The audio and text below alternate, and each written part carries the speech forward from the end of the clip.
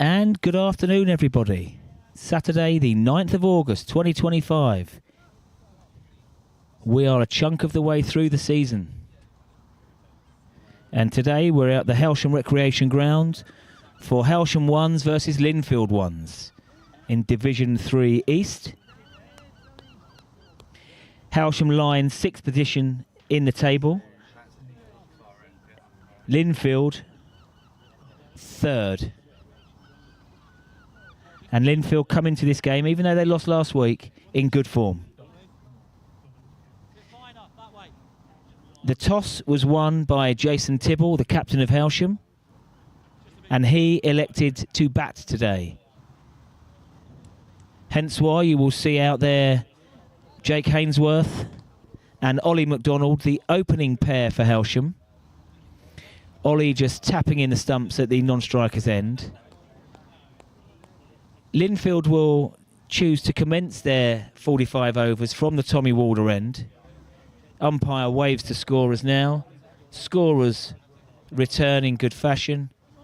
And this looks to me as if it is Dominic Morgan, left arm seamer, opening the bowling.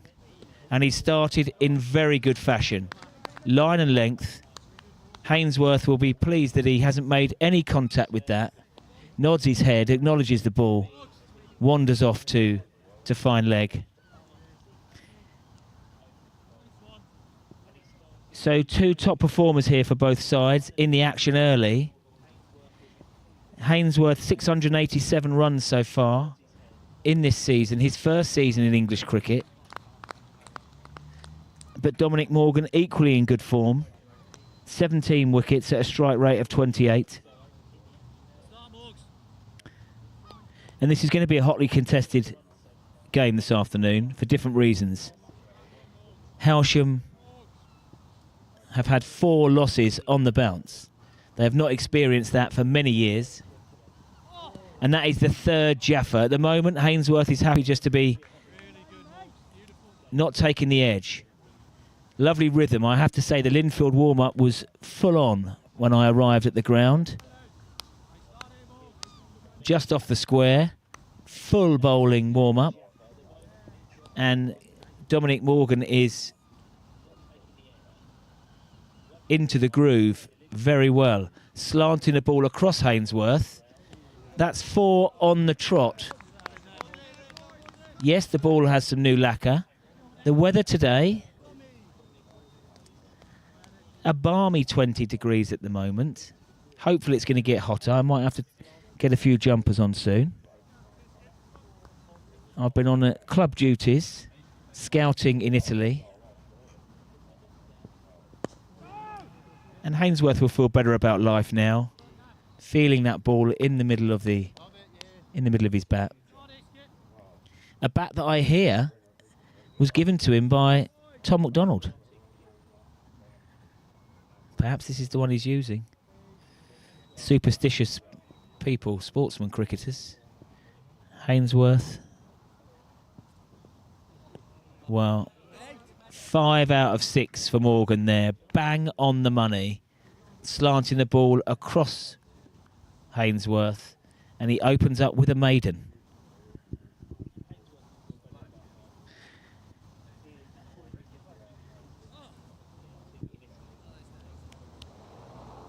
McDonald. Ollie McDonald. Had a chat with him.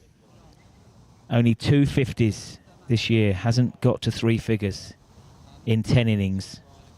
And for someone of his talent, who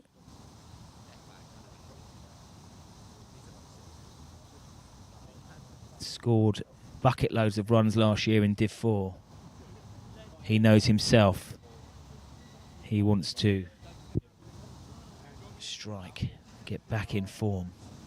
Measures his guard. New bowler is Scott Pedley from the pavilion end.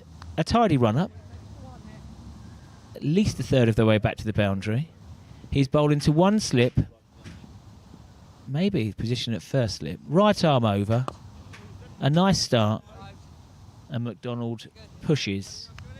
Pedley is bowling to a 6-3 field. I know on the feed that you can't see all fielding positions, so I'll run through them now. The 2 close fielders is the wide first slip and gully. Pedley to McDonald.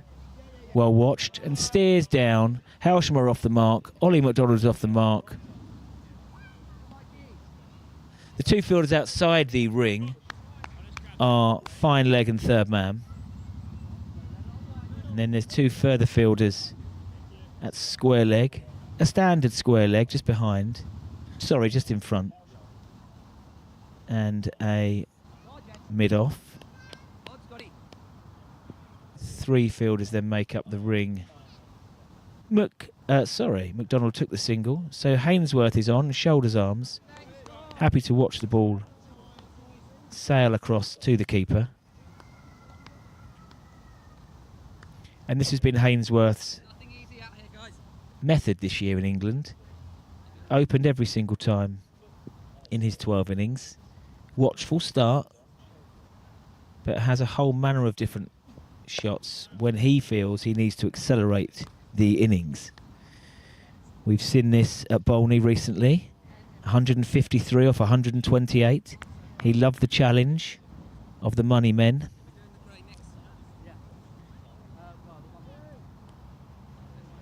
And even though Bolney's a quick scoring ground, took his time, and then when he reached the 100, really tried to take it to the opposition. First shot in anger there. Firm push, no run taken. It's a good start for Lindfield so far. On the money, no extras. We don't like extras here. Harry Chatfield taking on some nutrition. The only left-hander in the team. And he's down today to come in, perhaps at 7, but may well float up and down. Bit of a floater, our Harry. Done well since coming into the first team. Has not backed down from the challenges. But again, a quiet start for Hailsham. Pedley strolls back to his position on the fence for the 3rd over. And after an excellent maiden over to start with, Captain Morgan. I've liked the odd Captain Morgans in my time. Kraken. Spice, yeah, Kraken is the one. Dead Man's Finger, We'll hear from our... Yes, he's hurried McDonald there a little bit, but he jabs down. We'll hear from our resident team here. Head of Technology, Willie Parsons here. Done a great stint all week. And in the 3rd man chair, we have young Bulmer, who will be keeping his eye on 3 other teams. Unfortunately, not 4 other teams today who are in action. We'll hear from him later on. They all get going at 1 o'clock. Some very important games, but some real strength in the Hailsham teams today. I would wager to say first, seconds and thirds, absolutely. Probably the strongest we've had out. Only a couple of people missing. Hydration's important. Tom McDonald, fresh off his season-topping 77 last week against Glynde, taking on some fluid. McDonald happy to have a look.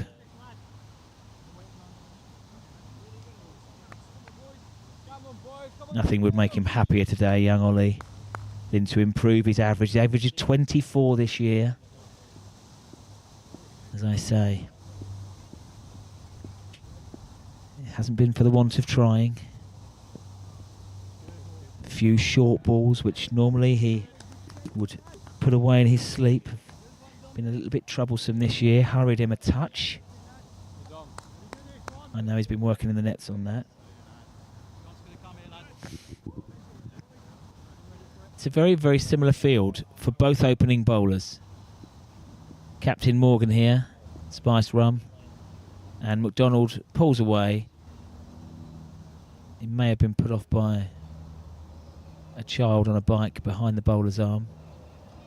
It is about 10 metres to his right, however, yes, the cyclist is moving on. Looks like Lee Wigglesworth from here, with his legs cut off. Okay, take 2. Morgan has bowled 10 balls, dot balls. Make that 11. Tight lines. Morgan's economy rate is 4.6 this season. So that will be tumbling down now. It's Hailsham 1 for none. Approaching the end of the 3rd over. And that is a 2 maiden stint for Morgan. What a start. A very quiet start.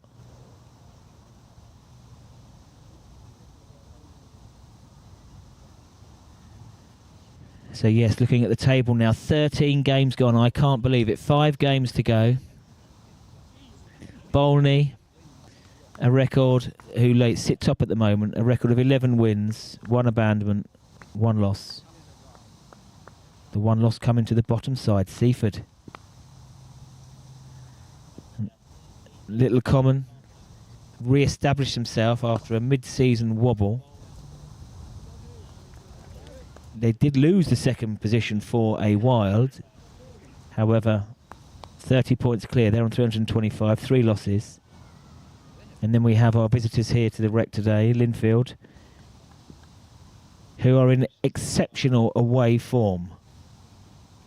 They've won the last 4 games on the road. Pedley just adjusts his line now. He wants the bowlers, he wants the batsmen to play. And it has been an excellent start from Lindfield. They were very clear they wanted to bowl wide, even though they've got 3 fielders on the leg side. They wanted to bowl outside off stump, but Pedley now is adjusting his line. Will that fit into Hainsworth's? Yeah, a thick inside edge there. They smuggle a single. Now I wonder if this similar line is employed for McDonald, who with both long on and long off in the ring, may well look to go straight and aerial. I think a very confident Ollie McDonald from earlier this season, I say the first game, and maybe last year would have used his feet here. Yes, I thought he might keep that straight line. Very tidy work.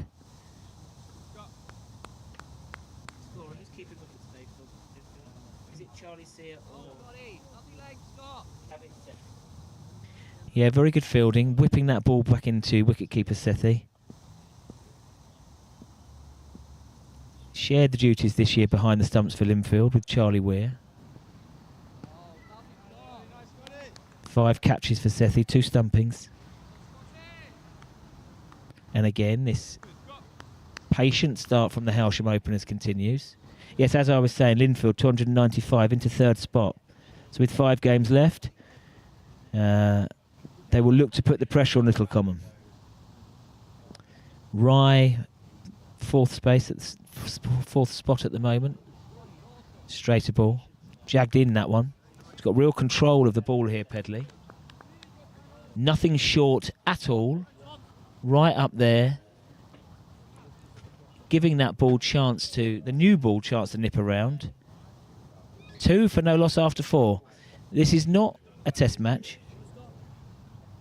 Certainly not from England. Now, some early shows. Wicks and Renals. It is nearly 1 o'clock. They are thirsty, these boys. They're growing lads. Growing outwards.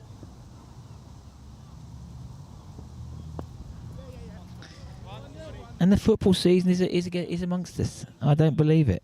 I won't be referring to the 100 today. Disgusting competition.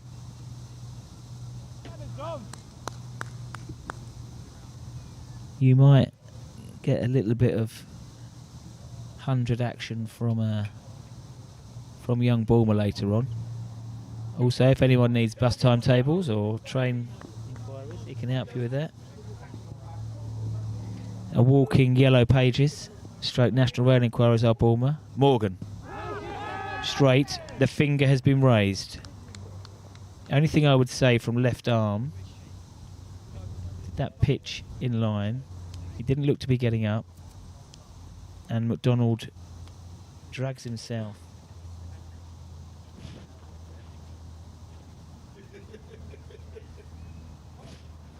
McDonald drags himself off. And this now punctuates a fantastic start for Lindfield. They were asked to field.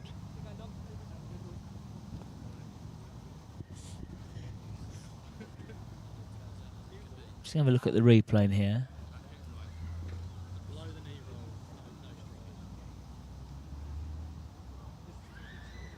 And there doesn't seem to be too much wrong with the delivery or decision. Left arm over. Yeah, almost stuck on the crease a little bit. It wasn't a strong stride. I don't think there was too much upset from McDonald. Maybe just upset with himself that he will feel so frustrated that he'll only be able to impact this game with his off spin later on.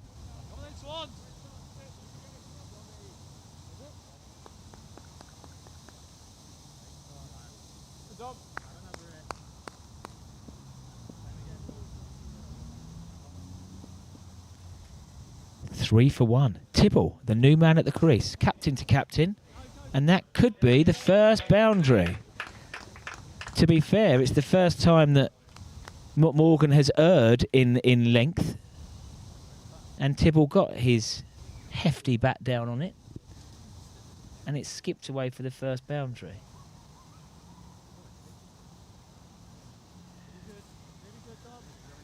Really feel for Ollie McDonald at the moment. He's working hard in his game through the week.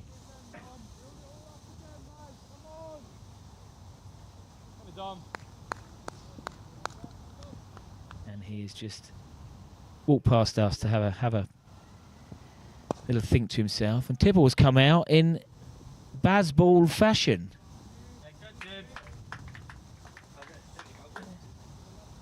Lovely.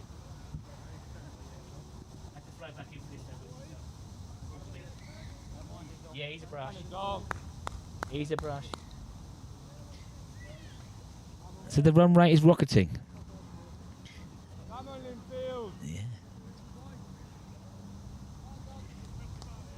So I can't figure out if that was a thick inside edge. I'm not quite sure he meant it to go through a wide mid wicket, but we'll take it at the moment. 11 for 1. Tibble, high back lift. He's gone aerial now, and that's 3 4s on the trot. Nearly. That is a great chase. A very athletic fielder. I shall find his name out later. With a Shane Warne style lock of blonde hair. I thought it was going to run down the hill, but it didn't. Slightly lush down there. Tibble moves to 10 off 3.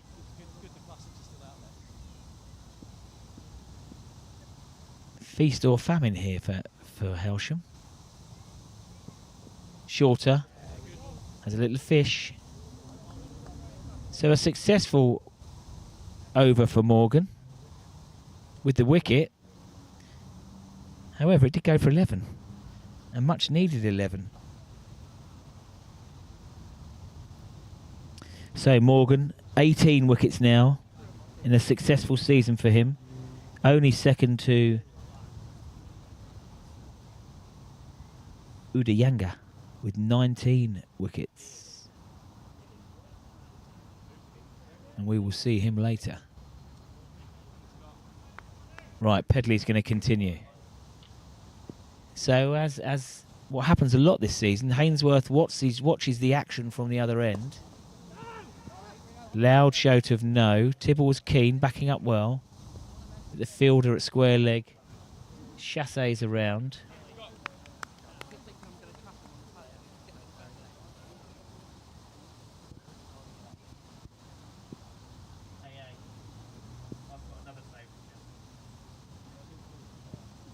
Jimmy's in. Oh, Jimmy Mac, when are you coming back? Very good, mate.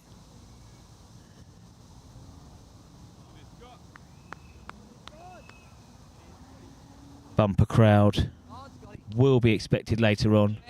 What a great week the club has just had. Cricket week here. And the highlight, no doubt, was hosting that. Slightly short from Pedley. As we know from Hainsworth, he does not mind anything short. A number of cut shots and pull shots. He connected with that. It's actually gone through. It's probably a bit harsh. The attempt to go through, the attempt to be fielded at square leg. He didn't get a hand on it. It's gone for 4. Hainsworth's first boundary of the day.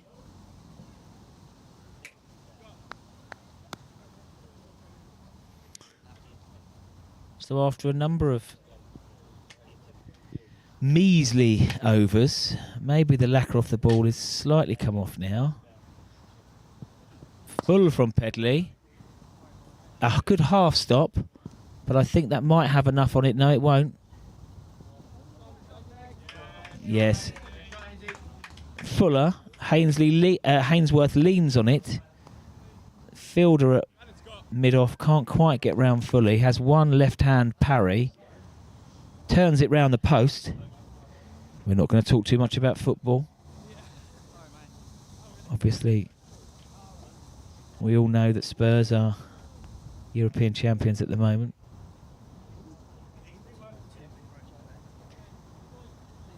European champions. Yes, turns it round the post like a young Vicario, but it still goes for a corner and 4 runs. Hailsham 21 for 1. Pedley. Watchful there from Hainsworth. Doesn't full-blooded cut away.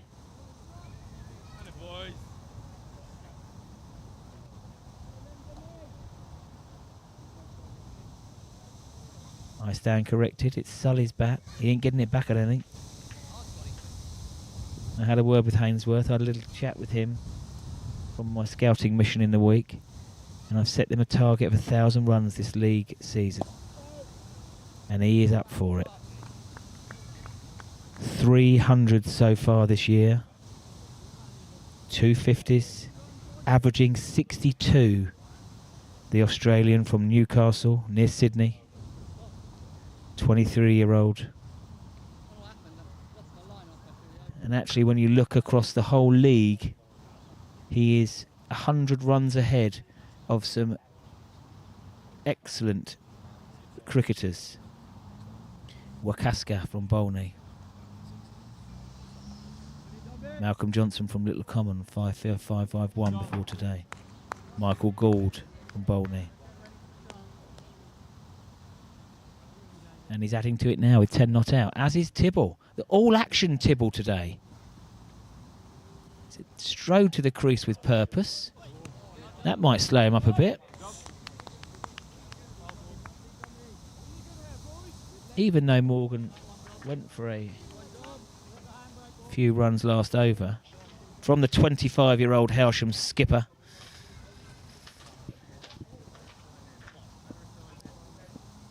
Morgan is getting that ball to talk. Great control. I'll say it again, no extras bowled from now, however.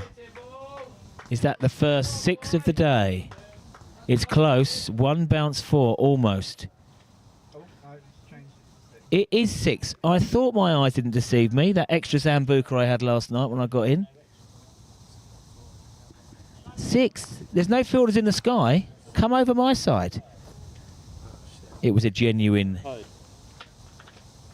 leg stump. Half volley. And Tibble head still, a beautiful pickup shot.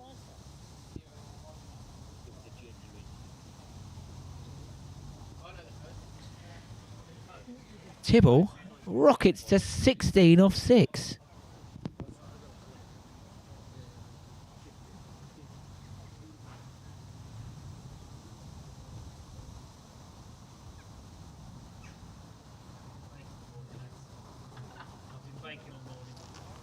Ollie. Alright. None for you. You have a little bit after your 5 for I say this. I don't know. What? I need to lose.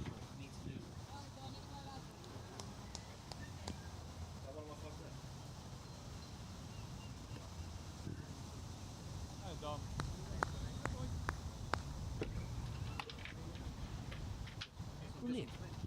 16 off 6 for the 25-year-old Hailsham skipper.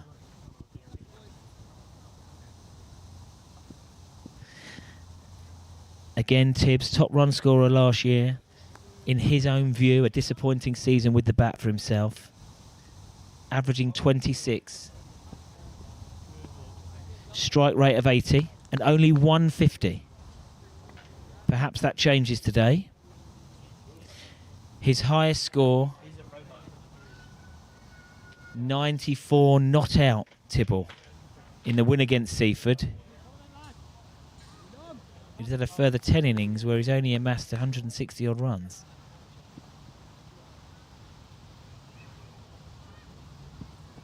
He's gone again, and he's gone gun barrel straight into the sight screen for 4. Even if mid-off and mid-on were back, they weren't getting anywhere near this. Tibble, 20 off 8.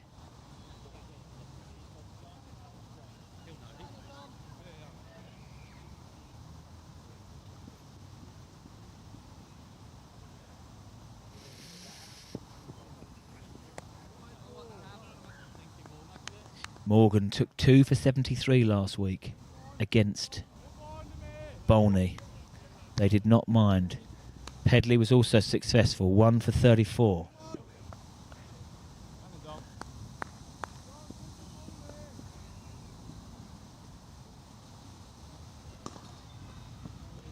Morgan again.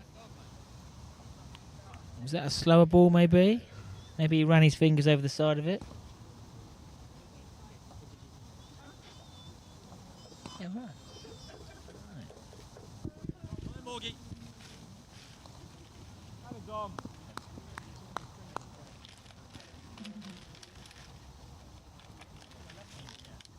Okay, here we go. Searching for that second wicket.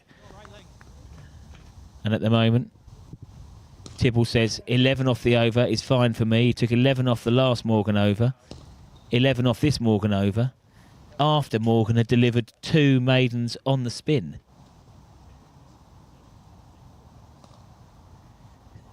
So now we're going to say honours even, really. Pedley's going to continue. Only gone for 10 off his 3.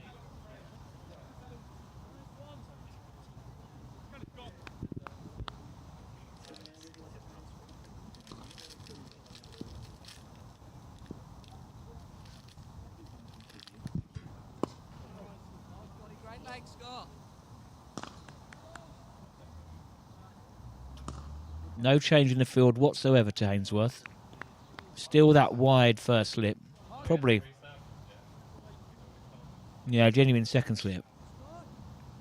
They're relying on Sethi to take anything to his right. And Gully in position. Hainsworth has a look at that. Decides to see it through. Beautiful young Chatfield here with a slightly older Harry Chatfield and Jimmy Chatfield. Harry's fiancée currently enjoying herself in Spain. I'm sure she's tuning into the feed. Harry. Sure she's got nothing else going on. Young Megan. Well done. Let's hope she catches that flight home tomorrow. Probably don't want to speak to me right now, do you? And why would she not? Harry promoted to the first team. Errs onto the pads.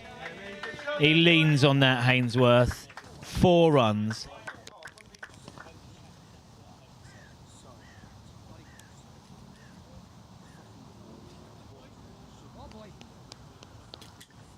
Not forgetting Liz Chatfield, the finest, well, the finest of all Chatfields, and also what an amazing tea maker.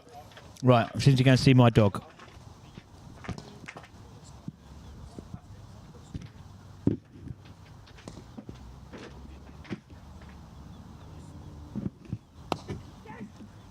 If he just ignores me, I'm in trouble. Hello, have I got extra child?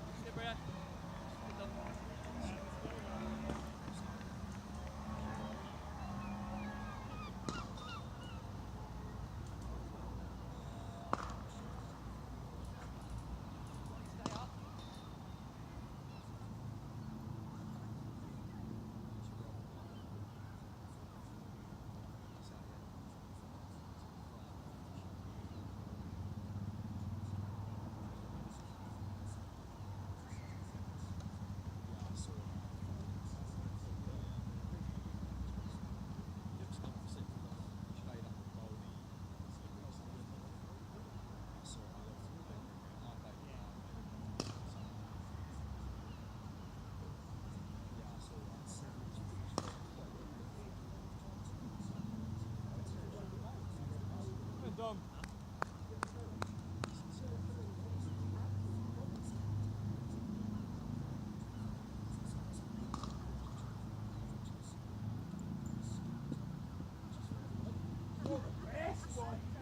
With me? In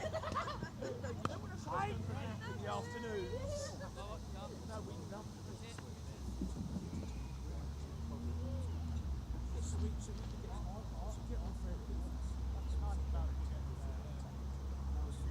Dom. Come on, Lindfield.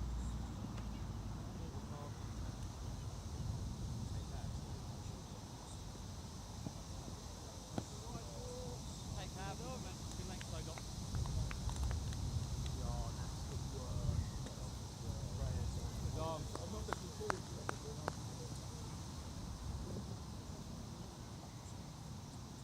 Dom.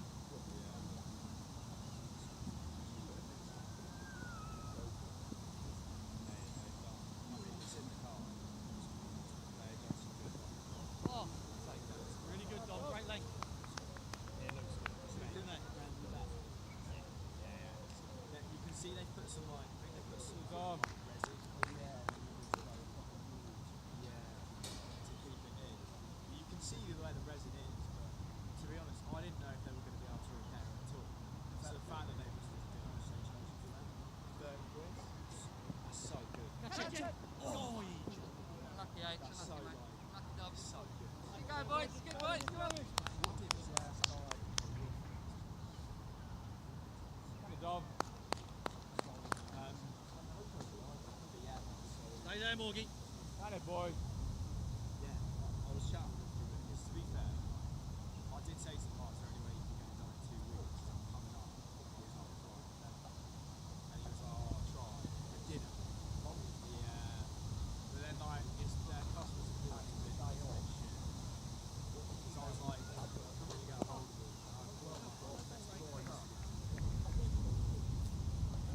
But yeah, man. What's going on, Tom? I'm not bad, mate. How are you doing? Go here, boys. Come on, lads. Yeah, it's not bad, is it? Hey, Gobby.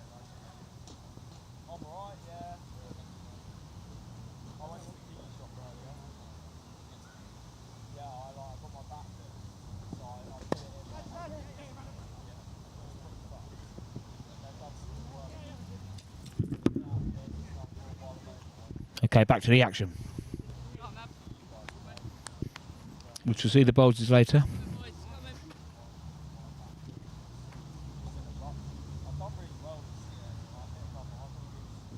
My triplets are in, but they're heading home.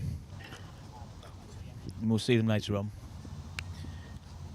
Scantily clad as ever. And the parasols are out now, 22 degrees.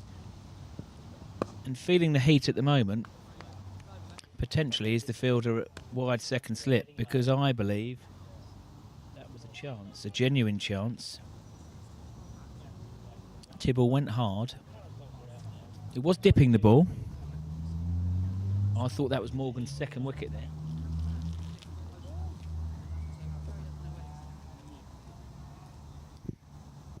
But Tibble remains.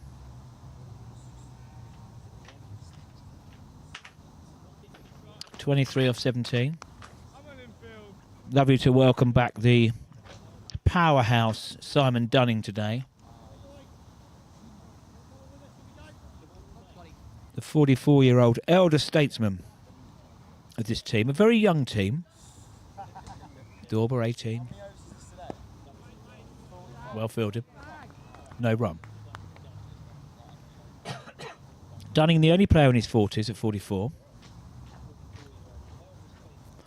Actually, only one player in his 30s of AA. And the rest of the players, 20s. Young Clarkson,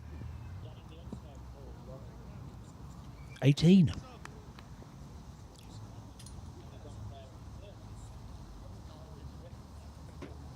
Trying not to get too involved in the football.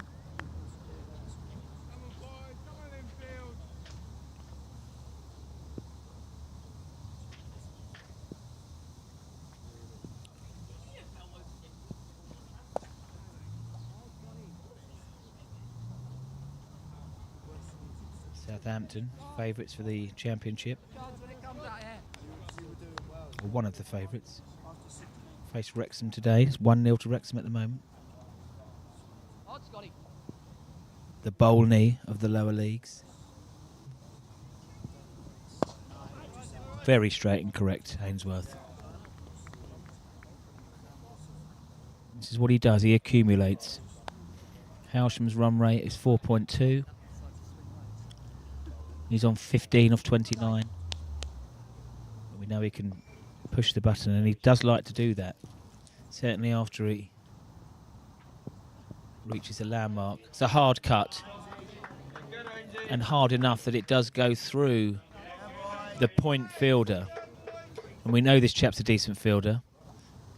We saw him a few overs ago. And Ainsworth scores his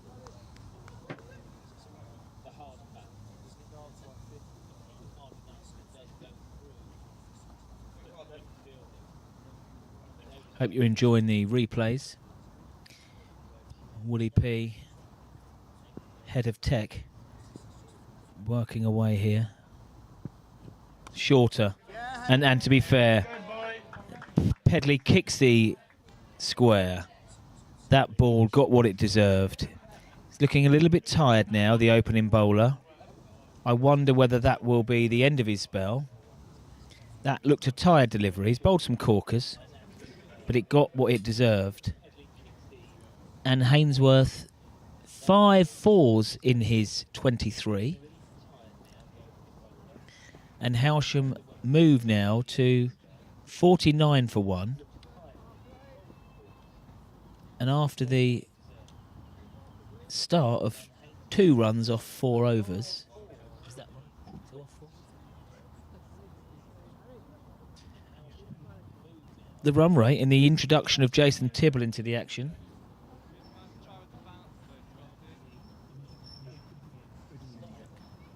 Right, I've been looking forward to seeing this cricketer all week.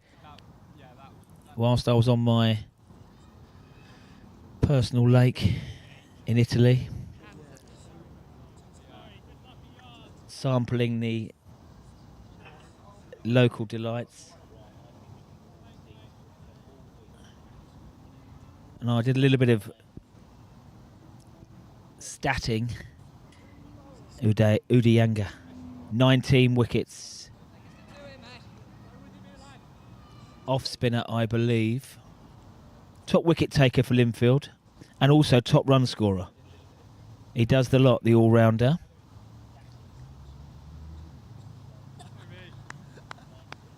Economy of 3.3, so it's miserly. Average of 16 with the ball.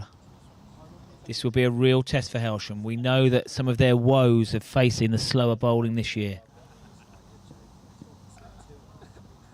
But this is not Rye, this is not the Rottingdean Pringle dust bowl. This is a good track here at home. Now, let's have a look at this field. 2 fielders out on the leg side in case the slogs sweep.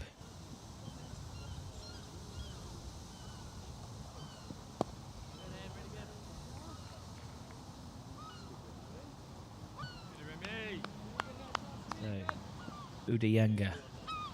Looks like we have off spin. That's air. Well fielded. I think if that had beaten the inner ring. Again, a good return. Lindfield have been very disciplined.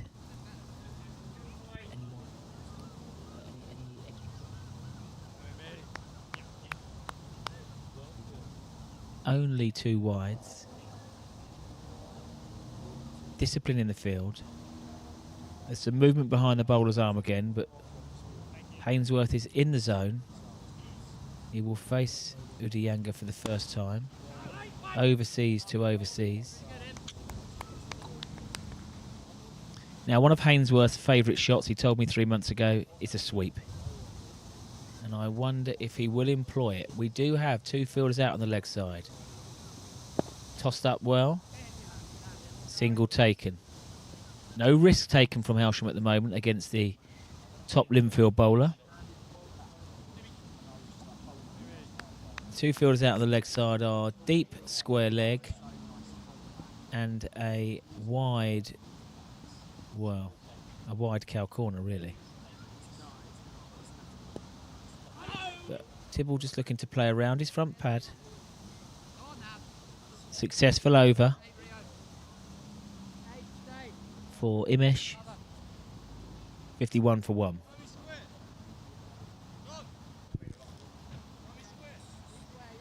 After the loss of McDonald, Hailsham have rebuilt, and rebuilt quickly.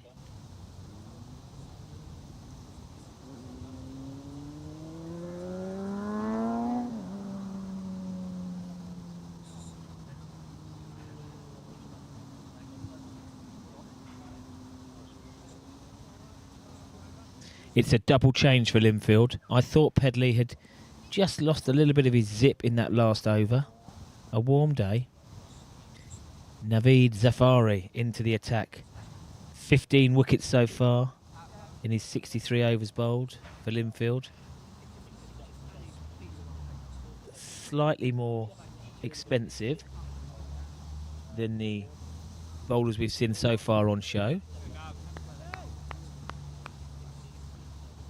Wicketkeeper is standing back, certainly not as far back as he was for Morgan. This looks to be a medium pace bowler. The slip is out. They've persisted with the gully. Yes, medium pace. Skiddy.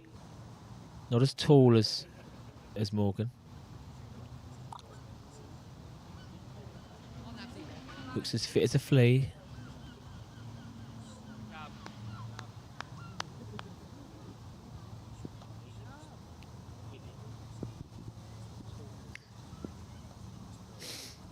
Now,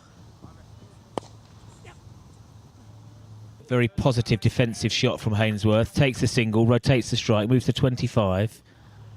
Now, we've got a request here, Wills, to have the camera on.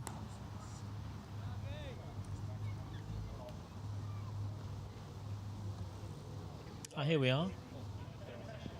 In the comm box today. Tibble on strike.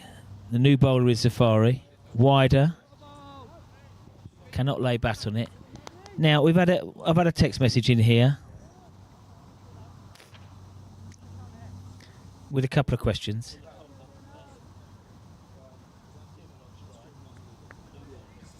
A big shout out to Jimmy and Eddie Salmon at Stansted Cricket Club. No run for Tibble. What a couple of legends these guys are. The first question is about Italian cricketers, and I can answer that. And the second one is about whether I've applied after sun today. Now Tibble decided to go do something quite violent there, but only managed to hit the ball into his front pad. Well, let's do the latter first. Jimmy, it is about 10 degrees colder here, but still very pleasant. After sun has been applied. Right, Italian cricketers playing county cricket. I remember someone, a huge swing from Tibble, almost swung himself off his feet, couldn't make contact. Zafari has a little single teapot stare at Tibble and then decides to take his hat from the umpire. No, leave the hat. Just have a little stroke of his mane of hair. It's a tidy first over. Yes, there was somebody called Anthony Palladino who played for Essex. There you go, Jimmy. Testing my knowledge. He was of Italian descent. But I think there is an Italian side. Maybe one of my best pals' sons, Enzo Scarmadella. I mean, Rossano Scarmadella played here, but we didn't want to let the cricket interrupt the drinking. That was a good 20 years ago. We had some great cracks. So Enzo, young Enzo, 13 now, playing for Sussex and Cookfield. He's got a great future ahead. So yeah, great to hear from Jimmy and Eddie. Absolute legends. Eddie's making his way, playing for Stansted Cricket Club, playing a couple of years up. Good luck to the Edster. Right, back to the action here. Udayanga, top bowler for Lindfield this year. Jake Hainsworth already added 25 runs to his 687 runs for the season. A real steely competitor. The Australian 23-year-old from Newcastle, mate, Sydney. Slightly shorter. That one turns into Hainsworth, but he can't beat the fielder. It is a 1-in, 1-out field on the leg side. And he's pierced that there, Hainsworth. Just taking one. They're aware of the skills of Udayanga. Economy of 3.3 this year.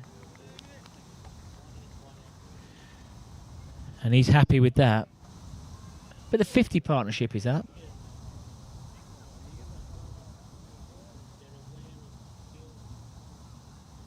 Honours even at the moment.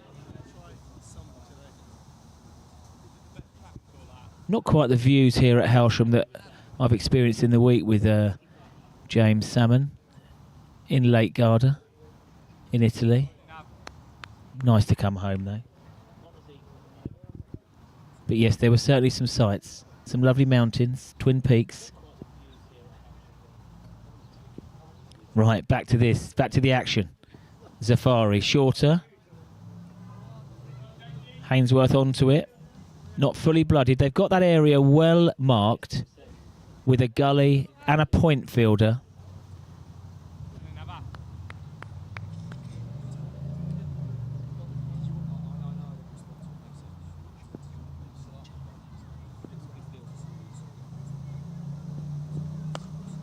And again, it's Charlie Weir doing the fielding at point. He's been lively in the field. Easily distinguished by his mop of blonde hair. I'm only jealous.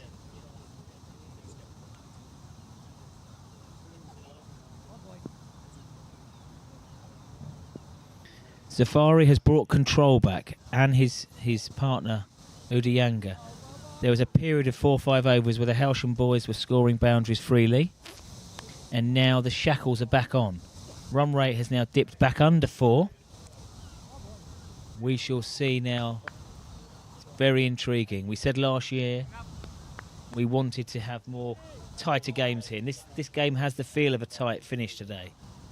Hailsham will be looking to post 240 plus. Zafari into his rhythm now. Skiddy pace. Good control.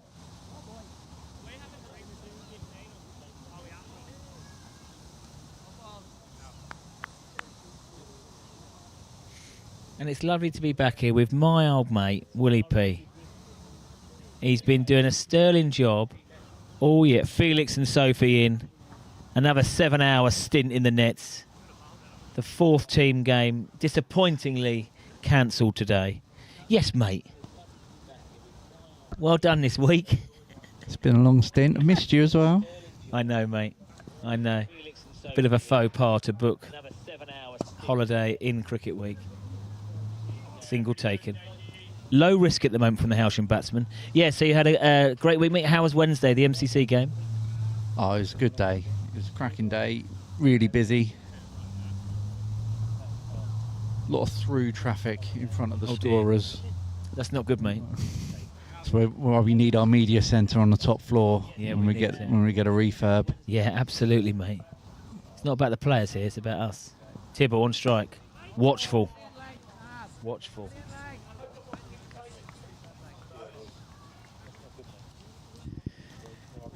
The most experienced McDonald is in. My dear friend Paul McDonald.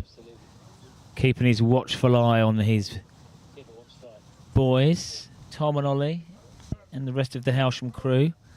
Coach here at Hailsham. Been involved here now for many years. Scored a lot of runs across the county, did Paul, 30 years ago. Right, there's a bit of a fielding change now. Udiyanga is controlling the traffic himself.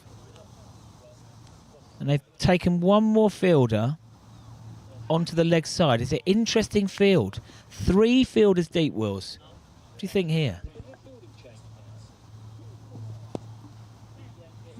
Yeah, a lot of protection on the leg side. Oh, there's a misfield from Charlie Weir out there on the boundary. Lets it slip through him for 4. Oh, and there's also a bit of a trip here from Wixie. Oh dear. The ankle's gone. First aid needed. It's only 20 past 1. He's 16 points in and he's falling over in front of the scorebox. May have gone for an early Weatherspoons brekkie. Naughty boy. There's also a bit of a trip here from Wixie. Oh dear. The ankle's gone. First aid needed. Well, that was a freebie boundary. Released a little bit of pressure. And quite ironic, as the bowler had wanted the leg side reinforced. Yes, Will. So highlight of the week then, please. What was that, mate?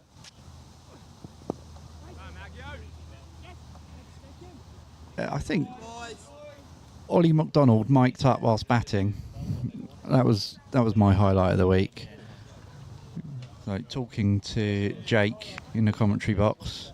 So, you know, as he, what are you looking for here, Rolls? And he's like, looking for my areas where I can score. There's a big gap at Cow. I think I might go there. Charges down, walks past it, gets bowled. Some choice language from Ollie as it went past. Oh him. no! Did that go live on? It did. It did. Oh dear. He was very apologetic straight away. Yeah, we're going to need to have a little signing up. A sensible agreement, you know. They must sign up.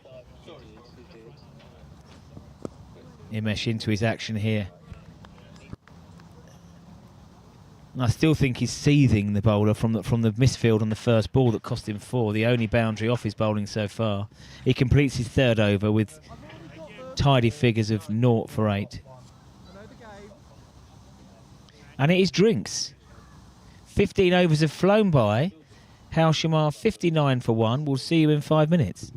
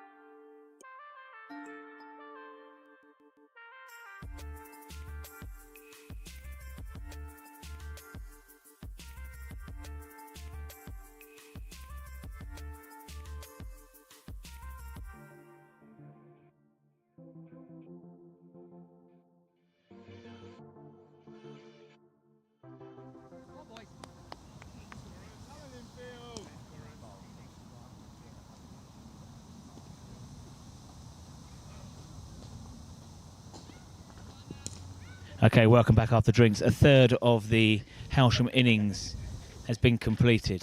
Zafari continues. Heads just erred onto the thigh pad. And runs given. Nurdled. I didn't know whether it was just off the thigh pad. But Hainsworth continues. 723 runs now this year. We're going to head to Young Bournemouth soon. He's going to give us some updates. Local cricket. Shorter. Hainsworth gets on top of the bounce as it climbs. Got some scores, haven't we? So yes, we're going to head to Bournemouth soon. Seconds are away at Buxted. We are 9th. Buxted are 4th. Wide given. Big game in Division 9 today. 2nd versus 3rd. We are 2nd. Hurst and Zoo are 3rd. Only 3 points separate the teams. That is happening at Roebuck. And we look strong today against Hailsham 2s, our 3rds. Wider. Middled. Well fielded on the boundary, just. And a good throw. Straight up on his feet. A terrific throw back in. 60-metre throw. Over the stumps.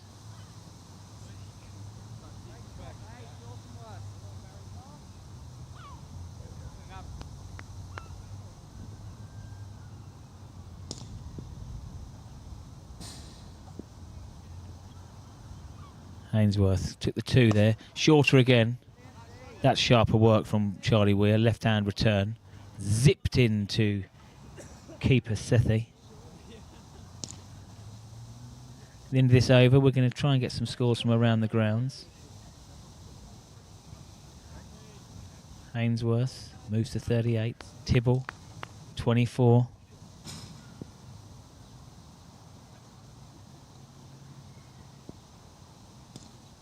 Zafari. This is what Jakes does well. If the boundary ball is not on, he will take the single. I just popped out there to take some refreshments out, and I could hear the Lindfield boys asking to up the intensity. They want to disrupt this arguably strong, potentially very strong partnership. The sun's coming out now. This is what we're after here. Yes, they are keen. Oh, Tibble tries to cut the ball away. For a split second, didn't know where the ball was. Panic set in, but he survived. The ball dropped down. And it's a tidy start from Zafari. 0 for 10. Right, I hand you over to Bournemouth now. Let's see if anyone is live scoring. People need to get in the year of 2025 around the villages. Young Bournemouth, over to you, sir. Thank you, Bowlesy. So then, unfortunately, the twos aren't being live scored away at Buxted Park twos, but I can tell you that the twos are bowling first away at Buxted Park. And obviously the local derby down at Roebuck in Division 9. 9 overs complete from Hailsham Zoo's bowlers. And the threes are currently 39 for 2. So Rob Wilkinson is not out, and Will Royale has walked to the crease fairly recently. And the fours, obviously, unfortunately, not having a game this week, with Heathfield Park conceding for that game. And we then move down to the fifths, playing in Div 12 against Willingdon threes. And after 8 overs from the Willingdon bowlers, the fifths are now 34 for no loss, with Henry Mortimer and James Abbott in bat. So, unfortunately though, 20 extras for that score. So Henry Mortimer on 8 and James Abbott on 6. But apart from that, obviously 2's not been live scored, and the one's here looking all right now, 67 for 1 off 16. So I'm going to hand you back to Bowlesy once he returns back into the comm box. So it's time to let you enjoy some action.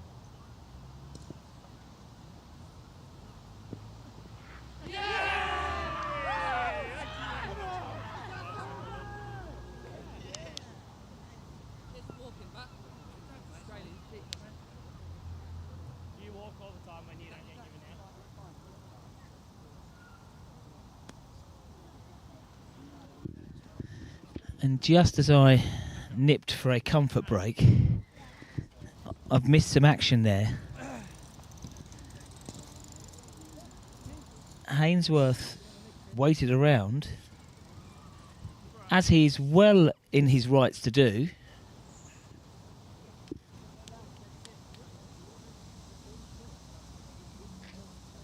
There was a nick.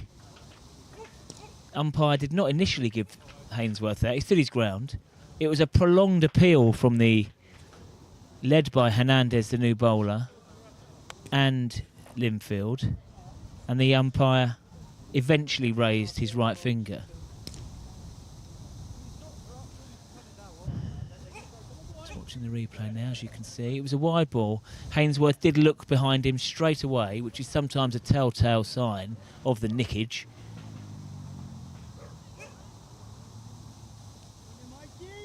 And he departs. 39. Under his season average, but still a comfortable contribution this morning. And it brings to the crease Ethan Dauber at number 4.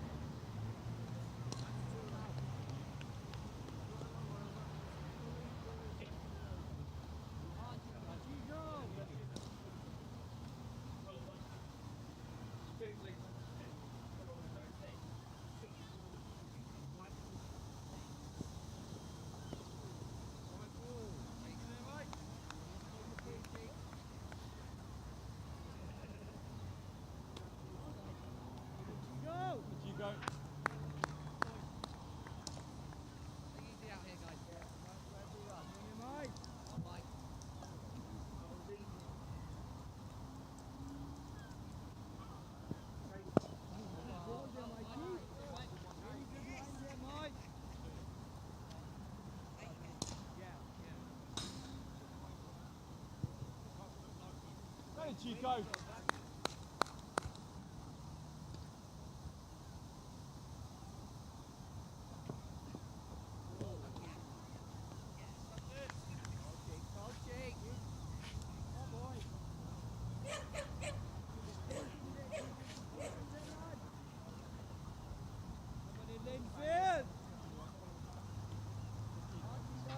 Energy, go.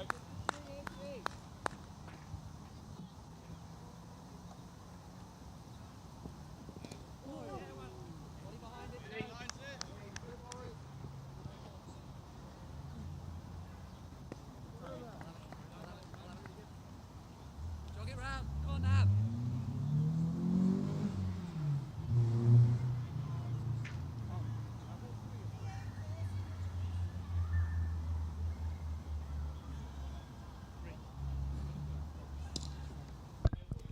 So 17 overs gone. Hailsham 69 for 2. As Bowlesy's bringing a cup of tea into the comms box. Thank you, Bowlesy.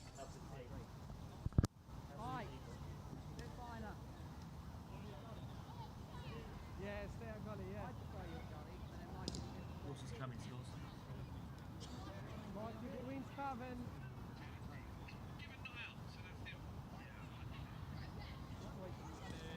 75 for 4 here. Come a quick one.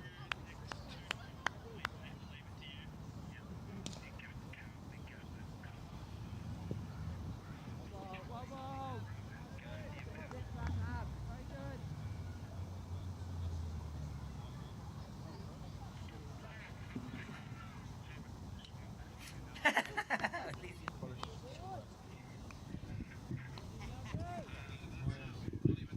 Yeah.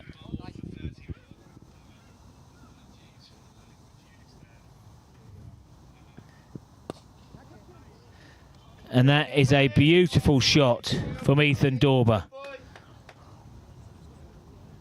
Square drive, classy.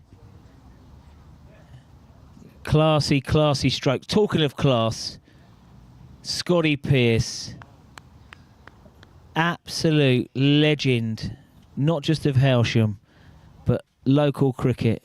One of the finest opening bats in the early 2000s. He is Australian, we'll forgive him that. But a true legend. And he played some classy shots, let me tell you that. And that was beautiful from Ethan Dorber. A real confidence booster, no doubt. Very correctly in line.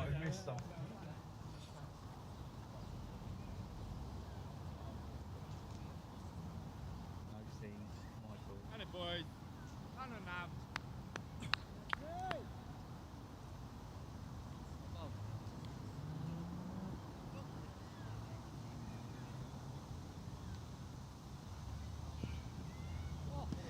That was an effort ball. Jagged back. Dorber has done well too.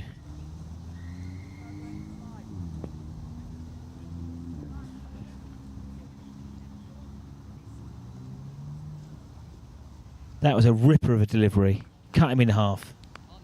But he survived. And Ethan Dorber, he'll be desperate. Only averaging 18. Into the first team this year, the young 18-year-old. So much talent. First game of the season. Made a 53 not out against Rottingdean. Looked very fluent. Strike rate of 108. 7 fours. But has, in his own frustrating words, struggled a little bit since. Has been the only 50 of his season. And one of the lowest strike rates that he's had. Obviously, it's the highest standard that Ethan's played at. And he's growing and learning. But a strike rate of 58. Plenty of support here from his teammates. But you've seen in that classy square drive that pierced the field. So much talent. 205 runs for the season now. Let's hope he can add to that. And he is out there now batting with the experienced Jason Tibble. Oh dear.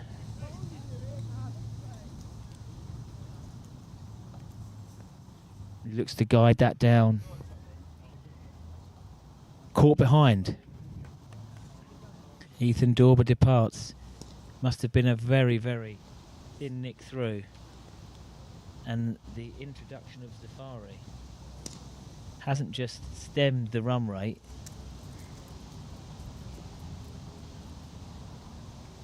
He's looked to steer down a ball down to third man. Great refreshments in from Scotty Pearce. Look at that. That looks beautiful. Long pint glass. Scotty smiling from ear to ear.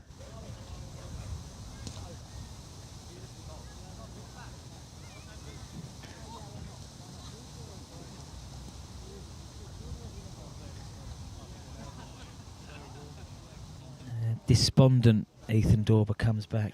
What a lovely 4. Second ball of the over. And Hailsham have gone from a reasonable position of 67 for 1 to 74 for 3. Run rate only at 4s. Run scorer from last week. Top run scorer. Hailsham did lose to Glyn last week by 16. Got very close chasing. Glyn posted 221. Headlined from a 59. Top score from Archie Hall. Diesel bowling well. Took 2 for 34. And Hailsham in the chase. The story of the season, really. Hainsworth in the runs. 54. Needed a couple of contributions. But unfortunately, it was only one contribution. Tom McDonald. 77. A really sensible innings. And McDonald is now in at 5. He's at the non-striker's end. And 1 brings 2. I'm not quite sure how Tibble has missed that. I'm going to watch the replay. 74 for 2 becomes 74 for 4. Hernandez has worked some magic here from the Tommy Walder end. That ball has done something. No doubt Tibble will let us know. He seems to have played straight down the line, but it's hit middle stump.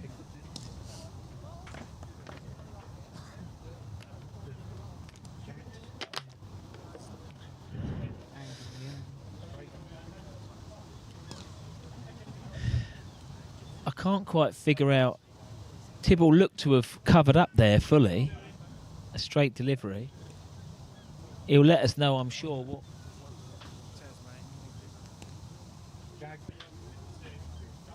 yeah, as I say, it wasn't an aggressive stroke. It was just a great ball from Hernandez.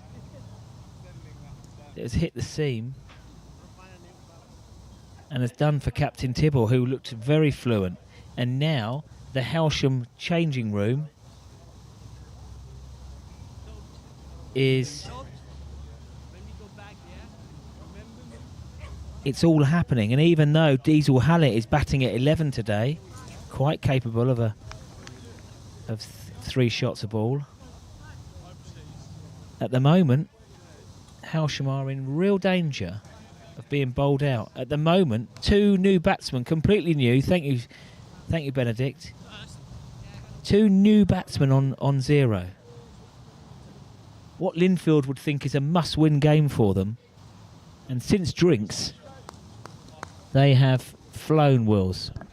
Oh, they'll be cock-a-hoot with the performance since drinks. Wickets have tumbled for not a lot of runs. We've had 30 balls now. No, we've had 20 balls since drinks.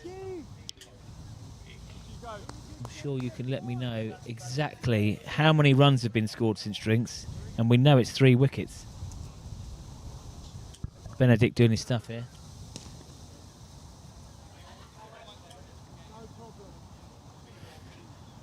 Dunning.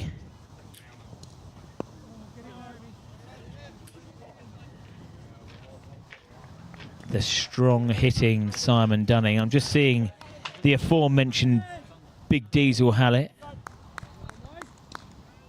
He loves batting D's. All bowlers think they are all-rounders and should be batting higher up the order. Deasley's one of those. Hit a game-winning 6 against Rye this year in the clouds. Wider. Umpire thinks about it. Dunning cuts away, makes no contact.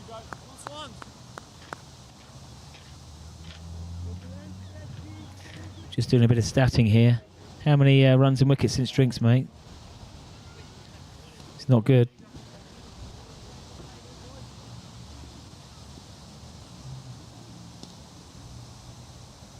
Hernandez, slingy action. What figures he has now? 2 overs, 1 maiden, 2 for 2. So 15 runs and 3 wickets since drinks. Wow. In 4 overs since drinks, they asked for a bit more intensity. My goodness, they've got it.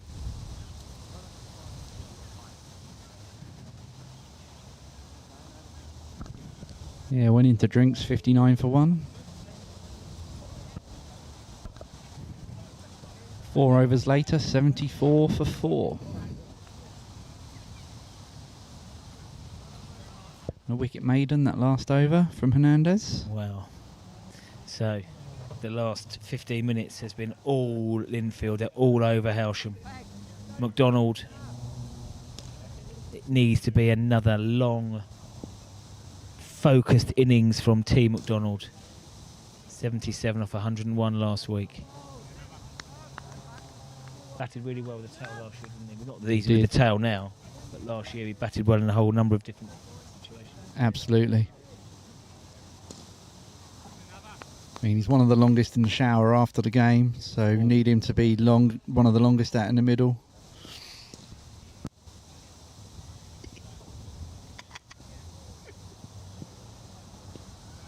Yes, he has a lovely coiffured moustache that he would need to... Need some grooming. Well, indeed. Right, back to the action. 74 for 4. As I said earlier, Hailsham 67 for 1 and were on top. 3 quick wickets lost for 7 runs. And McDonald is in watchful mode. Dunning returns after a couple of weeks' absence.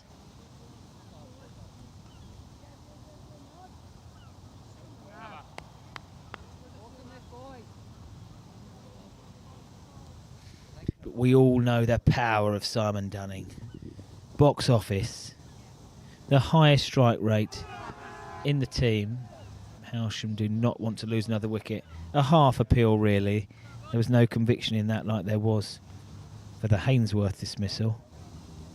Yes, as I was saying, Simon Dunning, strike rate of 141. Do not be concerned at the moment that he's 0 from 4. He knows how to catch up. Slight injury worry last week, so he was rested. No shot played there. I'm not sure that McDonald has an arm guard on. In fact, he hasn't. So he just decided to... Yes, it can't have been his elbow. It must have been the hip.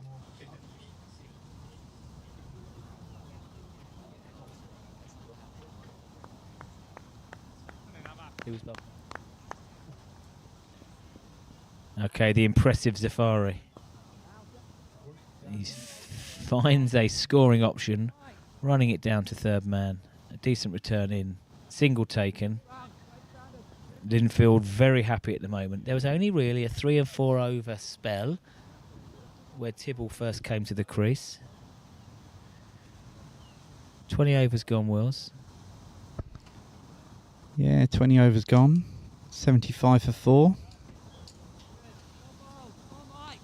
These two will be looking to just be sensible for a bit, I think, and rebuild. Need to knuckle down. Speaking of hard-hitting all-rounders, Andrew Anthony now got his innards on. He looks focused today. I love seeing an AA in full flow. Yeah, it's Don't want to see him just yet, though. no, not just yet. No. No, No. We'd But let's remind ourselves this year, 51 highest score for AA, 4 4s, 3 6s against Bolney off 34 balls. That would be nice to see later on, maybe an hour's time. it would. Yeah, if these two can stick around for a bit, rebuild, get us to a position where we can look to push on later in the innings. Yeah, first slip back in now, That's- and I'm not surprised. Hernandez has loved bowling up the hill. Oh yeah, as Tibble said, got the ball moving off the seam, so sensible to bring a slip in if he's got it moving sideways. Yeah, they're not going crazy, Lindfield. No gully in position, no extra slip. 4 fielders out in the deep. You can't see that on the screen. We have a cover sweeper out. Yeah, Third man, fine leg, and then a deep square just in front of square. That's a puzzling field for me when you've got a bowler who's 2 for 2 at the moment. yeah, it's quite defensive. Not sure I'd have No. both fine leg and third back. Yeah. Maybe offer some protection on the cover boundary, but if he's Possible 2 there. Yes, McDonald knows he's running to the danger end. Calls through the burly South African, Dunning. yeah, Who's still in great shape. I think for me in this the position they're in at the moment, I don't think I'd have the deep square leg. I don't think I'd have man out there. Well, Hernandez hasn't looked to drop the ball short at all. He's gone No, for... his lines seem to have been pretty consistent on or around that off stump. Well fielded there. Udayanga.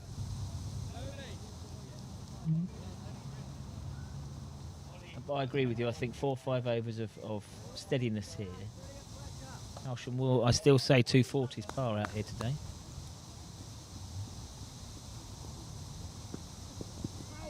Fuller. He has just drifted that one onto the legs, Yeah. though, I suppose. I mean, he's got 9 wickets this year. His economy has been 5.7. He's obviously performing at much more miserly this morning. Great to see a couple of youngsters in here. Jackie Boy and Sol, they're in. No beers for those boys.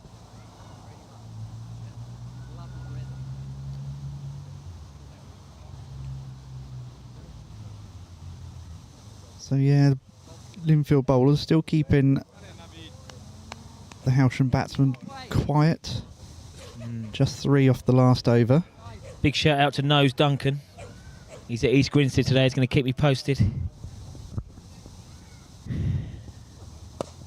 Proper Hailsham boy. Born and bred. Now up in Creepy. Creepy Crawley. Creepy Crawley, mate. These boys love a bit of cricket. Always tuning in. Staunch Sussex supporter. Watch Sussex all over the country. Wider. McDonald goes onto the back foot but can't make contact. And the run rate is plummeting. It is 3.6, 3.7 at the moment. Yeah, 3.66. We know that these boys can catch up. Harry Chatfield due in next, left-hander. I wondered whether, if Hailsham were in a position to mix up right and left-hand partnership. He's the only left-hander, seems like, in the club, batting-wise. Nothing more frustrating than changing the field when singles are taken with a left and right-hand combo. Yeah, it just disrupts the fielding side somewhat when you can rotate strike between all. And now is that the 5th wicket? Not It's a half appeal. not as confident. No. The appeal started from the man at mid-off. Wicketkeeper and bowler didn't look to go up initially, so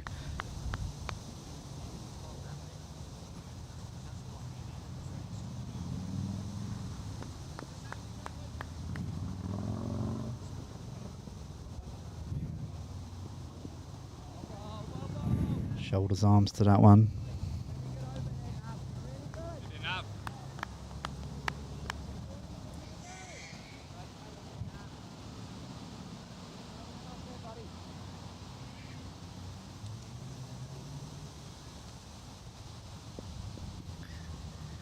A quiet period, and Lindfield will not mind this at all. Happy to Another see. leave. See out the over. Maiden for Zafri. We've had some maidens this innings, haven't we? Is that 4? Limited over cricket. 22 overs bowled, 4 of them maidens.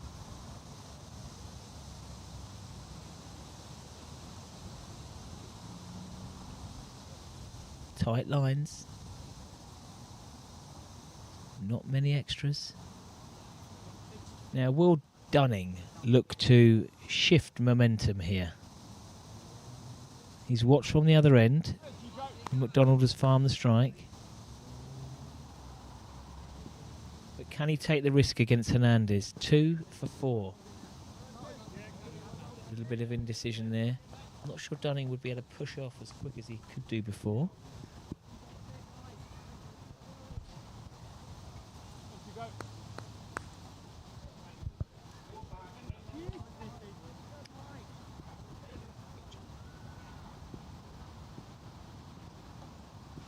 Hernandez to Dunning. Yes, firmly struck back. No run.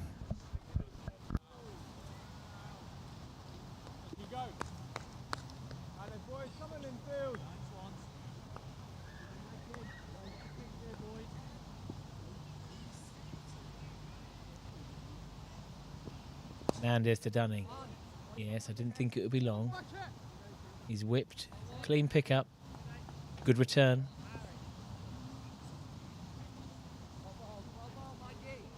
Good cheeks. That's a come, didn't it?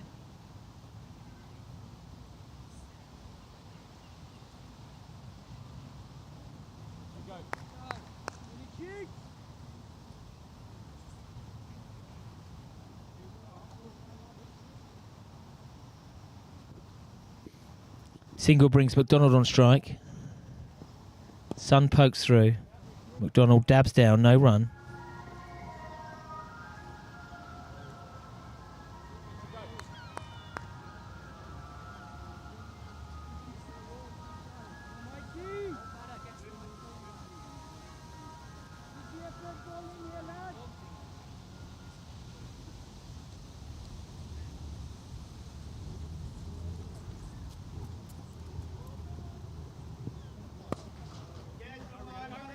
It's a nice shot.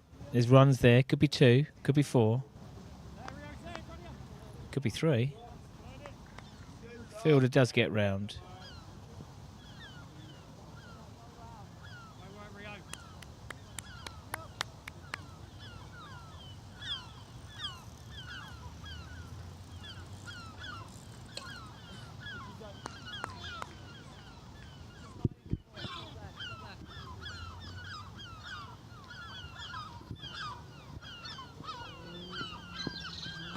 Now that is wide, but the umpire says it's okay. It's in the tram lines. And that's the end of the over. 81 for 4. A stuttering innings now from Hailsham. They won the toss. They decided to bat. The sun's out now and the clouds are clearing. However, Hainsworth, been and gone, 39. Ollie McDonald was the first wicket to fall for 1. Captain Tibble got off to a blistering start and then was bowled by a ripper from Hernandez. And Ethan Dorber was the last wicket to fall, also with the score on 74. Caught behind.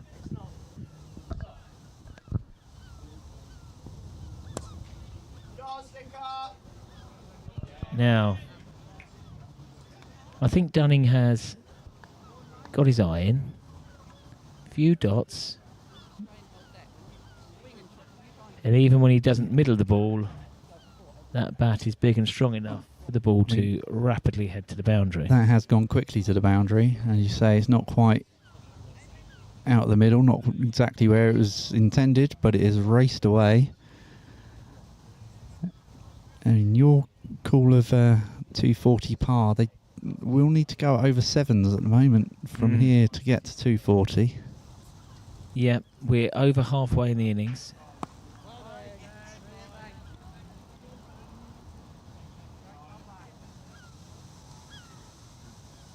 And we are yet to see some successful bowlers. Agio Brew being one. Coach Wendy's in. That's up there, and Simon will not need any encouragement. When the ball is in his arc, he will try and launch it out the park. No doubt. Tidely fielded in the ring. Dunning, 5 from 10. Some fielders out on the boundary. Almost another nick behind. The ball didn't really deserve it. It was wide and short.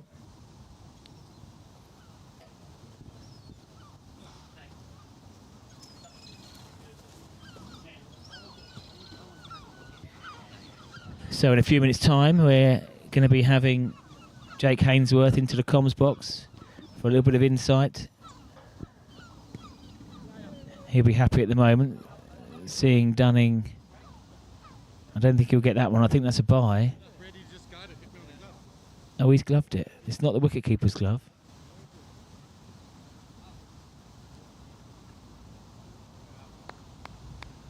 Safari going to complete his 7th over here. Tidy figures, 1 for 21.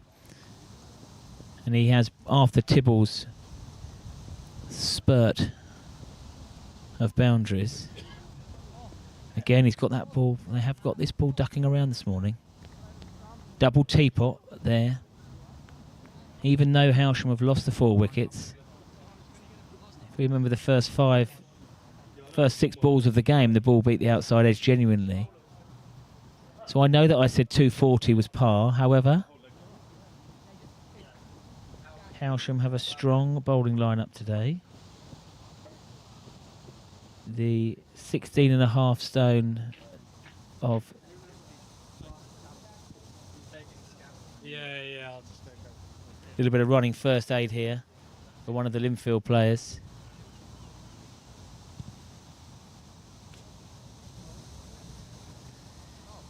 So I may have been slightly enthusiastic with 240. We need 7.3 to get there at the moment.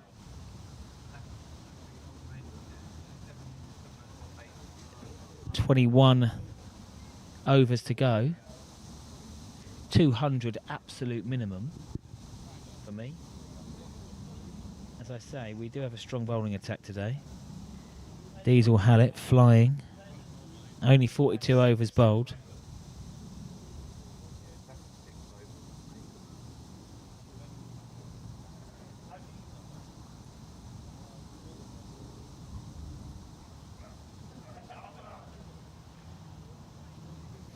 Okay, slight hold up in play. A little bit of running repairs for one of the Lindfield players.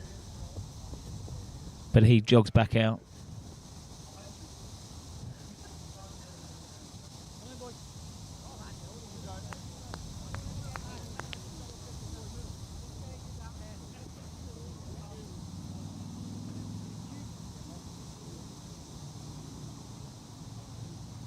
Okay, the very impressive Hernandez, 2 for 7, continues. Work on the boundary. But Dunning just got enough on that. He's beginning to tick. Hailsham would love to see an hour of Simon Dunning.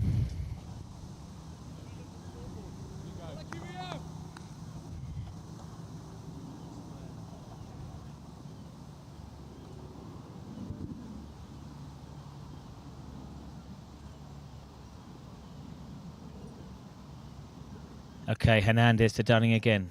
Fuller, well bowled, a great response. Dunning looks to try and guide that down. That's what Ethan Dorber did earlier, and he faltered.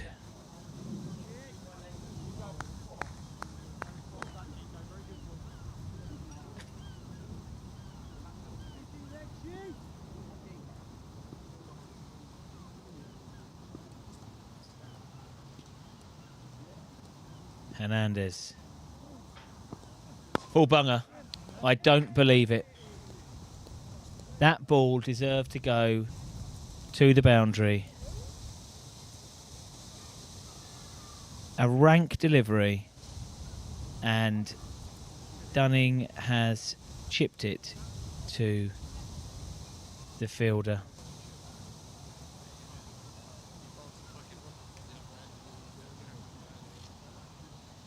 Just a real anti-climax for the 5th wicket. Hernandez has bowled some rippers. That was the worst delivery he's bowled. And the hard-hitting Simon Dunning has just picked out the fielder. The ball should have gone for 6. More Hailsham legends here. Dean Apollo Noakes. Fantastic opening bat from years gone by. We're going to catch a word with Noakes in a minute, as long as he promises not to swear. We've seen Scotty Pearce. Both of them supping away. Both Noka and Scotty, legends from around Sussex. Both steely batsmen, and this is exactly what Hailsham need here now. Hailsham have gone from 67 for 1 to 90 for 5.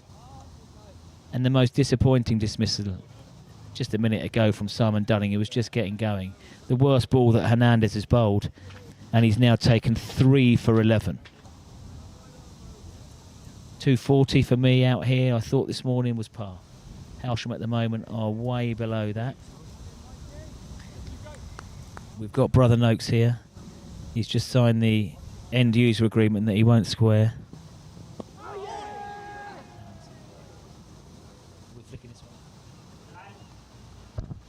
Afternoon, Noka. How you doing, mate? Hello, Ben. Hello, tubers. He's in. The boy Noakes. Right, mate. You had so many innings for Hailsham.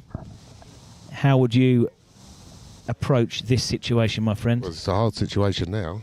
Someone needs to bat long out there, especially with one end. Tom's well capable. Here he is. Wave to the... Tom is well capable of batting long out there. Yeah, he did last week, mate, didn't he? 77. Yes. Then the wicket looks really good.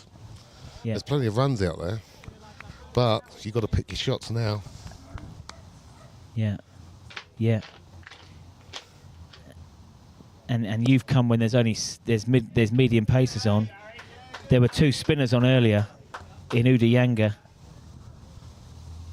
and another fella who was very tough to get away. And he's still got Udayanga, their top wicket taker, 19 from the bottom end. He's still got 6 overs to go. Well, this is crucial this time now because the run rate's not too bad, but obviously the wicket column's terrible. Yeah. Yeah. Yeah. So, mate, we played many times together. When you're thinking back for Hailsham, what was a memorable innings for you, mate? Come on now. Probably getting bowled at Buxted and not walking and being given not out. Then no one clapped once I reached 50. I just got called a cheat. I remember that. And then in the fielding innings, I had a half a rollie behind the side screen. Winner. And while I was smoking it, the bloke hit it up in the air right to me, so I popped out from behind that side screen and caught it for once. And that is for once. All in the same game. Brilliant. So I'm probably not Bucks' most popular player. Fantastic. Do you remember I went over to Rye the other day where Hailsham got a win over at Rye. We had a few games over there. Do you remember the South African overseas over there? I do, yes. Did he ruffle your Yes. hair or something? Yes, yes, he did. He yeah. did. Yeah. That caused a bit of an incident, didn't it? Well, I sort of luckily used my lumberjack skills to return have a word. return the compliment. Yeah. Yeah. Great stuff. Cool. Right, Bye-bye. mate. Brilliant. What do you think Hailsham are going to get up to, pal? 180. Okay, pal. I hope we do. Absolute legend. Dean Apollo Noakes. He would square cut the ball off the top of leg for 4. Unbelievable with the ball under his nose. Right, okay. Here we go then. Harry Chatfield. Promoted from the 2s. Left armour. Or left-hander at the crease. He and Tom now are going to have to form a partnership. Noakes, he says, 180 or set it for. I have to say, I think I agree with him. He was someone in this situation that you'd want in a battle, Dino. No doubt. No doubt. Never back down from any confrontation, but would always try and shake hands afterwards and have a beer. He definitely have a beer.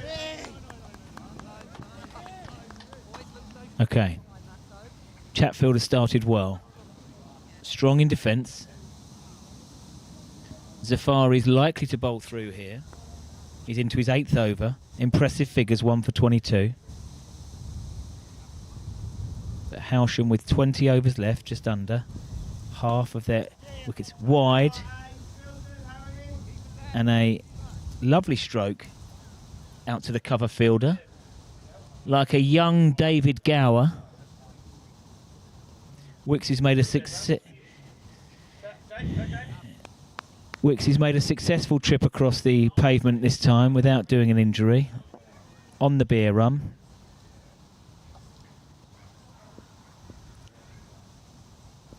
Got a nice carrot cake for later on, Wills. Oh dear, where's that gone? Well, McDonald didn't know where it had gone. Luckily, he didn't push at the ball too hard. Off the gloves. Maybe shoulder of the bat. Yeah, looking forward to some carrot cake later. After a slightly excessive time in Italy, I thought I'd get carrot cake rather than chocolate. Right, so Hailsham still to come. We have... Looks straight. McDonald is dropped anchor here. 5 of 25, he needs to. So we still have Joe Clarkson, the South African. Andrew Anthony. James Bellett.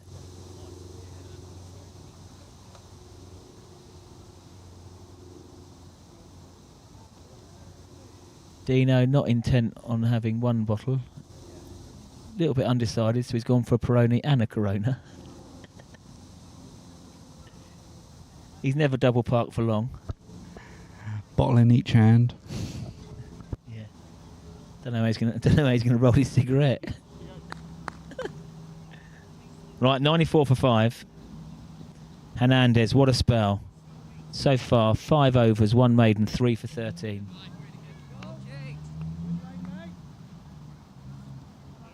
Nine wickets so far this year for Hernandez, so this is no doubt one of his top performances.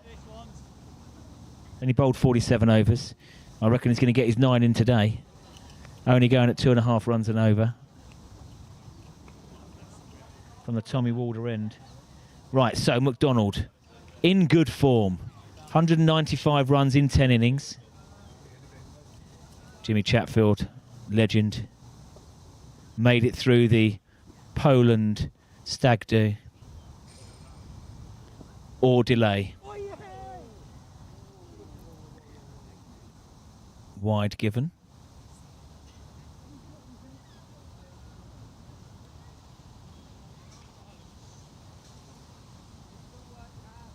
Corona's going down well today. In the sun, It's a bit chilly here for today for me, but you know we'll take it.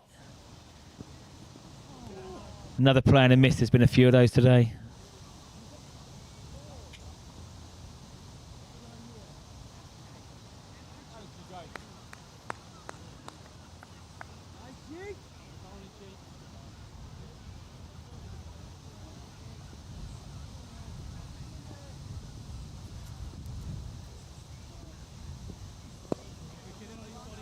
Dead bat from Chatfield.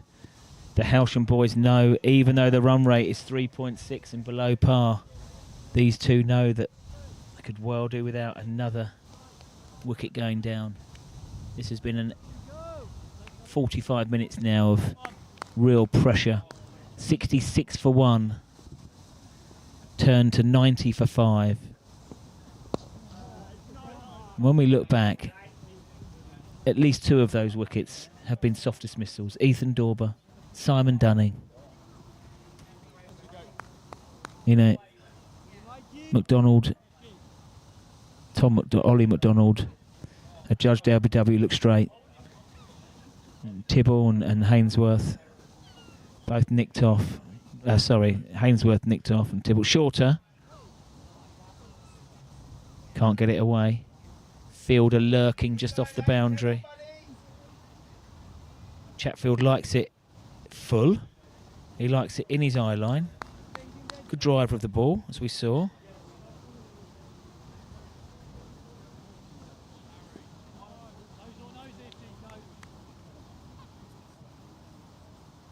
Hernandez to Chatfield. Yes, just nurdles the one. Low risk. Turn 1 into 2. He had intent there to turn in and out.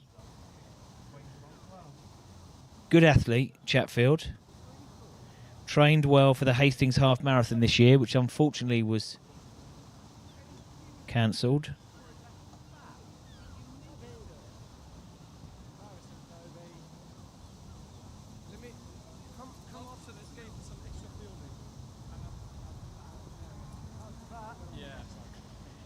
Now soon there's going to be some changes in the bowling, but not just yet. Zafari is looking to complete his spell. He's bowled 9 on the bounce, or he would have done. 1 wicket, tidy. He wants to add in that wicket column. Now, does McDonald decide to... Well, gets called through there. It's a fine leg. And the single is taken. Been a lot of edges found today, or beating the outside edge or an inside edge. So the ball's doing a lot. Maybe Hailsham, the bowlers here, Bellett and Anthony and Hallett, they've got to get Hailsham up to some kind of a total that they will try and defend. And we are going to have some scores updates from the Bulmer at the end of this over.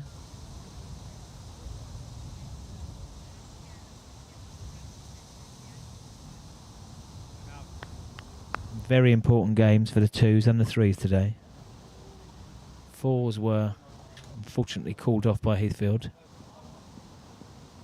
earlier in the week. Safari, so Chatfield, happy to watch it by at the moment. Maybe they've decided, let's see the end of Zafari's spell, see what comes next from this end. But at the moment, the innings is stumbling along.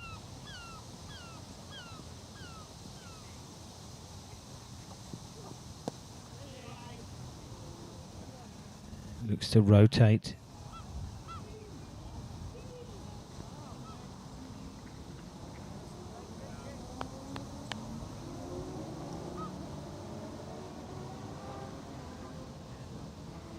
Zafari, 2 balls left of a very good spell.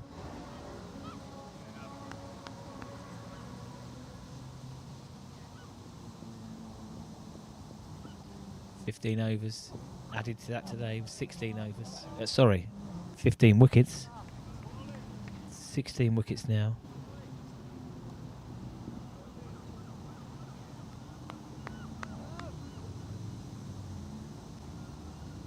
Don't think McDonald will do anything rash here. Happy to see the end of young Zafari. Oh, having said that, it's a firm push. Well fielded on the chest. And that will enforce a change now at the pavilion end.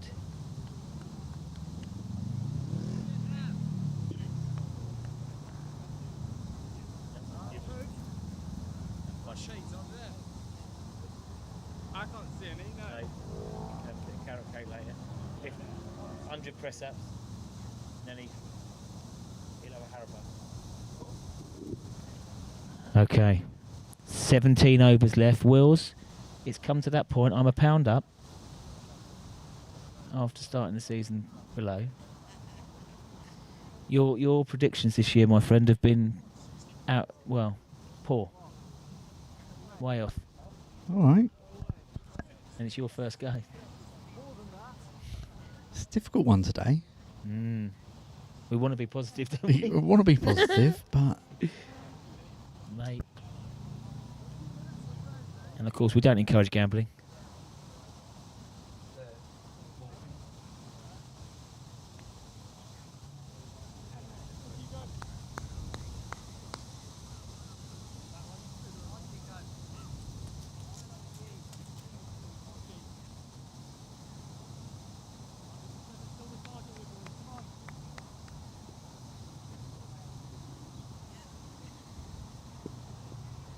Okay, Hernandez continues. Very impressive, 3 for 16.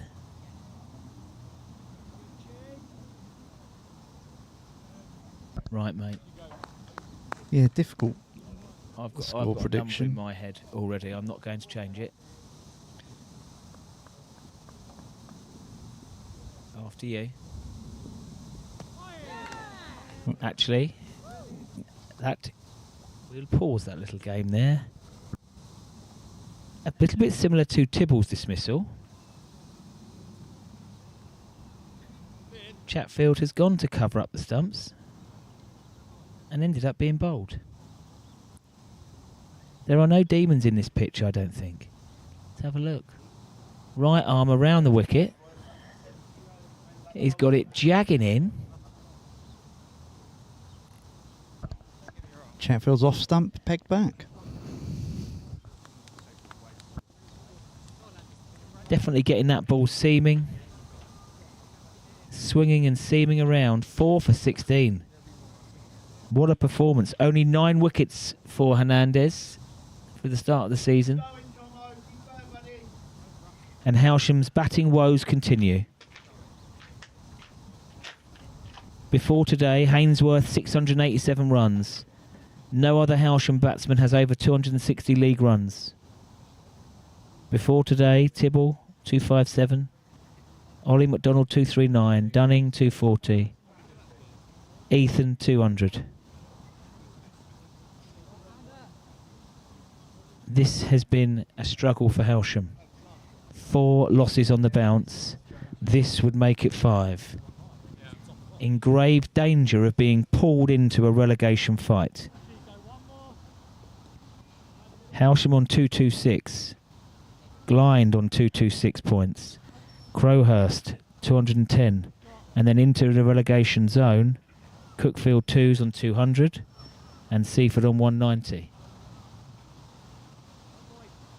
This game and 4 games remain. We are not in the situation now of losing bonus points. The lovely Sam McDonald is here. Daughter of the legendary Henry Roberts. Absolute clubman. Played for Hailsham in the 50s, 60s, 70s and 80s. Lovely to see Sam here.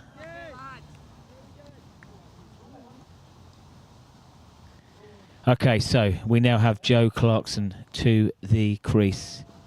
It is a tough spot for Hailsham at the moment.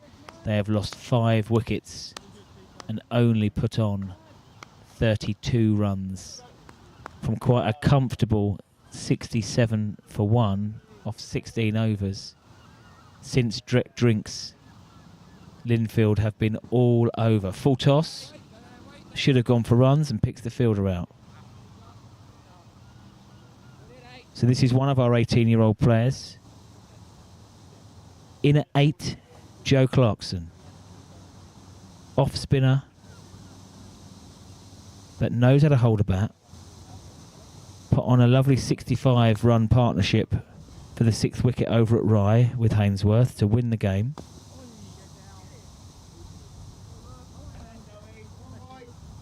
Long time to bat, but this innings is going nowhere. A wicket maiden from Hernandez. 7 overs bowled, 2 maidens, 4 for 16. Let's have a little break from here for a moment. I'm going to go and put the kettle on. Bulmer, what's the news from around the grounds, kid? So starting off with the twos, it has finally come online on to play cricket, and after 20 overs, Buxton Park 2's 124 for 2. Shankar Bala and Billy Hobden taking those 2 wickets. Heading down to Roebuck for the threes. They are currently they are just 100 for 3 off 24 overs. Rob Wilkinson, 37 not out off 79, and Giles, 29 off 24 so far.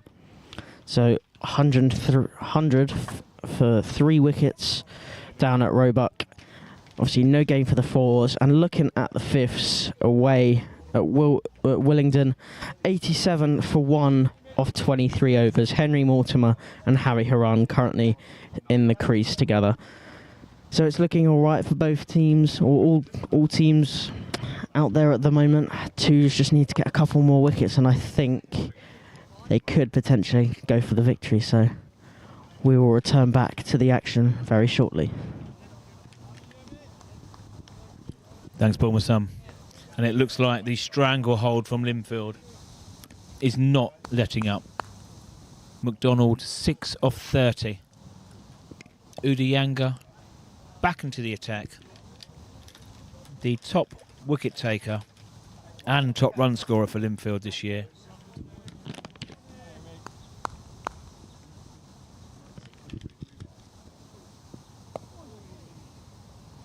Boys, come on, Lindfield. That ain't me. Let's go to buddy.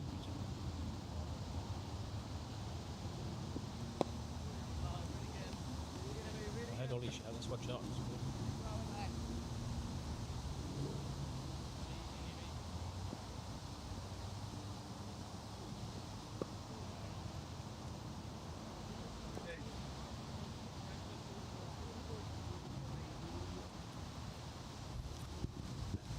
This innings is going nowhere. It is time for drinks. Hailsham 99 for 6 off 30.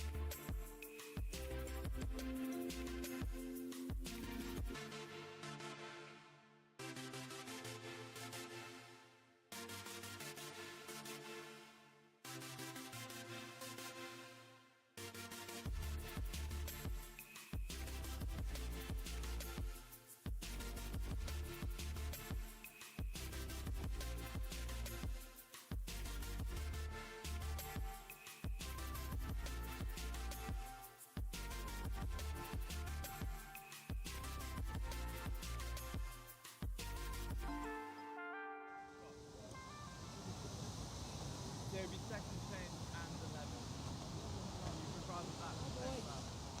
Hard back better in the nets. They might have put me at number 4, 5.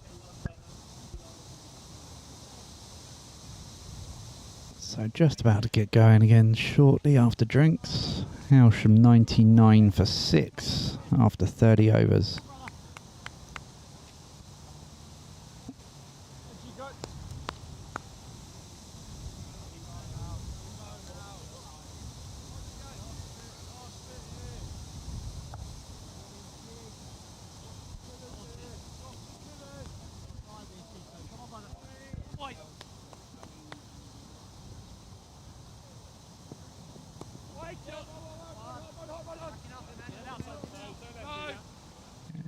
Just run down to third man for a single from Clarkson. Brings up the 100 for Hailsham.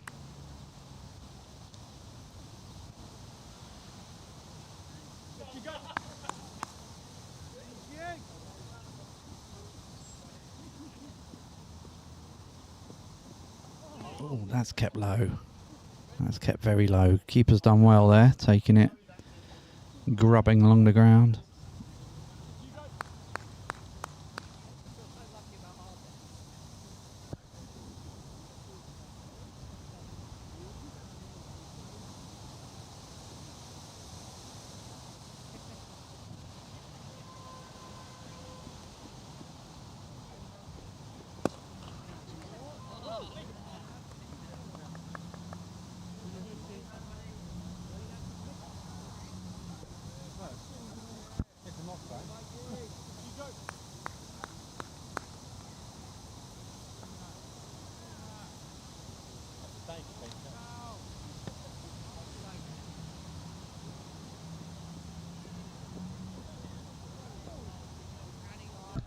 Slower ball, not sure Tom quite picked that one.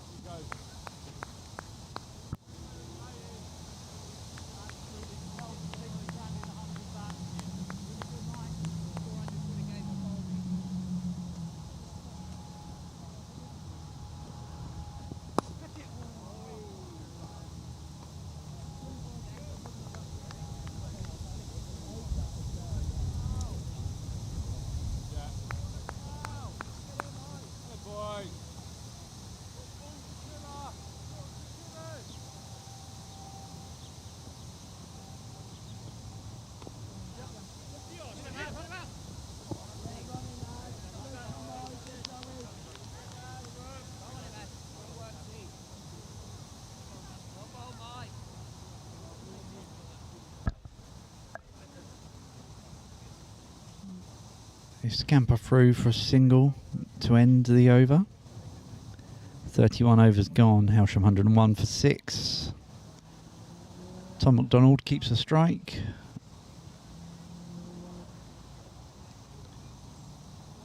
Hernandez has 1 over left. Currently 8 overs, 2 maidens, 4 for 18. 1 over left to try and get his fifer. But cracking figures from him today. Absolutely decimated the Hailsham middle order.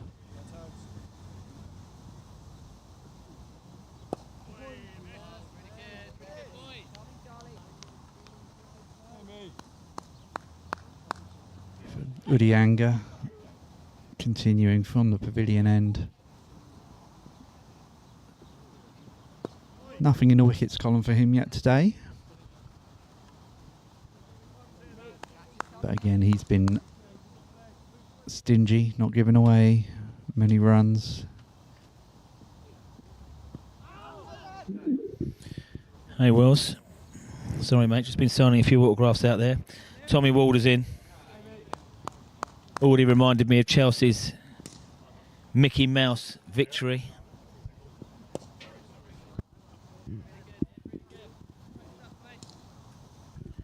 We're going to catch a word with Jake Hainsworth in 10 minutes' time. He's just refuelling the athlete.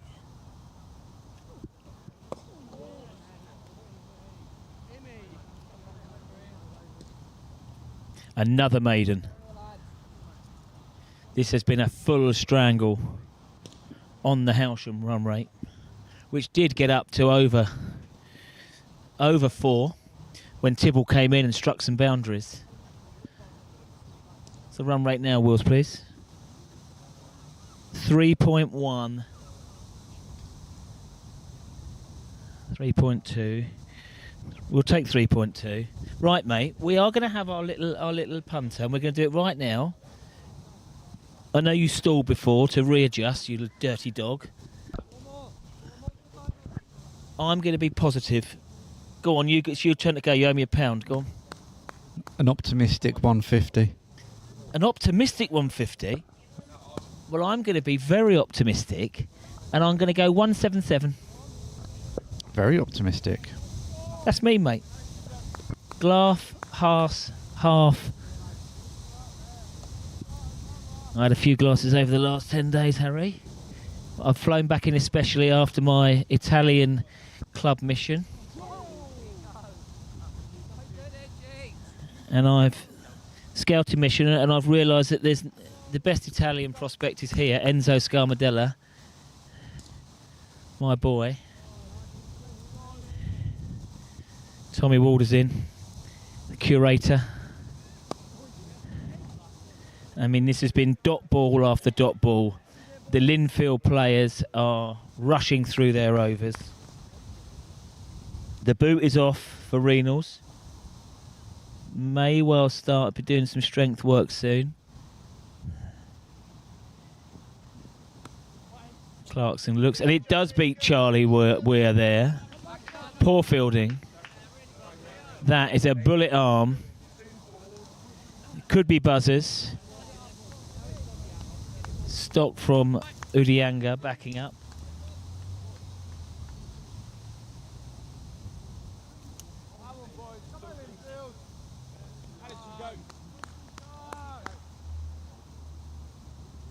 $102 for 6. Can now these Hailsham bowlers, that's a wide surely, don't call me Shirley, can these Hailsham bowlers propel the Hailsham total up to something that they are going to try and defend?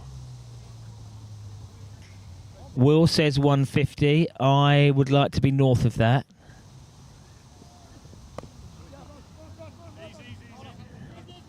Taking the left-handed Weir on.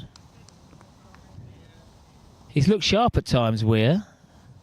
However, probably a couple of misfields. Costed his team another 5-6 runs over the last hour.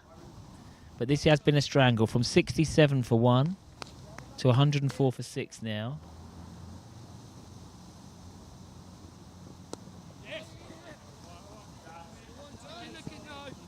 And this is the other way of accumulating now. And we know that Clarkson can do this.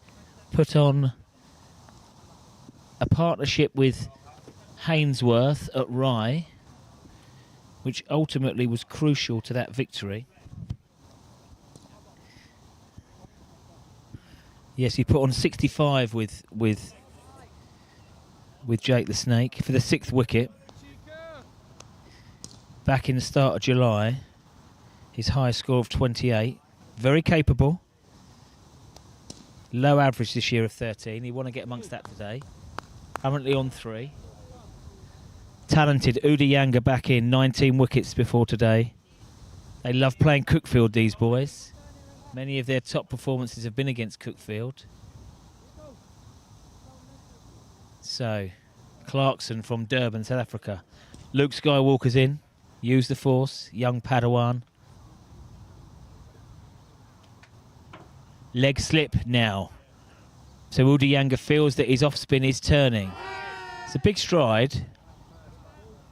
It's only hit him 10 inches off the ground. So if it was straight, the umpires nowadays, with Hawkeye involved, are more willing to give those deliveries, to give those appeals. Years ago, when I was a youth, no chance. A big stride meant you weren't going to be given out. Not now. And they're rushing through these overs now. Dot ball after dot ball. Squeezing. First slip, leg slip. Weir close in.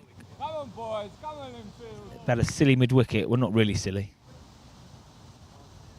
2 fielders out, deep on the leg side. Really good, boys. Really good, Hammy. Really good at Lindfield. They are rushing through. Will said he'll settle for 150. I want 170 here. Still over 70 balls to be bowled. 2 lots of drinks. We're going to be joined by Hainsworth. At the moment, we have a little few words from my old mucker, Ollie Mack.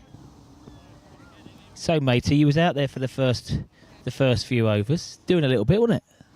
Yeah, it was swinging about. A good bowler, left armour, very good bowler. Just getting it to move back in, talk off the wicket. That's Morgan, the captain. Yeah, very good bowler. Seems like a nice guy too. But yeah, just not really good enough again from a few people up the top. But, you know, let's get ourselves to a reasonable score and go out there with some intent and real passion. Yeah, agreed. What would you settle for now? 66 balls remaining, 4 wickets remaining. I think 180. I think we're batting down to 11. You know, we got a long batting lineup.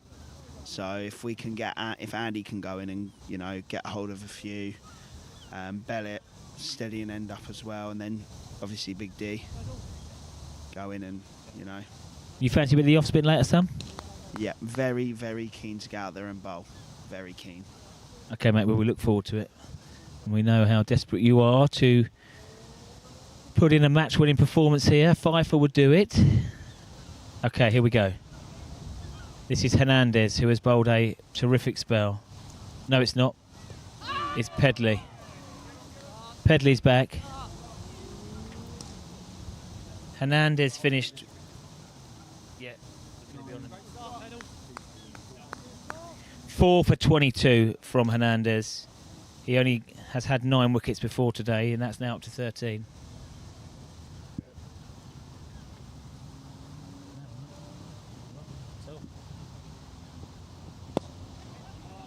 Yes, McDonald says if it's up there now, with all the close fielders in, the calculated risk is taken. Just going to be joined now by the Hailsham overseas. Give us 30 seconds.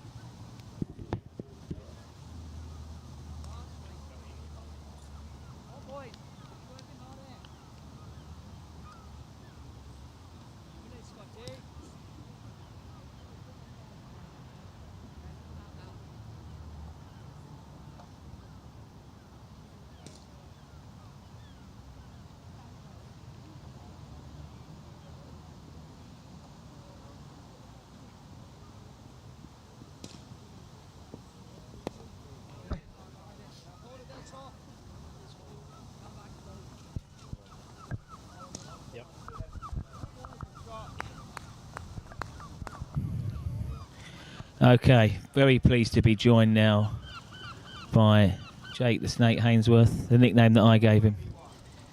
An absolute legend. Mate, welcome. Thanks for having me, Bowlesy. Good to be back behind the box. Hope you enjoyed your holiday. It's good to, you know. Italy was very nice, thank you, my friend. I was keeping an eye. I will get fined for going away in Cricket Week, clearly. But yeah, there we go. So let's talk briefly about today, my friend. Yep. 39. That was a tough opening spell from these Lindfield opening bowlers. Yeah, they were both pretty consistent. The left armour bowled.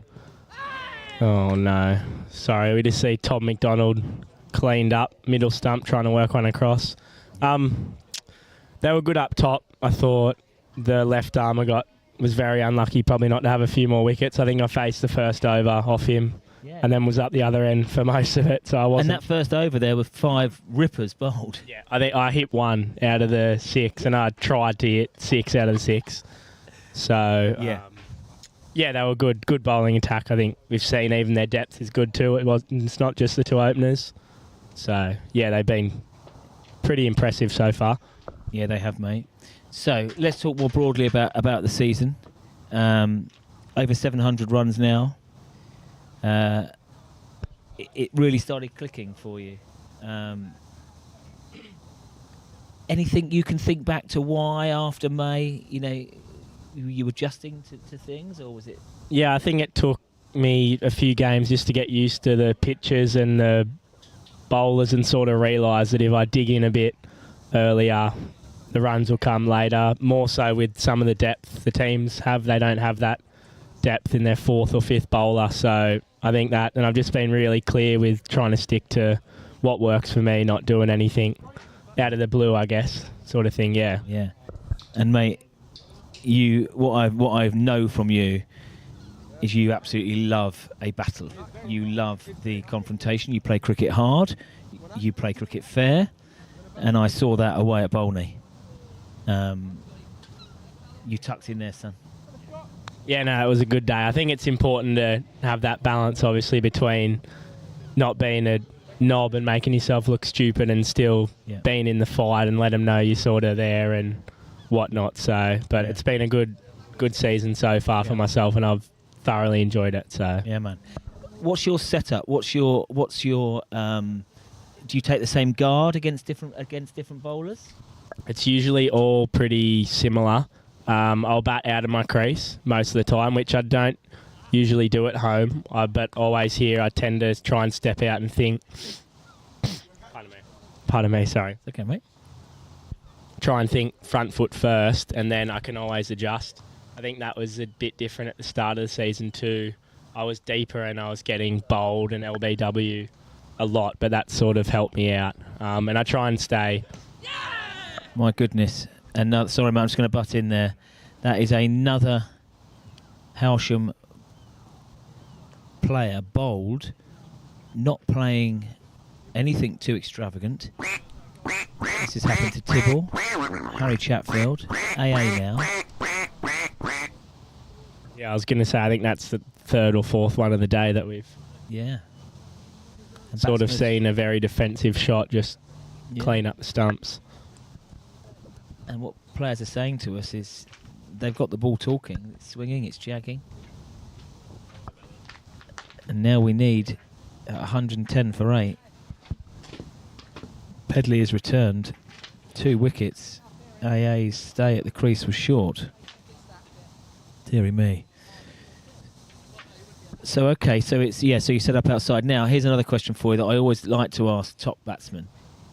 How do you switch off between balls? You have batted the most minutes of anybody in the whole side this year. I know that some batsmen will stay in the zone for that entire time. Some will switch off, walk to square leg. Are you aware? Yeah. Tell me. How do you keep that concentration for such a long period of time? Yeah, I think that's important, Bowlesy, because it's easy when you do switch off to then, when you get back on strike, not switch back on. So it's a bit of a balance. When I'm at the other end, especially if it's a quality bowling attack, I make sure to just try and think of anything else really, like whatever it is. And then as soon as I run that down the wicket to face the next ball, I make sure I'm righto, back on sort of thing, because especially when you're in there for long periods, and if I keep a whole innings too, then I go out to bat it. You can't. I don't think if you switched on the whole time, you'd just be drained, and eventually you'll play a bit of a loose shot. Yeah, of course. So, when you were great, your keeping is first class. 8 catches, 1 stumping this year, but your help and support to all bowlers and to the captains has been immense. I've been out there myself with you and heard you, assisting with field positions, strategies. Have you always been a keeper? Talk us through that, mate. Yeah, ever since I think I would have started when I was about 10 or 11 in like proper sort of semi-competitive cricket. Obviously, it's not too serious at that age, and from about 11, 12, I took up keeping.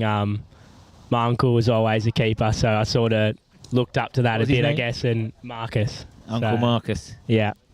So he was working on your stance from an early age. Yeah, so I think I saw that at an early age and thought I'll give that a go. I think Dad encouraged me a fair bit to take the gloves up, and I've loved it since then. It's good. You're always in the game, I guess, and never get bored out there, even though it's tough work sometimes.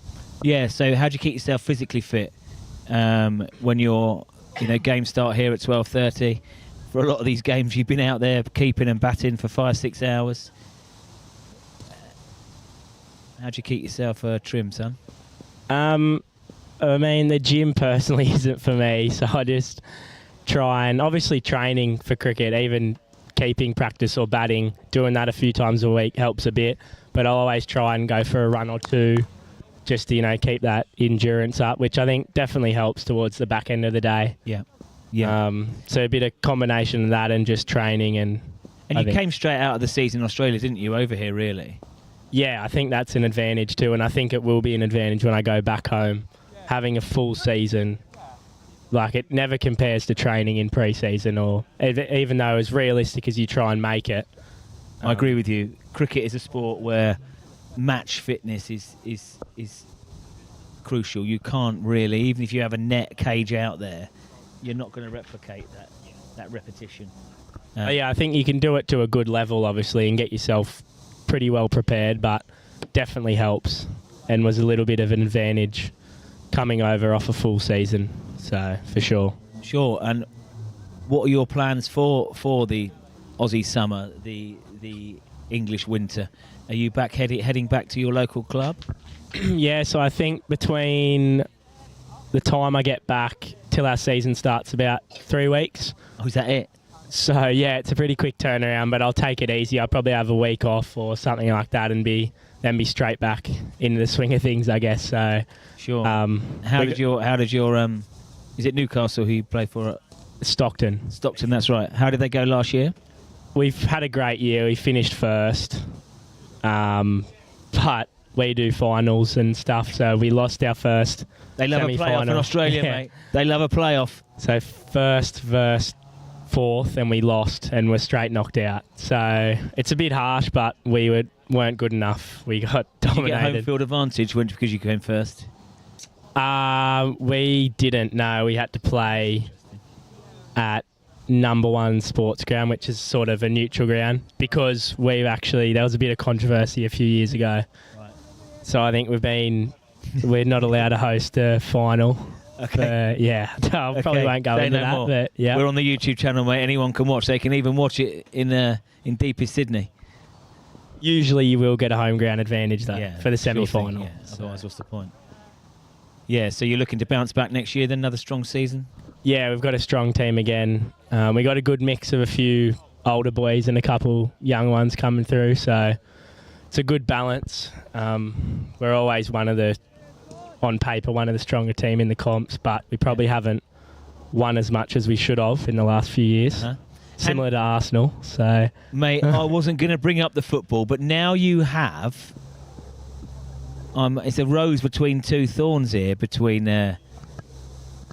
Jake and Will, two filthy Arsenal fans.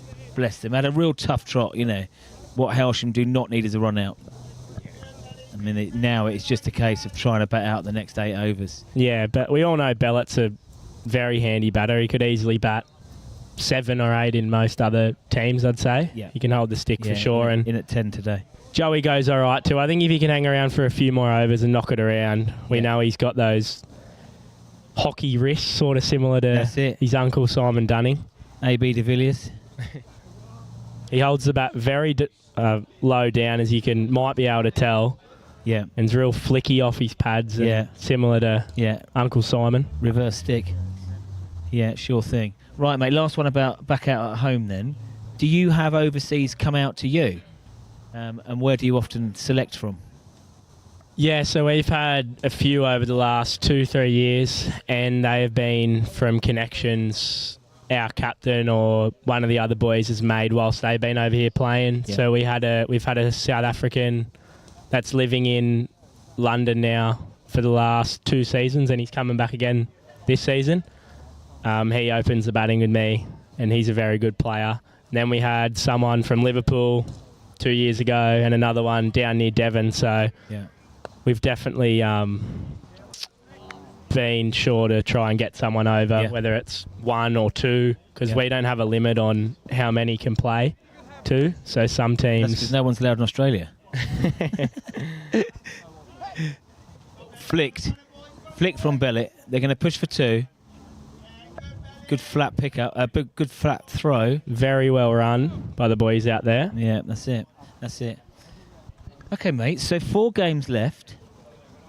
Cookfield 2's away. Crowhurst at home. Seaford away. Rye at home. So from a team point of view, I don't want to get dragged too far down near that relegation zone. Yeah, I think it's important when you look at it. There are 4 of the teams sort of similar to us, even if not below. But I think we've seen all those teams beat other teams near the top of the table. So it's definitely not an easy last 4 whatsoever. I think everyone's very well balanced and it's highly competitive. Closer than it sort of looks. Yeah. So it's not going to be easy, but we're going to have to dig in and do our best for sure. I think we'll need to at least win 2. And hopefully we get the win today. We just need a good bowling performance up top, a few early wickets. Yeah.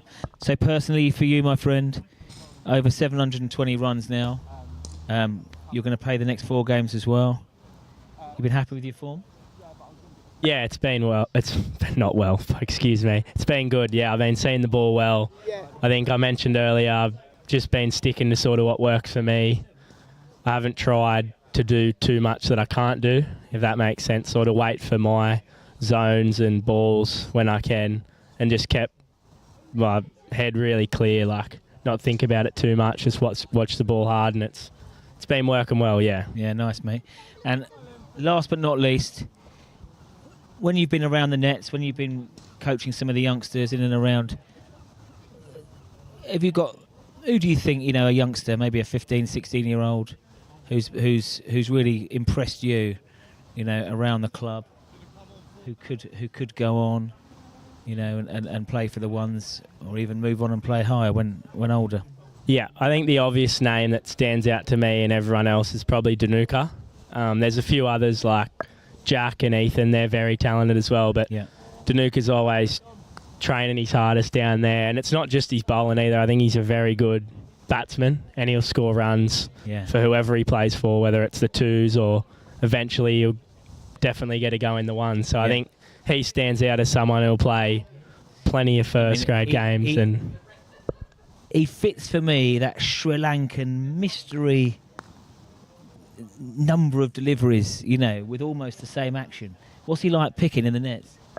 He's all right. I think the nets is also where he tries all those things too. So I think in a game, it'll be a bit more consistent, sort of 4 or 5 balls on the same spot. Then he's odd one. Every time I face him in the nets, it's been a different ball every time. Really? So He's I think got some talent, hasn't he? Yeah, he's very talented. Whether it's a carom ball or a top spinner, normal off spinner, he's got it all for sure. And he's always working on something new, whether that's his bowling or his batting. Right, mate. Lovely words, and it's great insight from you for the last 15 minutes.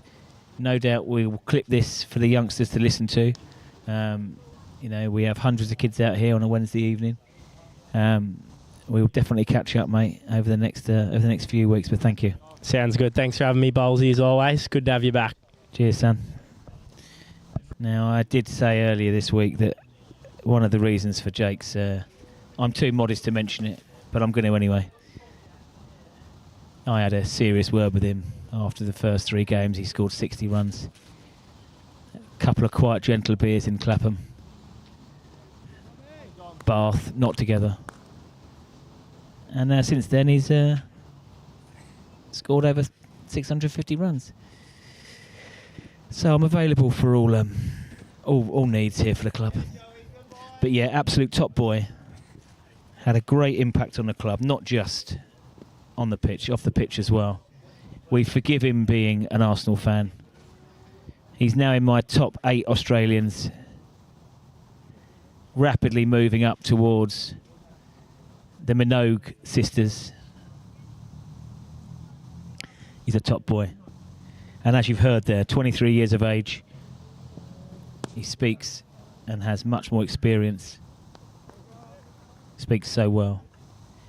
Right, back to the action here then. Hailsham, 118 for 8. These bowlers desperately trying to get themselves to some kind of a total. My 177 is out of the equation completely. Overcooked it. Deary me. Come on, boys. Come on, Lindfield.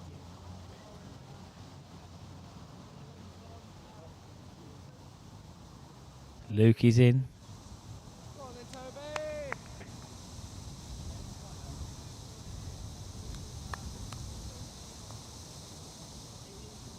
Lukey boy is in. We will be having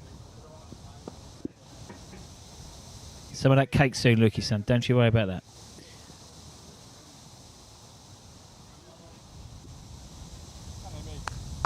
Okay. Udiyanga is could have got his first wicket of the day. He's been miserly. Only 1.6 runs off his over per over for the last 8 and a bit. He was Lindfield's, well, he still is Lindfield's top wicket taker of the season. He's not added to that column today. He might be thinking about batting soon because he's their top run scorer. 425 at a healthy 39 average. Beating the outside edge again. So far, Hailsham completely outplayed here at the Western Road Ground. After winning the toss, will Clarkson decide to have a dart? He has, I thought he might. But it only goes for a single. Anything now, 140?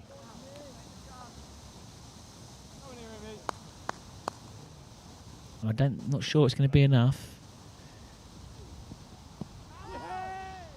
Bellett struggles to get bat on that. And that is the end of an excellent spell.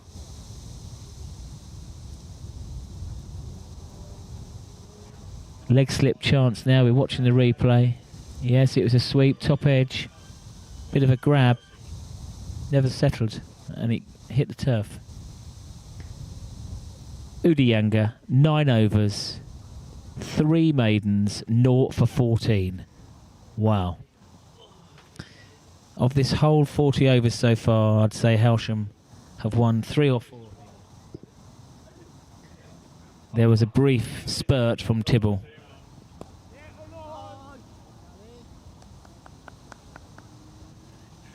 Clarkson, 9 from 36. With under 5 overs to go now. Is it worth his chancing his arm? But Lindfield are not bothered.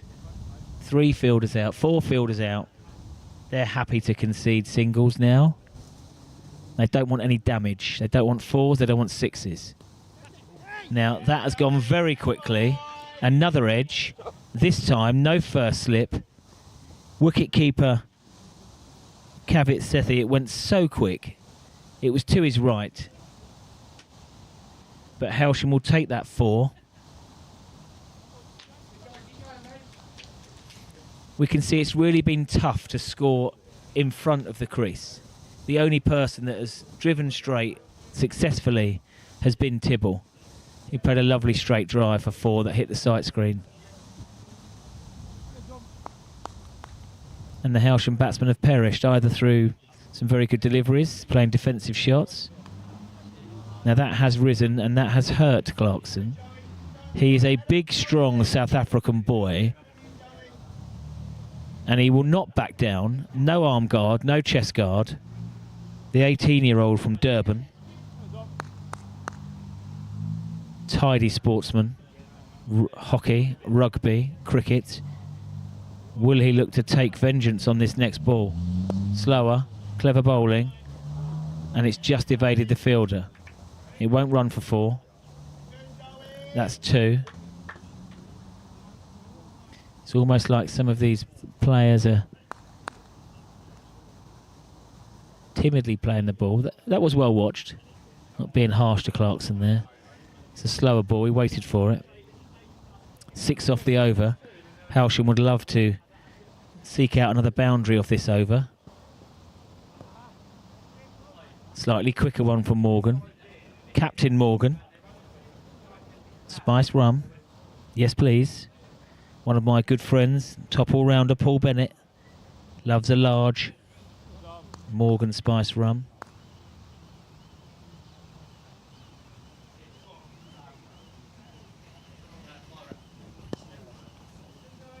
Beer's going down well here. Not to mention the odd strongbow. Get in.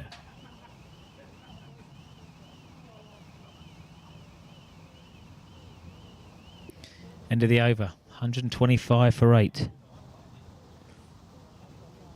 We're going to go around the grounds very soon with the Bulmer. We're not talking about the 100. Should be banned. We're not talking about the 100.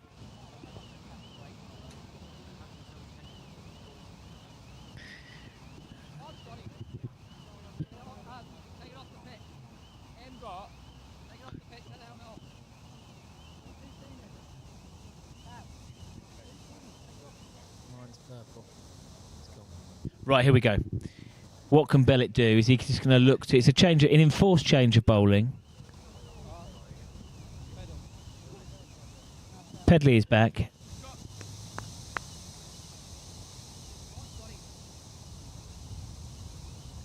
Bellett may look to try and score a single. The ring field is quite tight. Can he rotate the strike? He's had a go himself. Played inside. Only 23 balls left of the innings. Can Hailsham weasel their way? 140?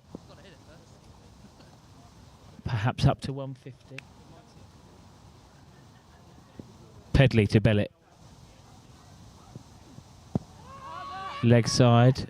Thumps into the very high up. I think the appeal was there to stop the batsman running.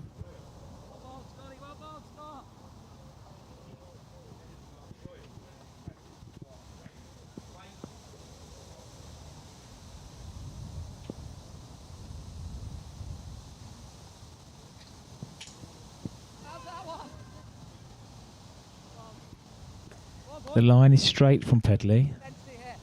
Bellett might be better to just drop a bat on it. Trying to hit leg side. 3 dot balls now. I think Clarkson is ready to swing those long levers. I think the Hailsham side would like to see some shots in anger now. That's more sensible from Bellett. He's middled it actually, and it's gone for 4. More of a steer behind point. Not a full-blooded cut, but he's absolutely middled that, and it's raced to 4. And Hailsham go to 129 for 8. Nice stroke.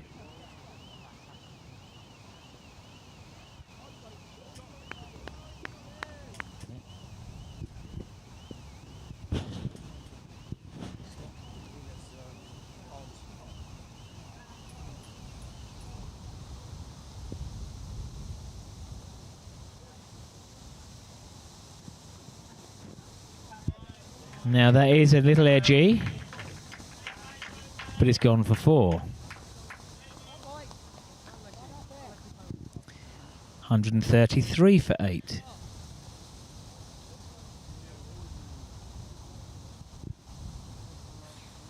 Very interesting.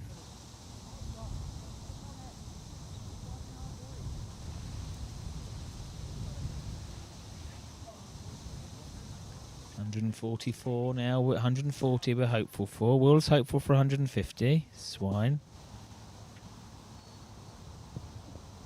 He's done something quite violent there. It's runs. It's pierced through the fielder's hands. And it's the loudest now that the Hailsham faithful have been. Because Bellett has gone ... 444. And Hailsham are up to 137 for 8. 3 overs left.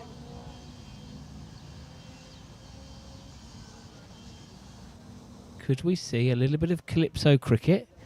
Momentum. And then perhaps Diesel Hallett. Andrew Anthony steaming in. Getting that ball to turn round corners. I'm always a positive one. Right, both batsmen on 15 now. Certainly got their eye in. But they're having to encounter the skilled left armer, Morgan, for 2 of the last 3 overs. I like to go in balls now. 17 balls left. I run a ball. Or even going ballistic and getting out. Got to take him over 150. Morgan's adjusting his field. He can see that the wristy Clarkson may look to steer down. He's gone straighter. And he's brought Bellett on strike. Fresh from hitting 3 boundaries last over.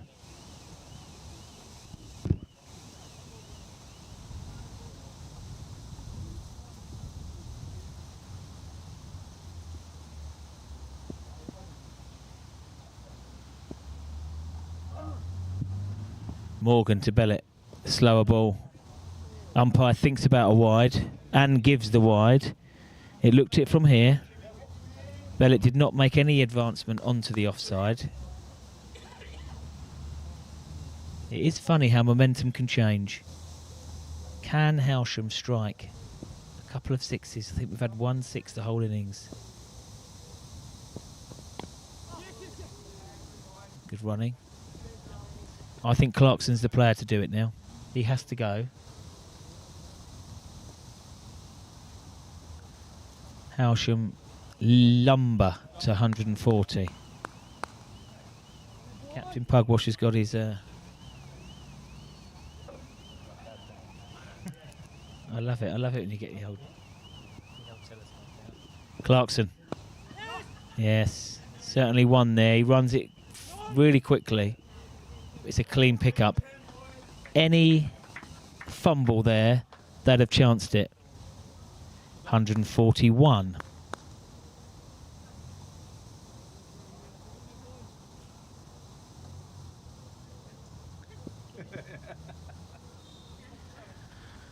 Hailsham would love to see 2 balls left. They would love to see a boundary. Now, can that spin away for 4? They're good for 2. It's a clean pickup and a great throw back in. 2 from Bellett. Bellett handy with the bat. Averages 13. Averaged 140 last year. Continuing on. Lots of not outs. Hailsham would love a not out here. Averaging 13 this year. He's up to 18 now. Last ball of the over. 13 balls left. Hailsham limping along. He's done something big. He's done something beautiful. That is 6 of the finest. James Bellett says, I want something to bowl at later on. So I have to propel this innings. The batsman couldn't do it. Bellett says, I'll have a go myself. And maybe that is the chat now. Clarkson and Bellett are likely to bowl many overs later. 12 balls left. A runner ball goes to 161. Now, we're not saying that Lindfield are quaking in their cricket boots here, but momentum is a wonderful thing. A little bit now, some of the Lindfield players, a few double teapots. I can count 3 in front of me.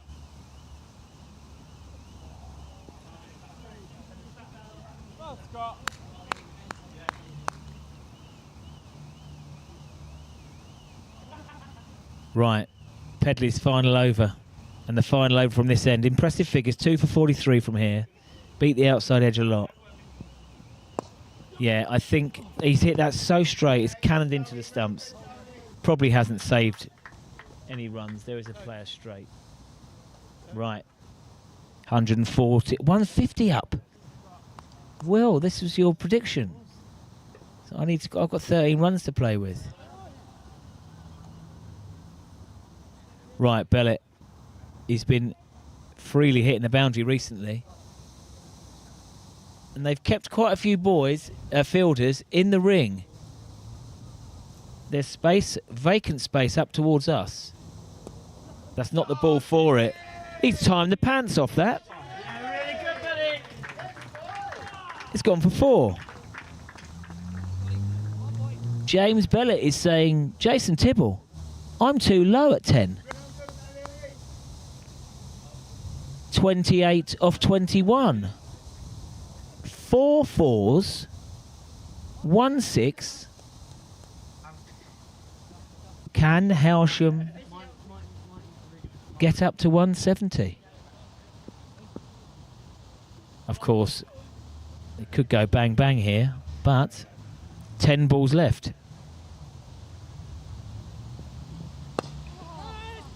Running the single. And Charlie Weir decides to hold the ball. 6 off the first 3. Partnership of 45. Much needed. Of course, the jeopardy of this is the Lindfield players, the batsmen, are thinking there's nothing wrong with this pitch. He's gone big. I think he's hold out. Fielder comes in. No, it's spun away. It moved away.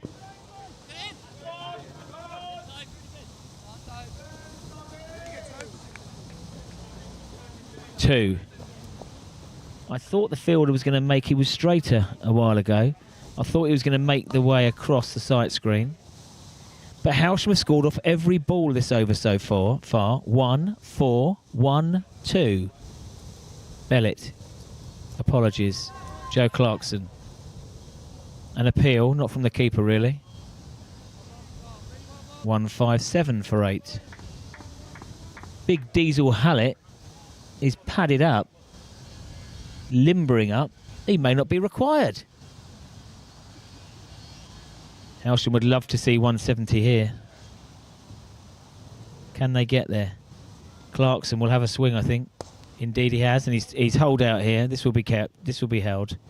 Oh dear. Sack the juggler. They run on the misfield. There could be more buzzers here. Well, that was one of the most simple catches we've seen out here this year. And unfortunately, it's hit the ground. Unfortunately for the fielder, Hailsham won't mind. I thought Clarkson had a free hit there at the end, as in he would leave Bellett on strike for the last 6 balls. And somehow Hailsham have meandered their way to 159 for 8. 1 run needed. 1 run needed for the 50 partnership. I think the tea break will be much better taken from a Hailsham point of view. Can we clear the boundary twice here? Lots of Hailsham legends tuning in here. Shout out to Rossano Scamadella. Rossano would have taken that. Might have to put his Marlborough Light down first, but he'd have taken it. That was a simple catch. Isn't it funny with momentum? Right, Dominic Morgan bowled a brilliant first spell. Unbelievable first over as well. The captain is going to finish. Hailsham are going to run on everything now. The 160 is on the board. Leg by taken. Yes, we've seen many legends down here today. Scotty Pearce, Tom Walder, of course. Dean Noakes.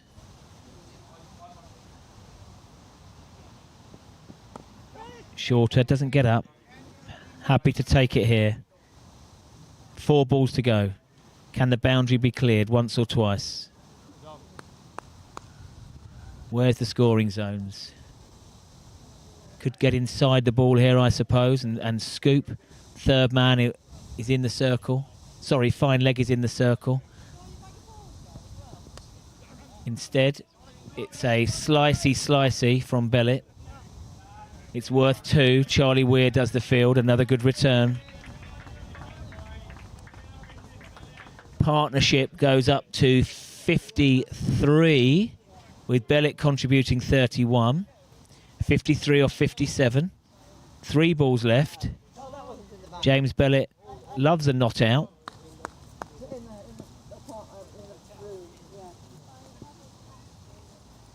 Bellet, 3 balls to go. It's a good stop from Weir. They're going to try to take the arm on.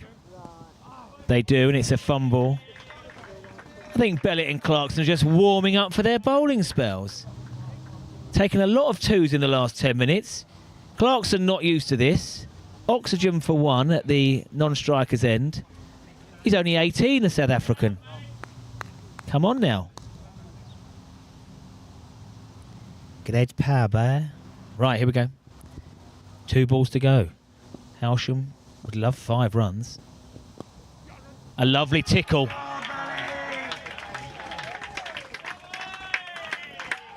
Where has this been for the first 2 hours? We've had some fun in the last 35, 40 minutes. And these Hailsham bowlers are saying, batsman, this is how you do it. Hainsworth, we thought, was going to be comfortable top run scorer of the innings. Bellet needs 3 to be an outright top run scorer of the innings. Rarely happened. 66 to 1 at the bookies earlier on to be top Hailsham run scorer at 10. He needs 3. And he's been cleaned up. That's a shame. It's a shame for him. Morgan figures finish on 2 for 53. And I think Diesel Hallett will now be ripping his pads off. But James Bellet, a great finish of the innings. 37 off 27. Lindfield ones will require 170 off their 45 allotted overs. It wasn't easy early doors. Hailsham dugout are happy. The Lindfield coach is also happy. Clarkson and Bellet, great training. Could be a crucial partnership for the 9th wicket of 59. The first innings played in very good spirits. Michael Hernandez, the highlight for Lindfield, with 4 for 22. But good spells from Morgan and Pedley with identical figures of 2 for 53. These two have given Hailsham a shout. Lindfield, looking to close the gap on Little Common, will fancy their chances of chasing down 170. But that last half an hour has given Hailsham a chance. We'll see you in half an hour. I'm going to get some sun.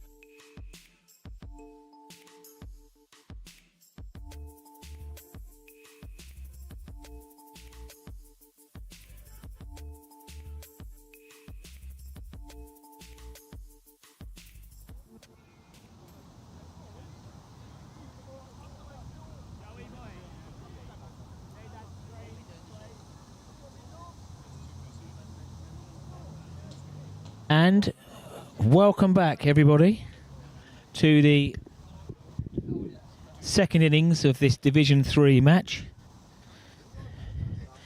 Lindfield require 170 to win. They can use 45 overs if needed. The weather is set fair. There'll be no issues with that.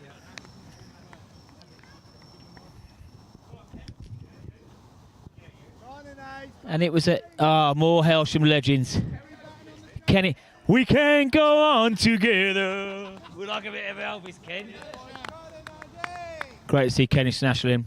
You won't see him in the football season. Good, mate. How you doing? Yeah, all right. Yeah.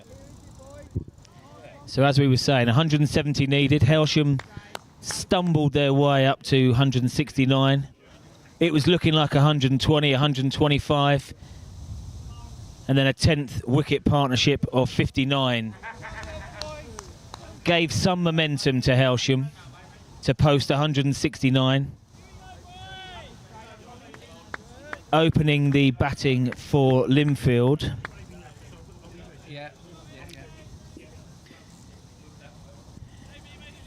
Are Toby Shepperton and Cavid Sethi.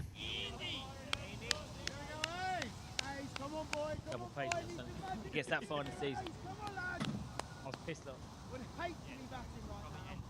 And opening the bowling for Hailsham from the Tommy Walder end is Andrew Anthony. 2 slips posted. Hailsham know they need to take early wickets. And it starts very much the way that the Hailsham innings started, with a genuine play and miss, and the ball doing a little bit.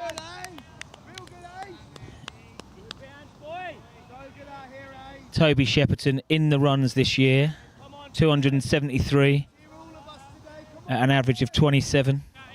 As I said earlier, these boys like playing Cookfield. 115 he scored against Cookfield in July. He's facing up now to AA. 2 slips settle. Again, nice shape. Away swing from AA. You can't see on the feed, but Hailsham have employed 2 fielders outside the circle. At a deep square leg. And a deep third man.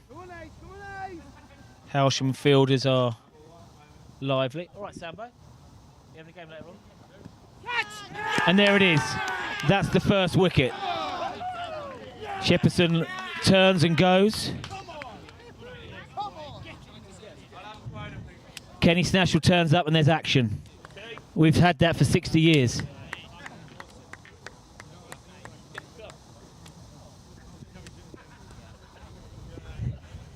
That was a ripper from Anthony. He just adjusted his line slightly to off stump. It lured Shepperson forward. And that was taken by Ollie McDonald at second slip. Slip catching this year, as last year, has been fantastic from Hailsham.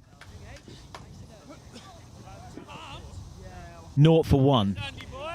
Just the start that Hailsham needed. And Shepperson, who has been in fine form, averaging 27, departs.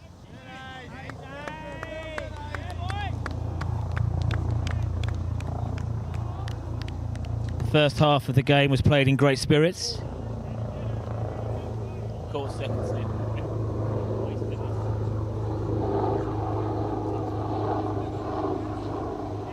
Andrew Anthony has bowled 3 balls without a wide, so we've had a flyover.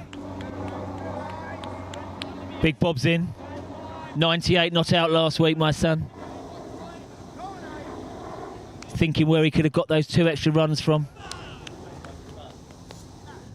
Right, here we go. Momentum is a massive thing in cricket.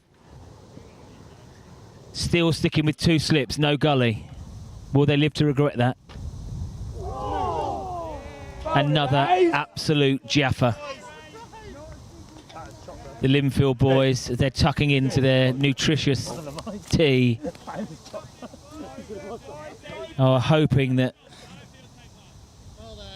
just like in the first over, 5 balls went past the outside edge. They're hoping they're not required for a while. New batsman in at 3 is Henry Murat. Jimmy Chatfield's back. I thought they might. Jason Tibble inserts himself at 3rd slip. So the cordon now is Dunning, McDonald, Tibble. And that's the first bat on ball.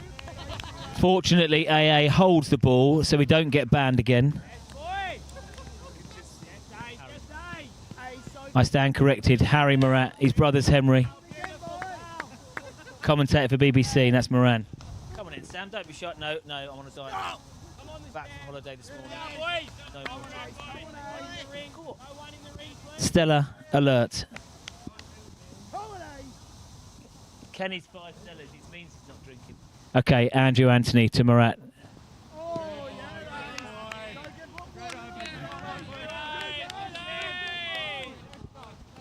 End of the first over, 0 for 1.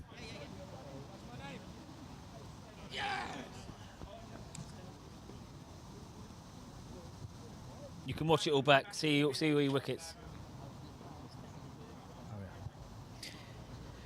So, it will be Diesel Hallett to open up. 6'5", 16.5 stone, 24-year-old. 5 years ago, he'd have an argument in an empty room, but not now. Focused, lean, and he loves a challenge. Kavit Sethi kept wicket well today.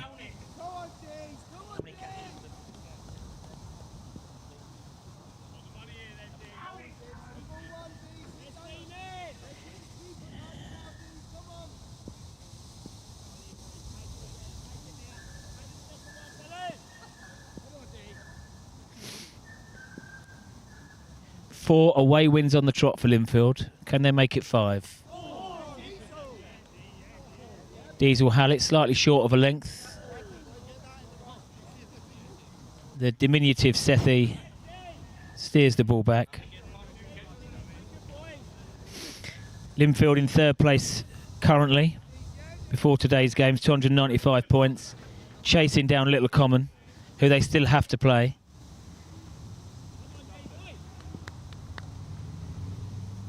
Four games left after today. Lovely stroke. Lovely stroke. Kav Sethi off the mark with a 4. Slightly over pitched. Proper punch through. So Lindfield last week lost to Bolney by 46. They set 289 for 7. Ex-Sussex and Warwickshire player Steph PLA 92. Zafari bowled well last week, 3 for 68. Captain Morgan's 2 for 73. Bowled well again today, especially first spell. And Lindfield got to 243. And it was Sethi, the one that did the damage last week. Quick fire, 48 off 29. So in the power play, he has a job to do, and it seems to be to get a shift on with it. We like that.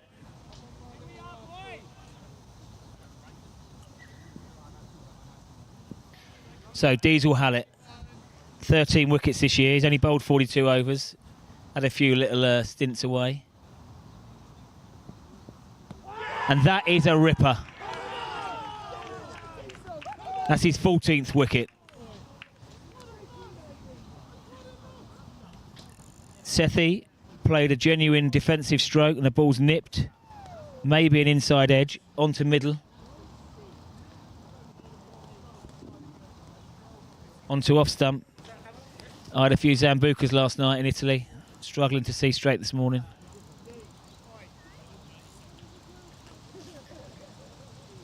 And Imish Udiyanga, top scorer for Lindfield this year. He's in at 4.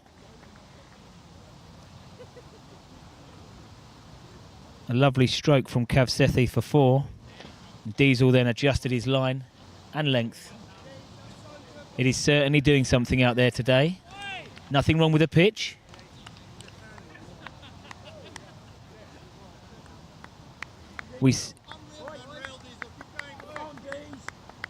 Coach McDonald gives encouragement from the side.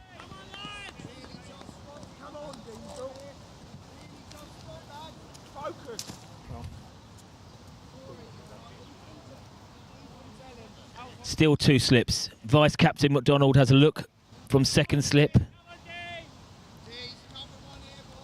Plenty of bants, plenty of support. Game played in good spirits so far. And as I say, Imesh Udayanga, 425 runs this year. An average of 39. Faces Diesel Hallett with his tail up.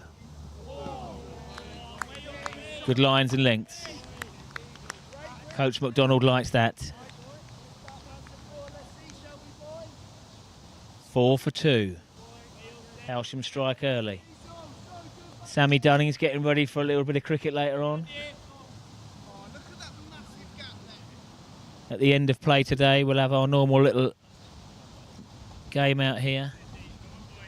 Diesel Hallett, 6'5". Hailsham beef. Lovely shot. Almost carried for 6. First real wayward one.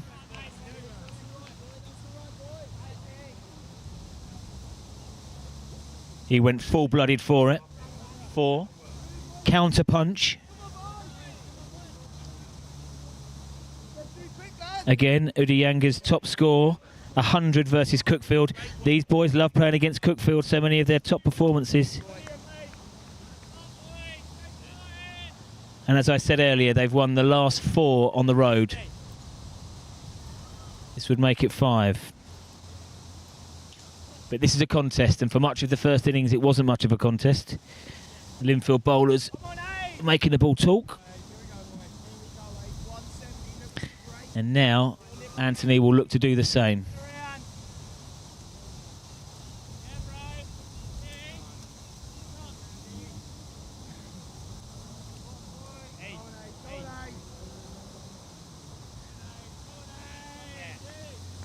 Okay, 2 slips.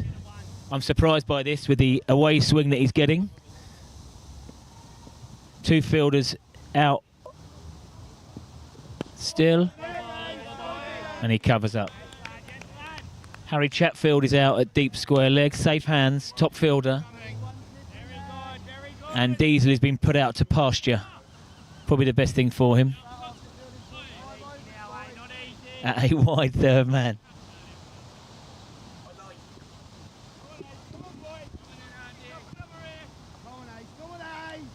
Hailsham desperate for a 3rd wicket in this opening stanza.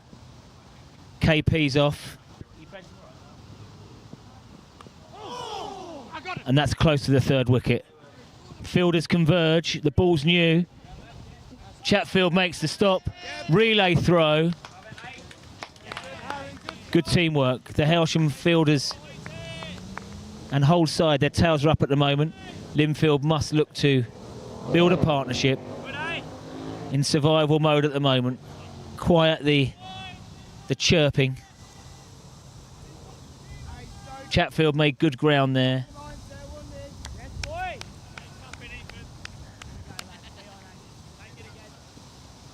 Andrew Anthony, tail up.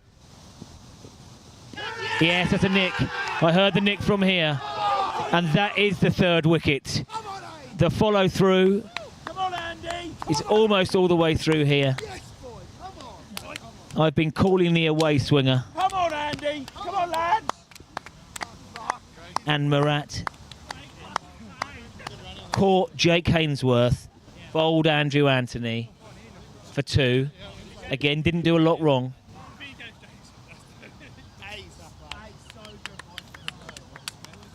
Come on, fellas. Lower scoring games can often prove to be the most exciting. Bit of action now in the Lindfield dressing room.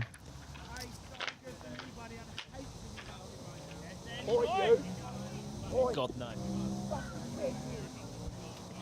I've known that man a long time. He's not going on the mic. I love him to death. Did you swear? Well done. I did tune in a little bit.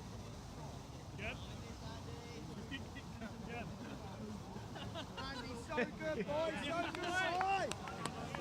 Give me the top right and left. Top right and left of all. Here we go, boy. Come on, lad. Gary Nelson, he'll be up there for me. Peter Ward, he's up there. Okay, Andrew Anthony. Oh my goodness. Another Chinese cut. Simon Dunning, do not take that arm on. South African beast. Sticky,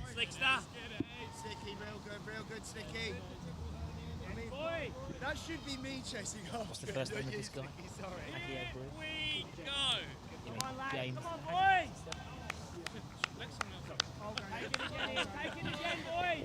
So this brings together James Agiobra, who likes to bat long. Already had a 209 partnership with Shepperson this year and a 118 partnership for the 4th wicket with his partner now, Imesh Udiyanga. Rocks onto the back foot, plays it really nicely under his eyes and punches through with all of these close fielders catching. Plenty of scoring opportunities. Come on, boy. So he loves to bat long. And as I say, the 118 steered Cookfield home. Steered Lindfield home against Cookfield in May. And these guys are hoping for something similar now. 15 for 3. Well played, well watched. Slightly fuller pitch from AA. It was under his eyes, but another successful over.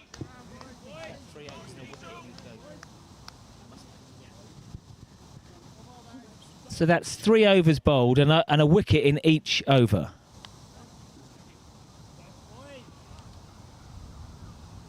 It's all action here at the Hailsham Rec, including Corona, Cruz Campo, Guinness, Strongbow, and lots of runs and wickets. Well, not many runs, many wickets. Right, Diesel Hallett. I think Hailsham will know that they've owned the last 15 minutes, however. 2 key batsmen are at the crease. And these 2 batsmen are the top run scorers for Lindfield this year.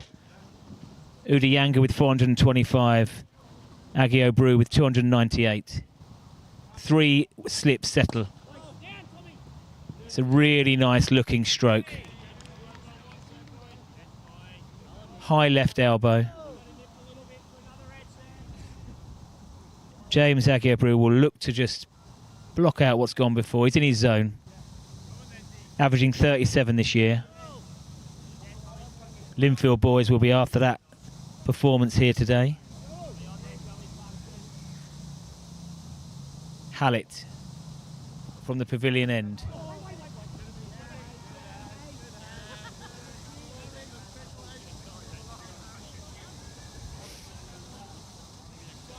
Diesel staying focused. Lumbers back to his mark, the 24-year-old.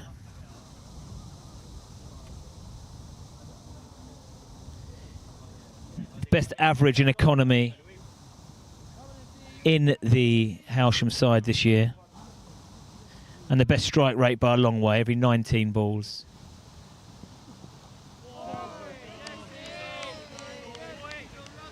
Like the look of this batsman, James Agiobru. You need a calm head when all around you is going a little bit crazy. Hallett bowling to a 7-2 field. Anything on the legs you would think would go for runs. And he's bowling well to his field. Sensible stroke. Down to a wide third man. AA does the fielding.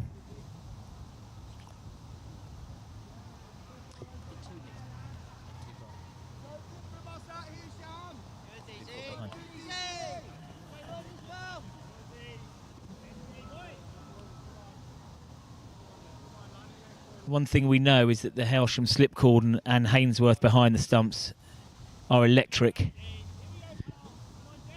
Seen some stunning catches down here last few years. They settle now. Dunning, McDonald, Hainsworth. They're in the game. Chatfield as well at Gully. Strong fielder, left armour. And the buzz is good. Yes, it's only 170 required, but a partnership is now needed.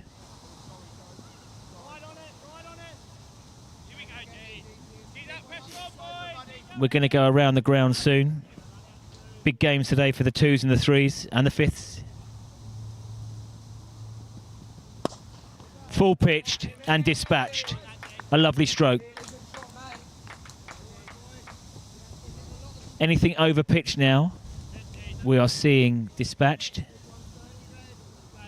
Diesel will need to drag that length back a couple of foot. And Lindfield 20 for 4. 20 for 3 of 4.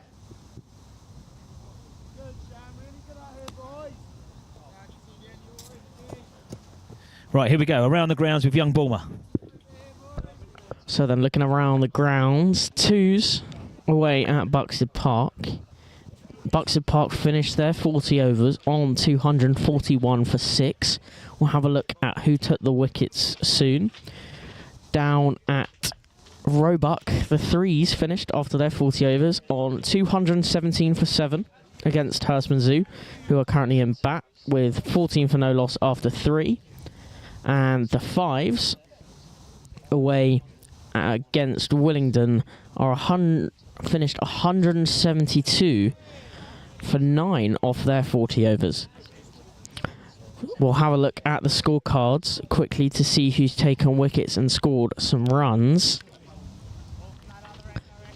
For the 2s, everyone took wickets except for Tutty, which is a bit unfortunate, but they are currently sat on 12 for no loss after 2. Let's then go to the 3s back at Roebuck Park in the local derby.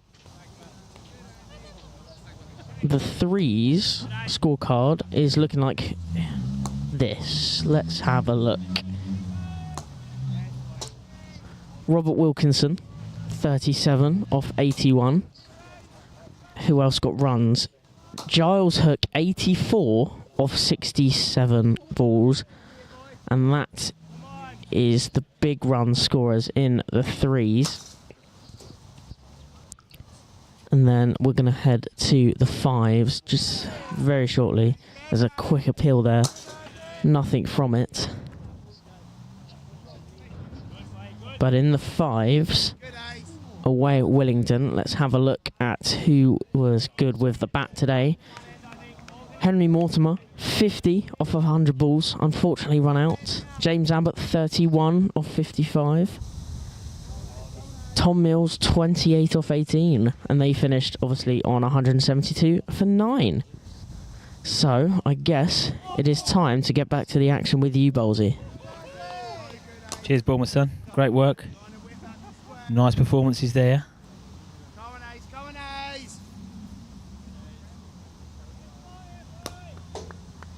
All the Hailsham teams are in the mix.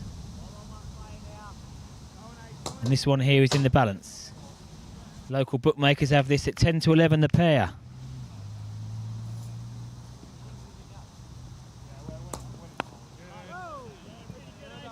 A quiet few overs now, a bit of a partnership. Would have Lindfield in front. Another wicket in the power play. Hailsham will be cock-a-hoop.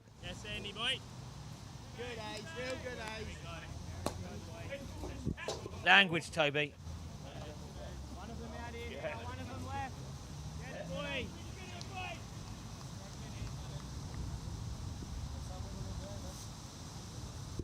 Okay, Anthony. Full pitched. It's gone fine. Can Diesel get around? Top fielding. Releases the ball so he doesn't go over the line. Diesel is on the money today.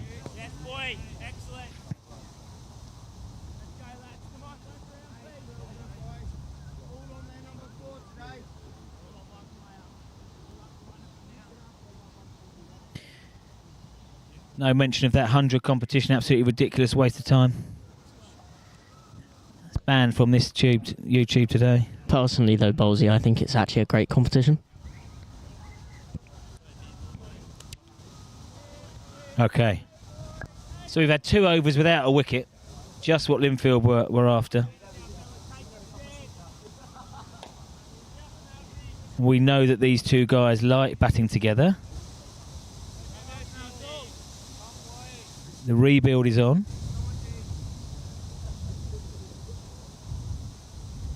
Hallett from the pavilion end.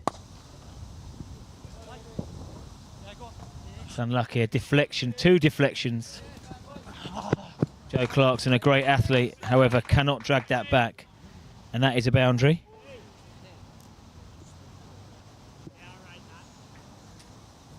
For Udiyanga.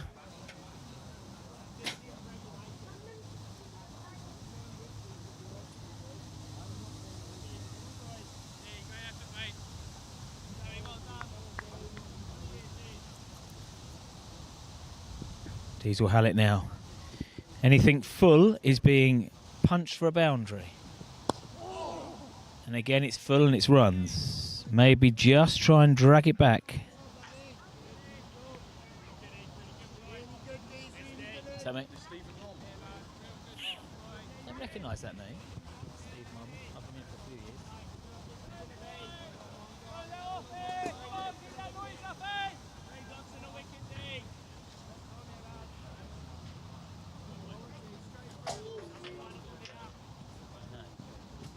What number are you in, Charlie, son? What runs in that back today? Yeah. Young Charlie Weir in next, averaging 19 this year. Might need a few more than that. But these 2 have stopped the rot. Run rate isn't an issue.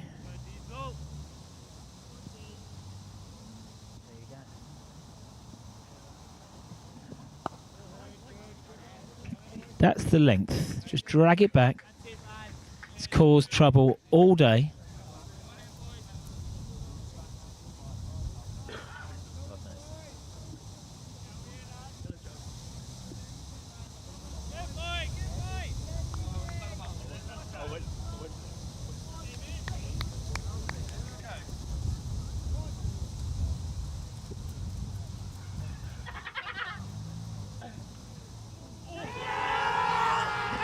Now, is that an edge?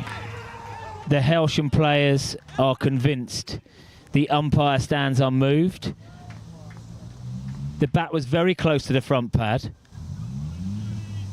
Diesel's down on one knee proposing. We will have a look at the replay.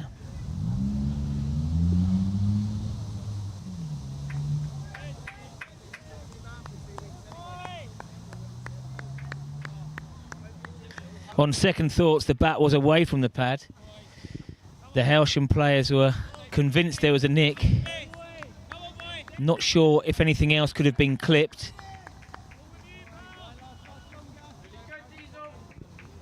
Now Diesel will need to refocus. The Australian Hainsworth is having a word. Never backward in coming forward.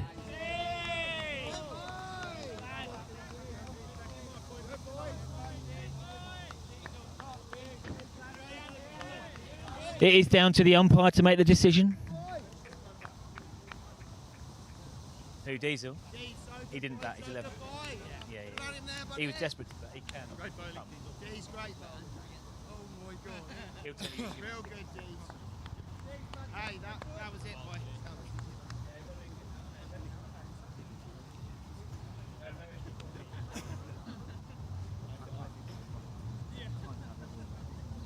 Everyone's checking YouTube now to see how woody it sounded, if it did. But there we go, the umpires have to make the decision. We have to move on. During a season, it'll all level out. Back on the game now. 26 for 3. Off 6 overs, the game is greatly poised.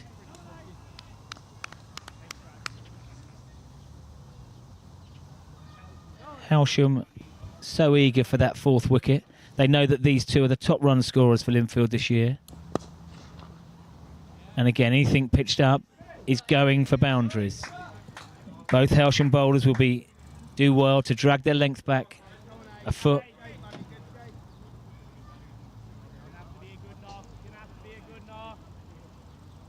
And Lindfield chipping away.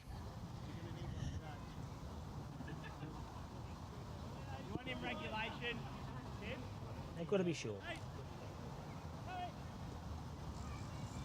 Come on, Ace, don't stand by, don't stand by.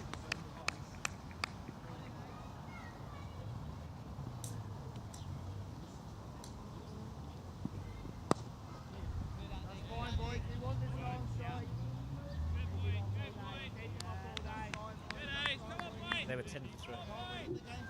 Must be right. They were 10 for 3 or 11? Around him. So the rebuild is on here. Partnership is only 18, but it's an important 18.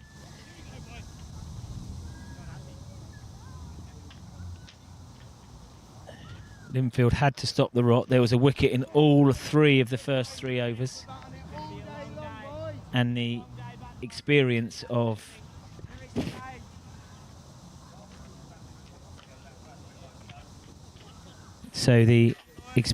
James Agiobrew and Imish Udanga are rebuilding here. Run rate's not a problem. Only chasing 170. A few too many boundary balls now. Slightly over pitch for my liking, being bowled by the Hailsham opening pair. Searching for that breakthrough. It's a better length. Looking forward to see Joe Clarkson bowl today. Very impressive off spinner.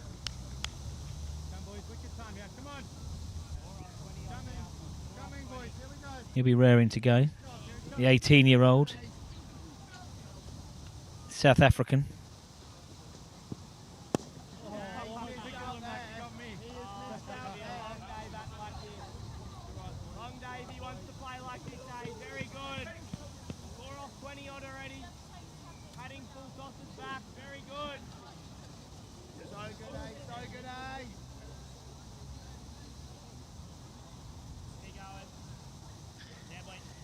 I wonder whether Tibble will shuffle the deck early. This is AA's 4th over. What would you do, Captain Bob? Would you bowl AA another one after this, or maybe 2? Or he's just taking the edge. Bobster would keep him on. I'm inclined to agree now. There are, mate. 32 for 3. Who's ahead? Bob's back in the sham. Bob's back in the sham.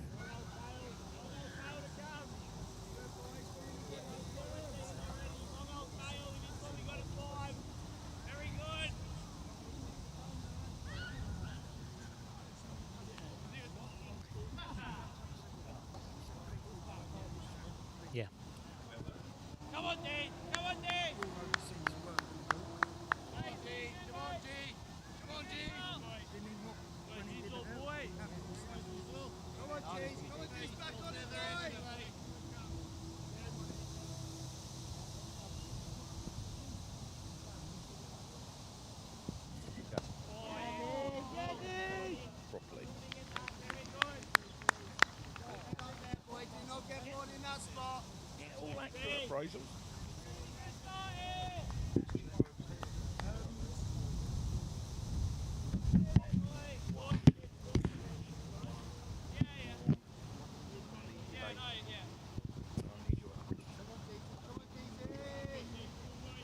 So Diesel into his 4th over now.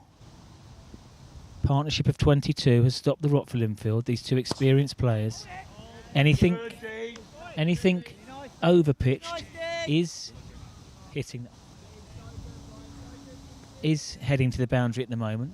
So these boys are just dragging their length back, but it has been a disciplined start. No extras whatsoever. That's unbelievable for a Hailsham team. 7 overs in. And they haven't got many runs to play with.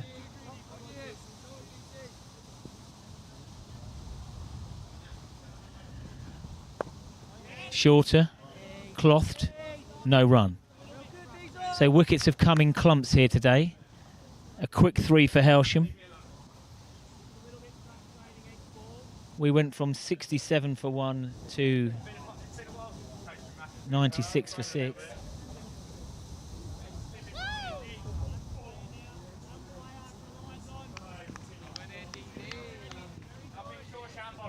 Diesel steaming in now.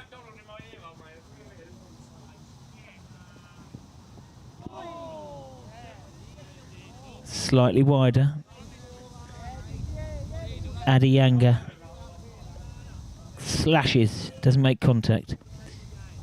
Diesel 1 for 18 off 3.4. Hailsham want that extra breakthrough in this power play. They know these two can bat long. They were convinced last over of a nick behind from Diesel.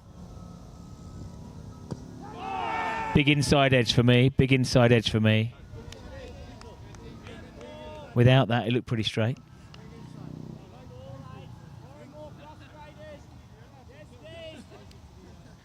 Ball thudded into the pad off the inside edge.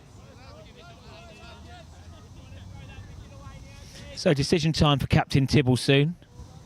Each bowler can bowl 9 in this format. This will see the end of 4 overs for Andrew Anthony and Diesel Hallett. It's been cricket week this week here. I've been watching in from my summer residence. Only a single there, Ethan Dorber, gun fielder.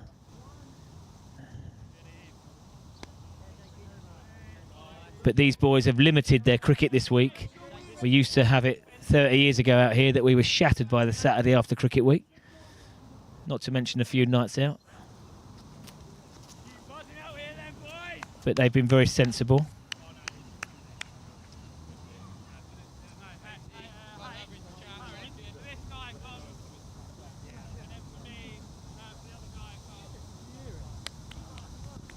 Right, here we go. As I was saying, decision time for Tibble. And he is going to give AA 1 more. If he gets a wicket, he might get another one. 33 for 3 off 8. Scales tipping in the direction of Lindfield. Desperate to win today. They've won their last 4 on the road. Want to put some pressure. That's gone straight up and over. Dorber hits the deck. Probably 2 runs to be taken. It was never really a chance. One of Hailsham's top fielders, the 18-year-old. Again.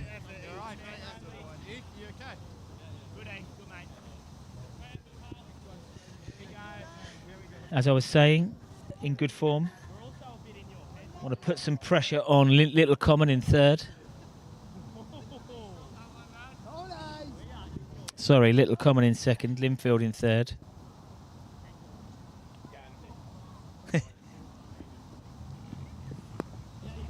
More lovely compliments from my old mate Paul McDonald.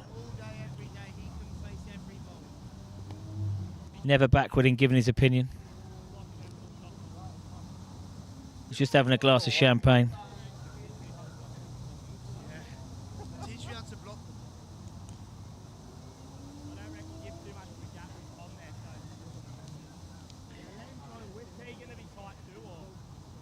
We question whether AA should have this extra over. We shall see. And Rottingdean have already won today. Rottingdean bowled Rye out for 109, and they've got it in 25 overs. Seaford have been skittled for 89, and Little Common are going to get that, 65 for 1. If Lindfield are aware of that, they'll know that they'll want to push it today and get that victory. It does look a low-scoring week. Close fielders are in. Misfield. Unlike Clarkson, that should have been a simple single, and unfortunately it's gone through the burly South African and gone for 4. Come on, boys, let's keep it up, lads.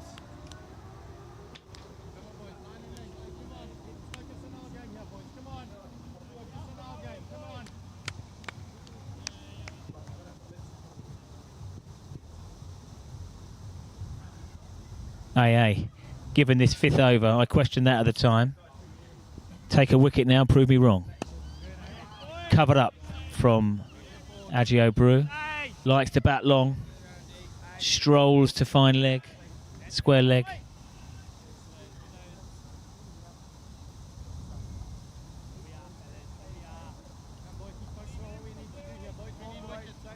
.40 for 3. Only 130 required. It's interesting when you add 2 wickets onto the wickets column. Tries the Yorker AA. Really well played from the Lindfield number 5. 7 off the over. 40 for 3 off 9. Run rate no issue.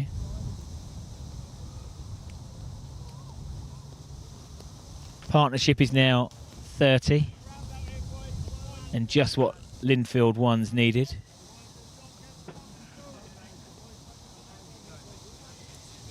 Big Diesel Hallett is going to get 1 extra.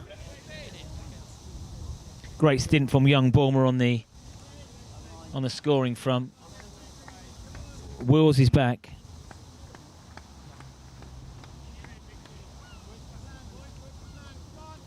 Okay, let's have a look at this field now. 2 fielders out. Deep square leg. Third man, 2 slips settle.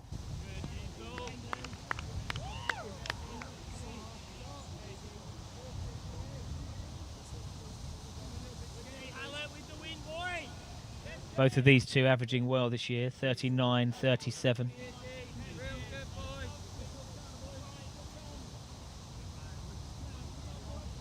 To come for Lindfield, Weir, Morgan. They're quite happy to see these two out in the middle for a while. That one comes down the hill. Good judgment. Batsmen signal to each other what the ball is doing. The ball has done quite a lot today. Low scores around the league.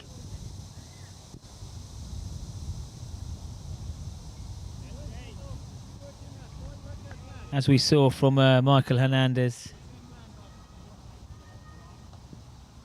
in the right areas, it can cause havoc. Pitch has played true, no issue there.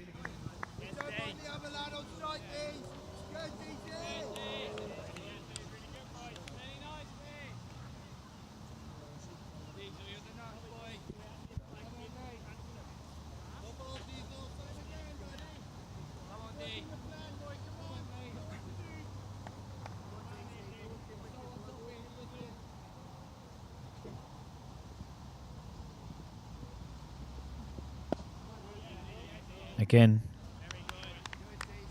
Agio Brew. Thou shall not pass. Little Commoner cruising to victory. So Lindfield know they want to keep the pressure on. 30 points today. To do that, they require about 3.5.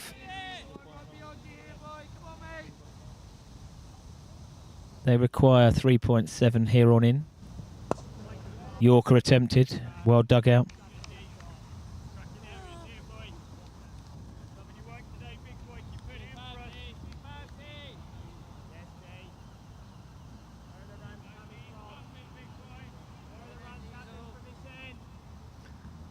I imagine there'll be a double change at the end of this over. We may have our first look at spin. Likely to be Bellet, medium pace, and Clarkson. Again, Yorker attempted. Sharp fielding.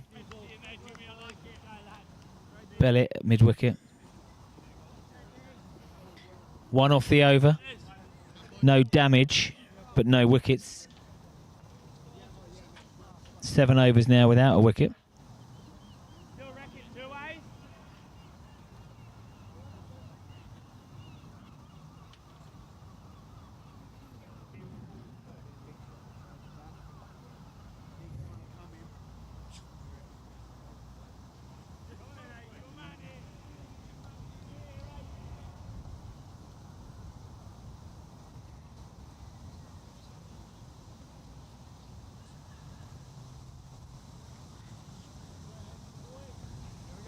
Well, I've been proved wrong, not for the first time. AA is going to bowl his 6th over on the bounce.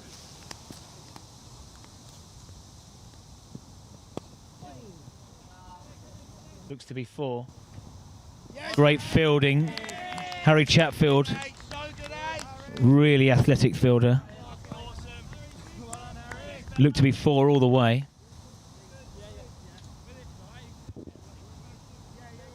Two taken.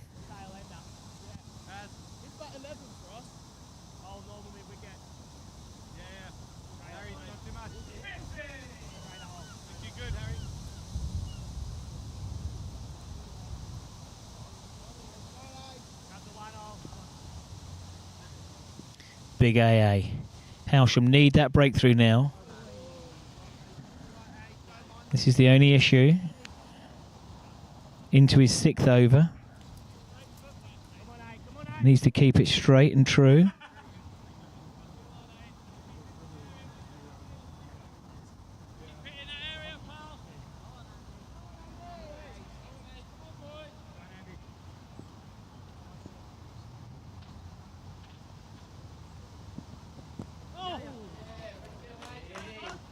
Four.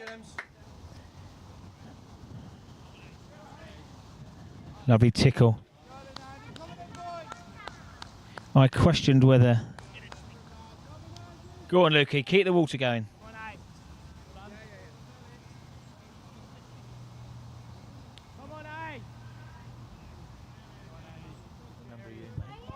What number are you in?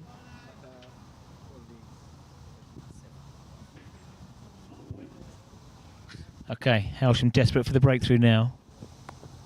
Well steered for a single. And these two do like to bat deep. In fact, the whole team do. They bat their 45 overs regularly when needed. And their last 4 games on the road they've won. 2 wins chasing, 2 wins setting a total. The boys are in.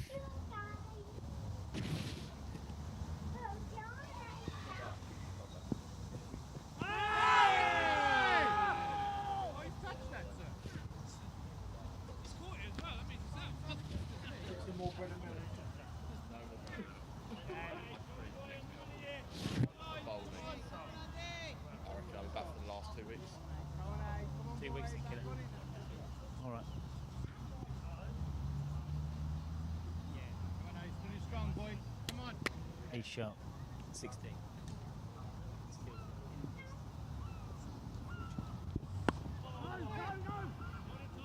Loud call of no. No rush here. These two batsmen settling in for the long stay. Absolutely right. I am slightly surprised that the 2 bowlers were given these extra overs. Only 120 required. If someone nicks off now, I shall eat my words.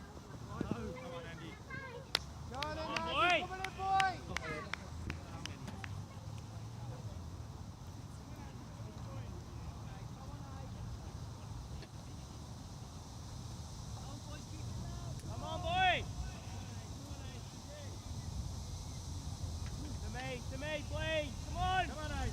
Work hard, boy. Come on.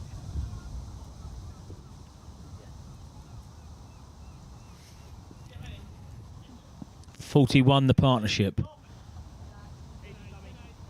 Rotation of strike. No bother.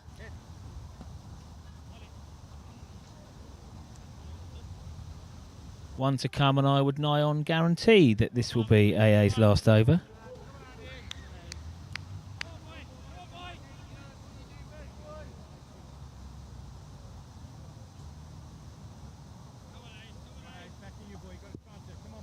Imesh Udiyanga, Settlers. Averaging 39 this year.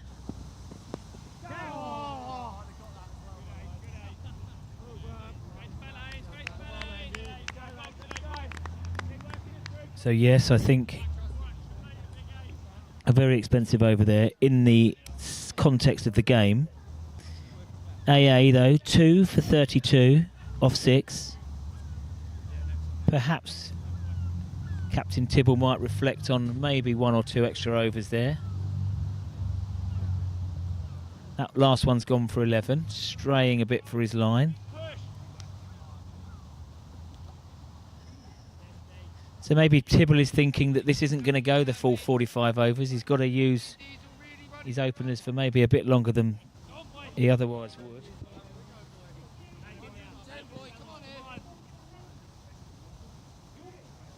Okay, Big Diesel, 2 slips settle. Nice cut. Tom McDonald plays a little bit of cat and mouse, pretending not to move towards the ball, but no run taken. Short-ish fielder now. Tibble in at short extra cover. Clarkson drops back a smidge.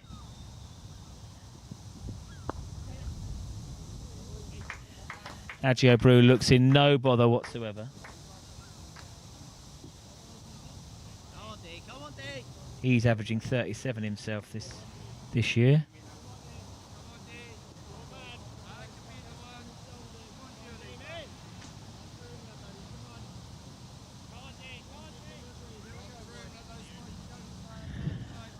And last week, Udiyanga was run out on 43. And so far, maybe that is the best way of getting him out, is to run him out. Because he looks very relaxed at the crease. The right armour.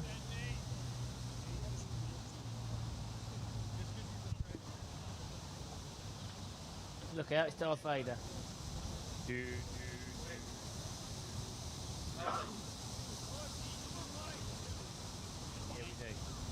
Big Kenny's right. A wicket is needed. Slightly full shot, but no damage. Thick inside edge. Hailsham still lively in the field. However, this 43-run partnership is always going to take the sting out of it.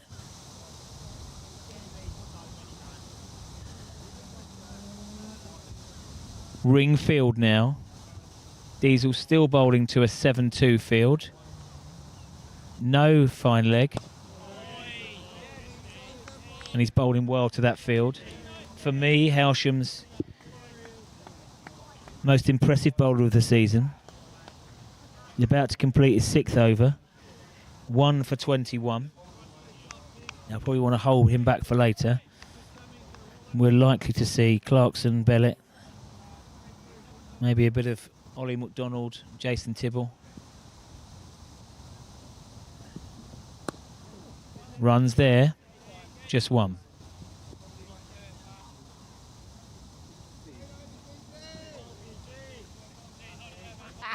He's going to get his hair done. Okay, 12 overs complete. 53 for 3, Lindfield on top. 1 to 3 at the bookies. Hailsham 2 to 1. Not that we encourage gambling, of course.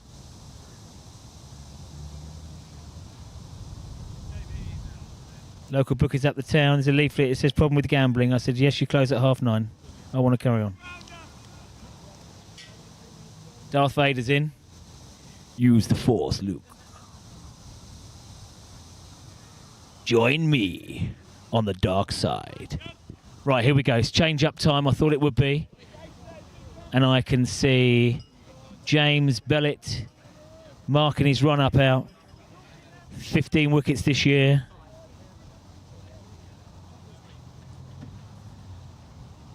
His best was 3 for 27 in the win against Rottingdean. The 28-year-old right arm seamer. And Hailsham now in need of a breakthrough.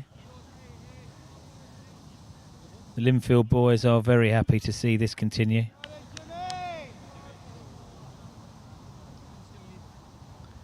Beer's going down well here. Stellas, ciders.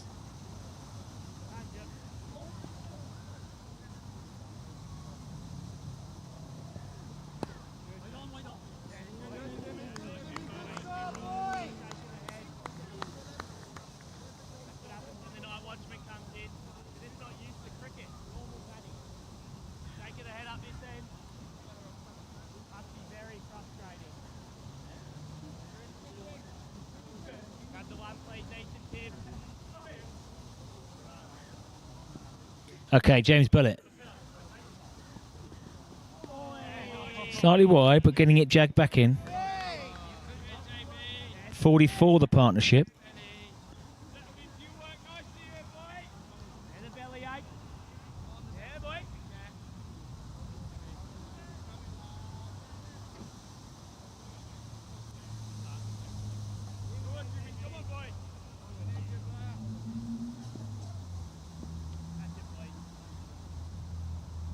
Okay, Bellet to Dianga. That looks like a nick. Umpire shaking his head. I have to say on that one I didn't hear anything.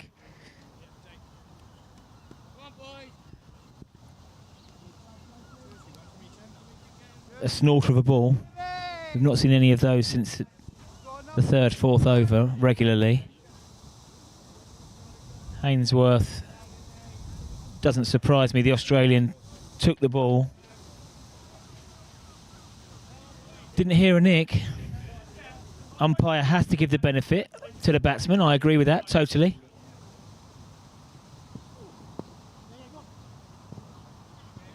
And these are panel umpires.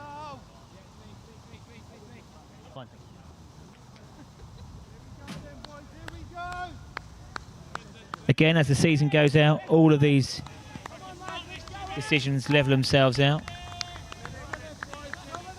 Lindfield haven't got away from Hailsham here, but these two have definitely settled the nerves. A partnership of 45. Agio Brew on strike. Nice bit of lift from Bellet. Off a length. Settled into his stride really well. It's a good warm-up. I'm a stickler for a warm-up.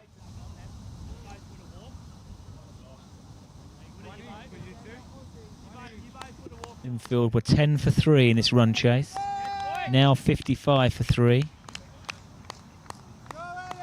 Umpires now would like to have a discussion.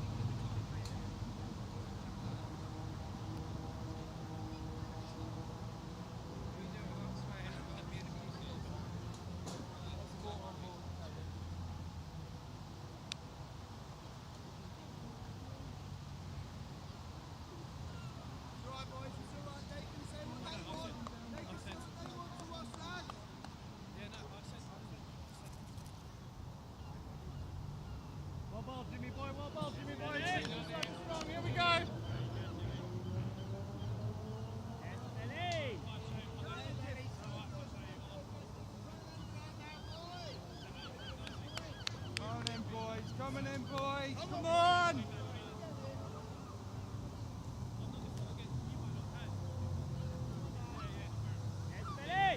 Finish strong, JB. Finish strong, boy. Here we go, boy. Okay, we're good to restart. The umpires needed a word and then to speak to Captain Jason Tibble. I think Tibble then had words with various players and we continue. Hailsham feel slightly aggrieved that 2 appeals have been turned down. I'll reiterate my point from earlier. These are panel umpires, and over the season, things will level out.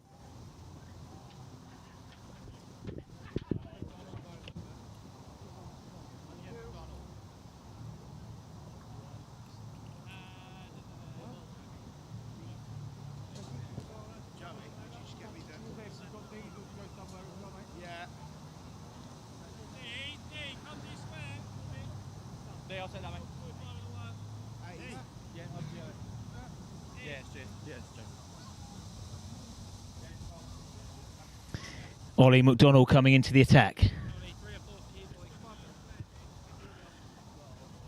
Holding Clarkson back then for the other end. Brave move. Ollie, 12 wickets this year. 3 for 32. Top figures against Seaford a couple of weeks ago.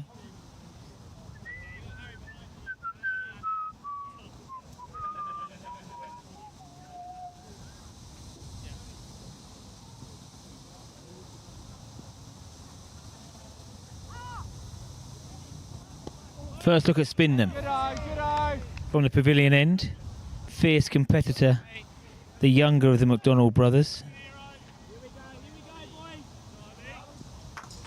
Wicket time, everyone knows it. That's what's needed. Ripping that ball into the turf. Good boys.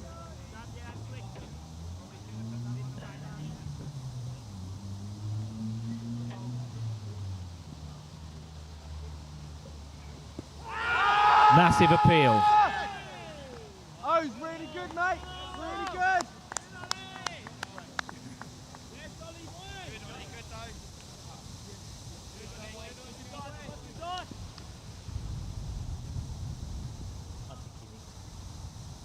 I think that was an inside edge.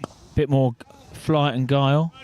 Udianga milks the bowling to the fielder on the straight boundary.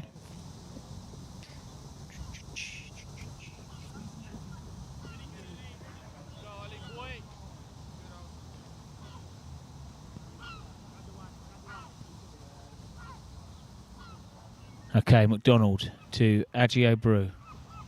Shorter.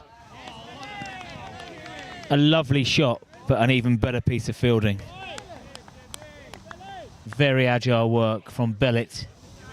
Up point. Full stretch. Right hand, clean pickup. Bit of flight.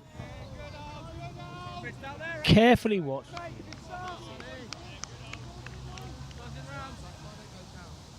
One from the over. Hailsham getting through. As I say, even though the partnership has developed, it hasn't got away from Hailsham.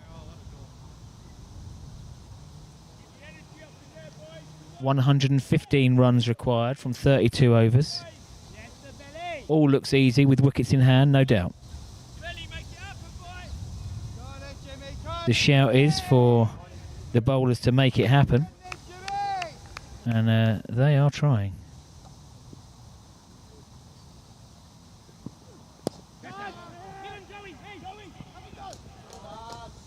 Ball went to the left of Clarkson, slightly on his heels.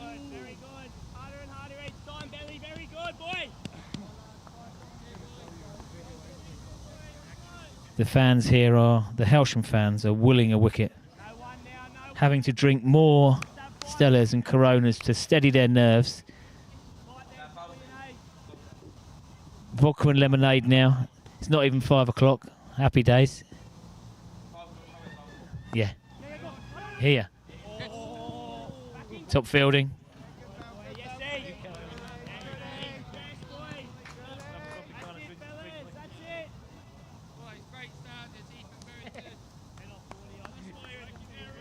Here. Brilliant. Hey, not too deep, please. Come on, boys. Couple of wickets, yeah. Okay, here we go. Come on. So Bellet has settled in well. Come on. But Hailsham need that breakthrough. Bellet to Agio Brew. Covers up really well.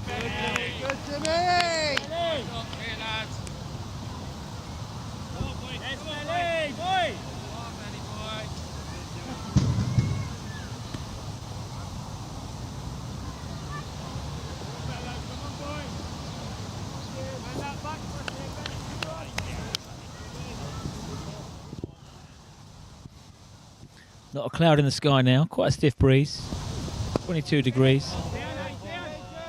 Just these last few overs now has started squeezing again. Adianga has continued, 38 not out. Agio Brew, 10 not out. Hasn't been completely without incident. Couple more overs till drinks.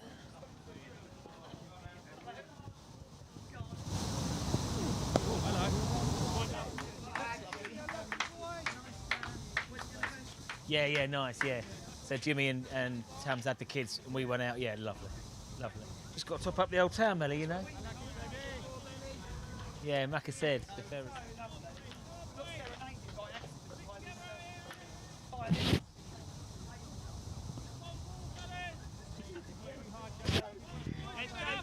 Okay, first looser delivery from Bellet.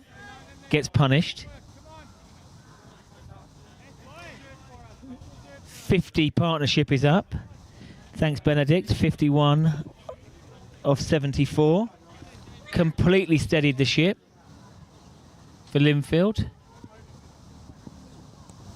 And another 4. Mind that finger, Jack. Mind that finger, son.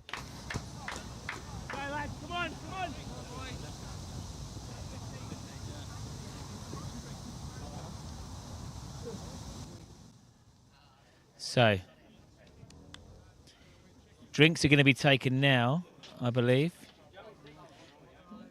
65 for 3 off 15. Winviz has Lindfield at 75% and Hailsham at 25%. We shall see how this pans out. See you in 5.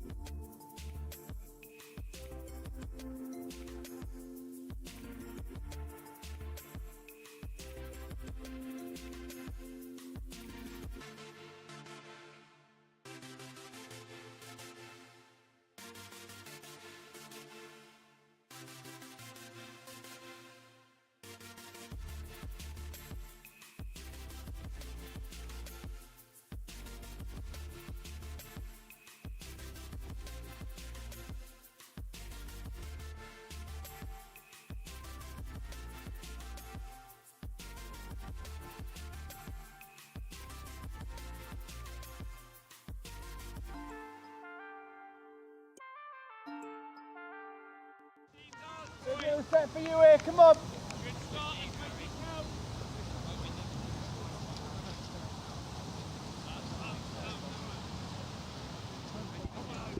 Okay, back from the drinks break. I would say that this next 5 overs is crucial to the outcome of this game. A different tactics from Hailsham here. Scouting fielders are out, all in front of the wicket to McDonald. 2 very straight fielders. And then a deep mid-wicket and a cover sweeper. McDonald into his work. It's funny how a break, the momentum was going very much Lindfield's way. Their top 2 run scorers settled in fully, a partnership of 55. Hailsham are hoping that the break has disrupted something.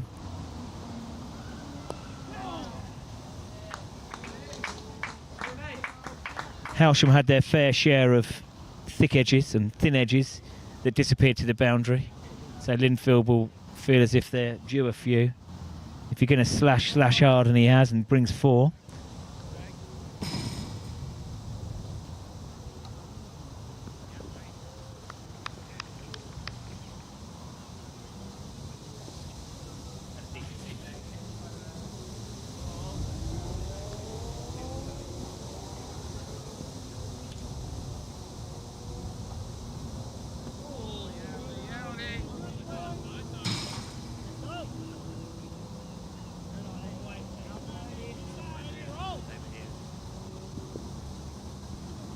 So the Sri Lankan overseas settled in here.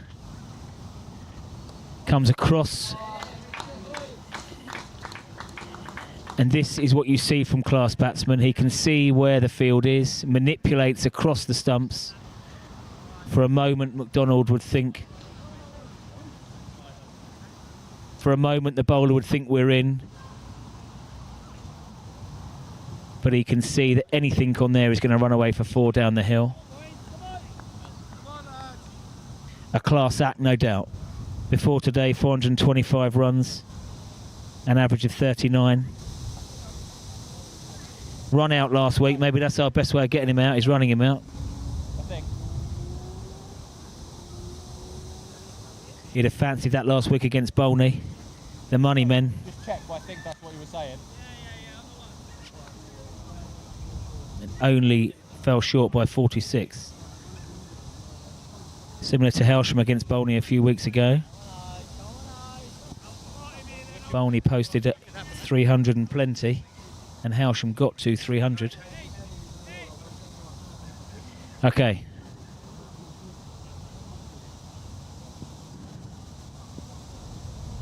Does McDonald have a reaction?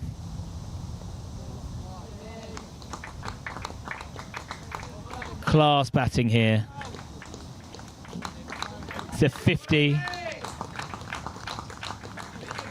from the Sri Lankan master. A tough day for batting, and he's made it look easy. If he hangs around for another 20 minutes, this game will be much too over. I would think that it's time for Clarkson to be introduced. 10 for 3 Lindfield were in this chase. There was hustle and bustle in the changing room. Pads flying everywhere. But now, a much more settled approach. 12 off the over, 3 fours.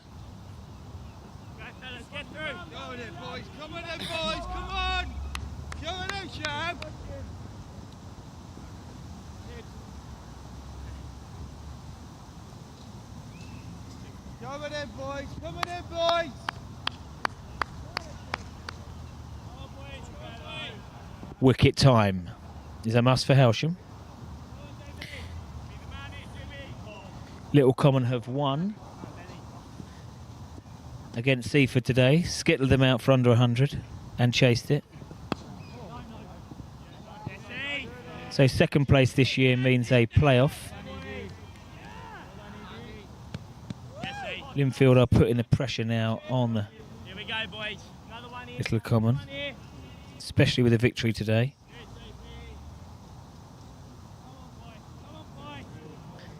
Need a bit of magic, Hailsham. They need to go bang bang here. You'd think that little Lindfield would need to be 100 for 5, 100 for 6 to have Hailsham back in the game.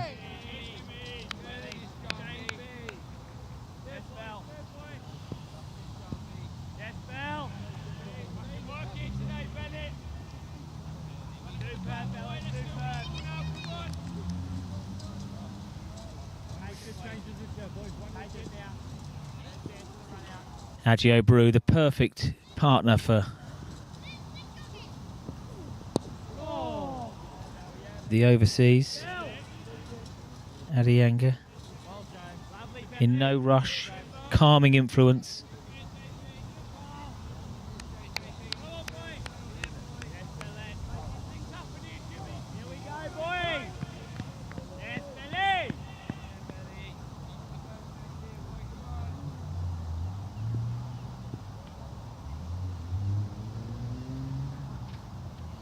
Bellet searching for that Yorker. Well played.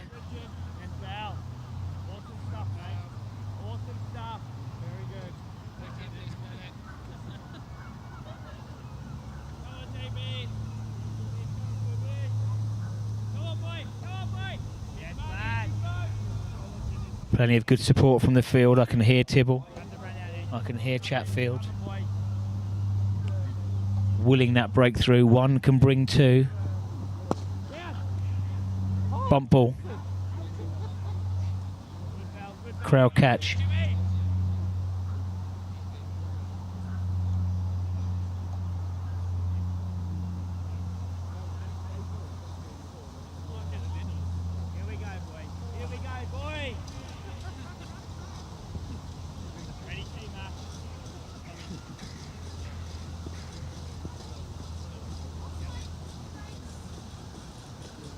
Bellet. Trusty competitor. Hit these good lines and lengths, to be fair. The runs came off the last over, and these two are going to take no risks. That's a maiden from Bellet. I wonder if McDonald will continue.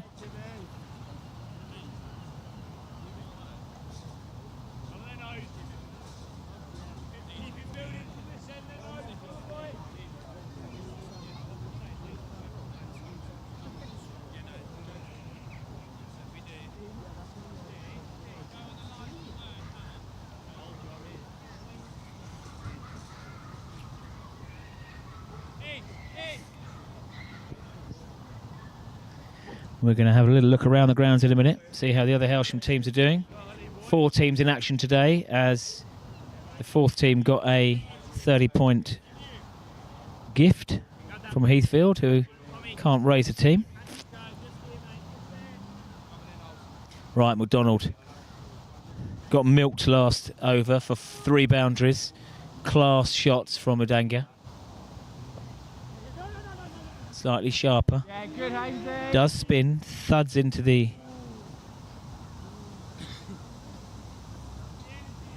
hip guard. No run taken.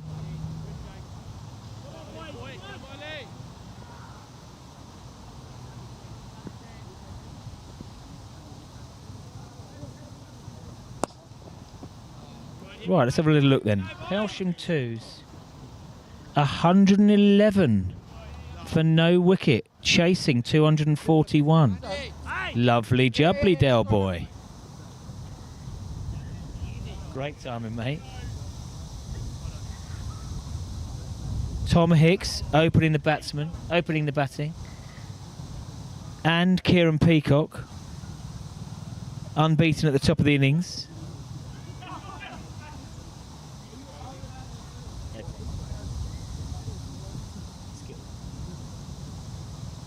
McDonald back into the action here. Wide. Well taken by the Gloveman. The 3rd team in a crucial game.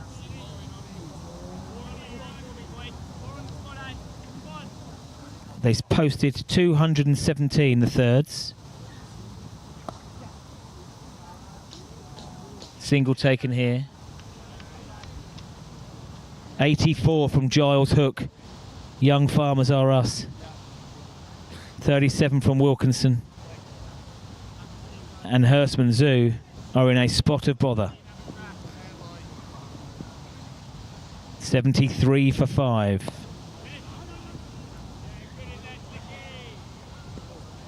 With Shibin doing some work. 2 for 6. Leg spinner Crouch is on. 1 for 8. The seconds and thirds are looking good for victory. Let's head to the fifths. Away at Willingdon threes. Posted a competitive 172. With my old mate Henry Mortimer. 50. Good boy. Top scoring. And Willingdon are 40 for 2 in return.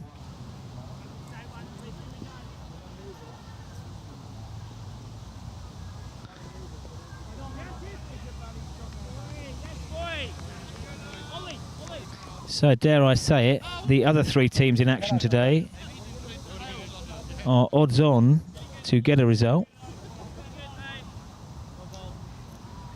Arsenal 0, Athletic Bilbao 0. Over 5 seasons now without a trophy for the poorer team in North London. The prolific Tottenham Hotspur, European champions, leading the way. But we're not going to talk too much about football just yet.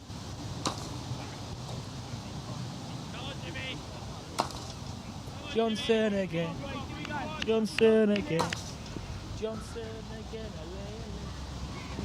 James Bellett. Wide. Come on, Belzy! Come on, boys! Look, we had a little warm up against Bayern Munich last week. We weren't really ready. We've got PSG next week. That could be about 10 0. Come on! I'm going to Burnley. Going to Burnley on this weekend. Take this chance, boys. Take it out. Take it now.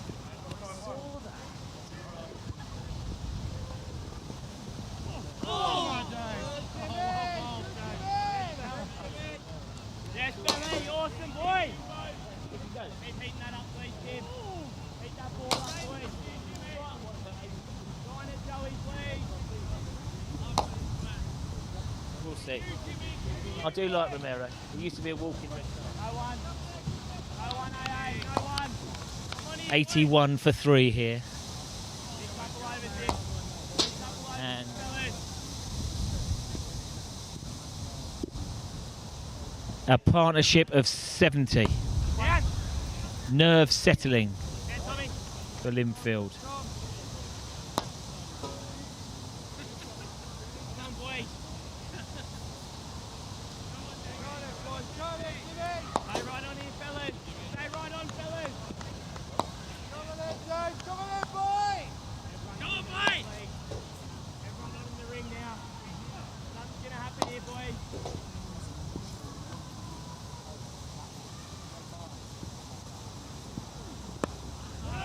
Solid defence. Agio Brown. I think if we had floodlights, he'd still be here at midnight tonight. Very calm.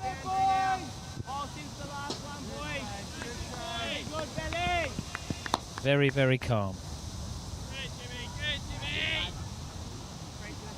Brighton 1, Wolfsburg 0. 1-0 up. Someone in blue and white. It doesn't say. Wolfsburg. There you go, mate.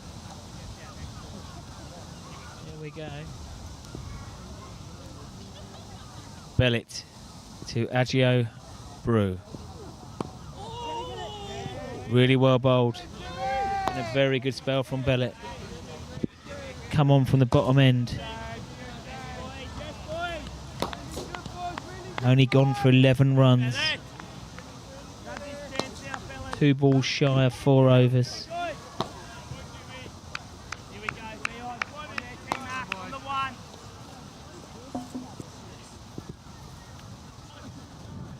Bellett from the Tommy Walder end. Shorter. Doesn't bother Agio Brown at all. rides the bounce. No run. Ethan Dorber.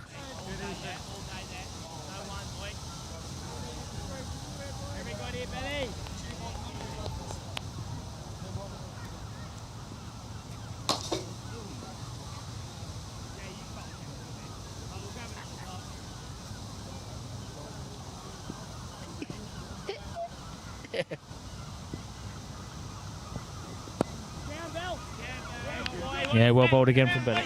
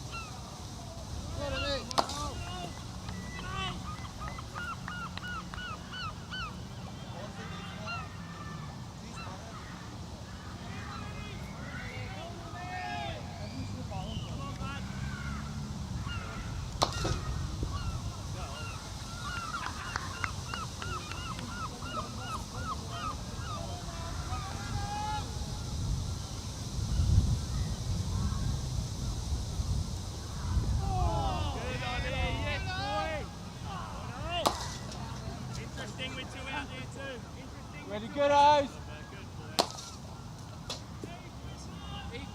Ethan, boys, can you leave him alone? Go.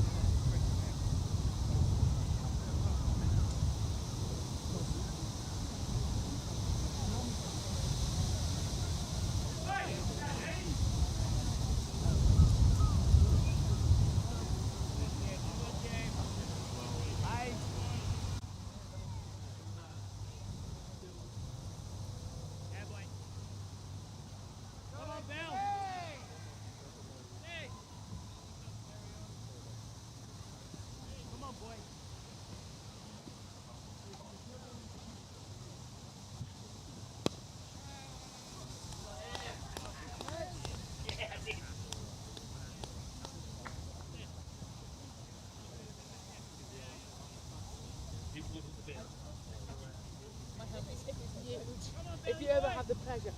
If you ever have the pleasure of picking one of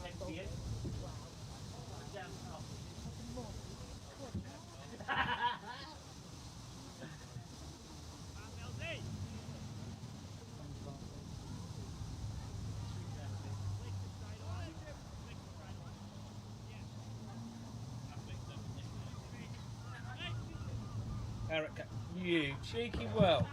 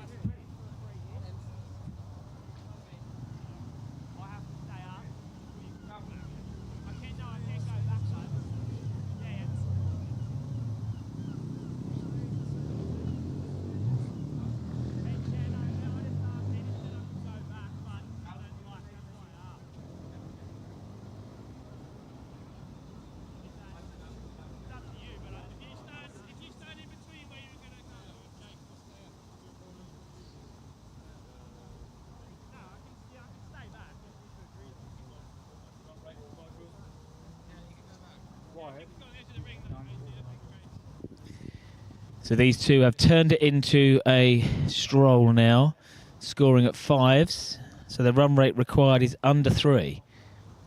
Hailsham in desperate need of a breakthrough. And no ball has brought a catch.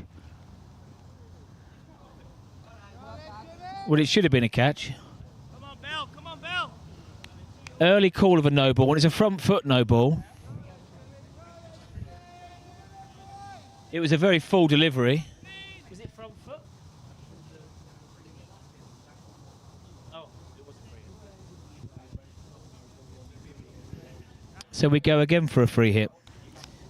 This is what happens when I'm doing my shoes up and eating cake and not watching the cricket.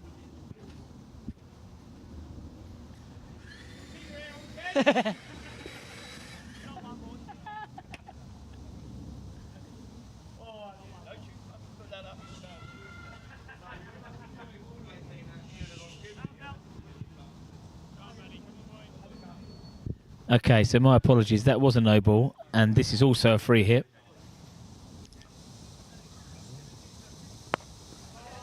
Stepped across, a nice ping. Nice shot for one. Well fielded in the deep. So Bellet somehow gets out of the over.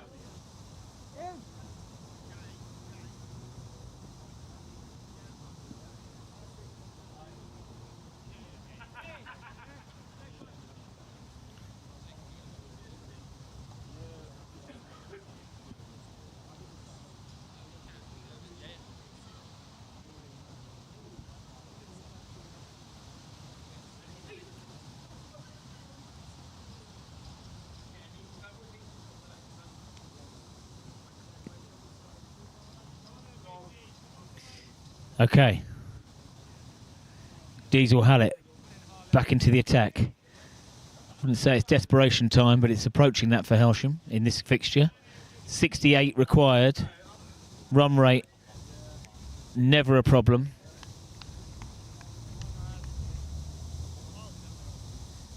Diesel with 3 overs remaining.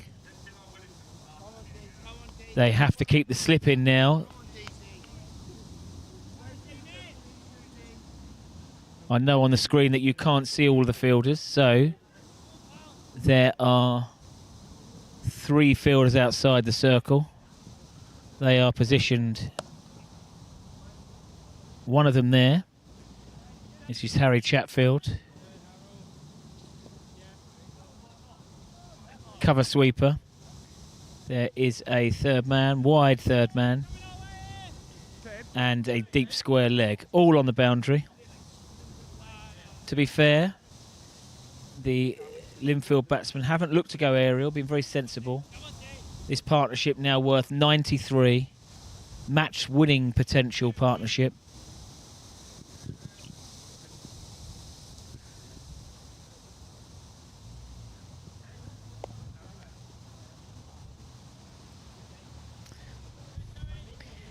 And what Udayanga has done is manipulated the field perfectly. Come on, here, boy.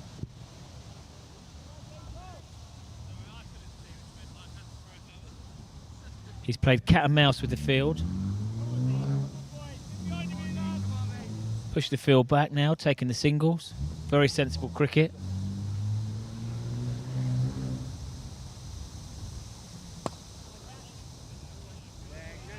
Adjo Brew is not interested in advancing down the track. Stays, watches the ball intently, plays it late, which is the best way to... Scotty Pearce, Australian legend. In my top 10 favourite Australians, I've only got 10. Oh, it's top 5, sorry. Well, no, he's an Arsenal fan, so I found that about that. Kylie Minogue, Danny Minogue are the top 2 still. Dave Medner-Everidge. And Postecoglou.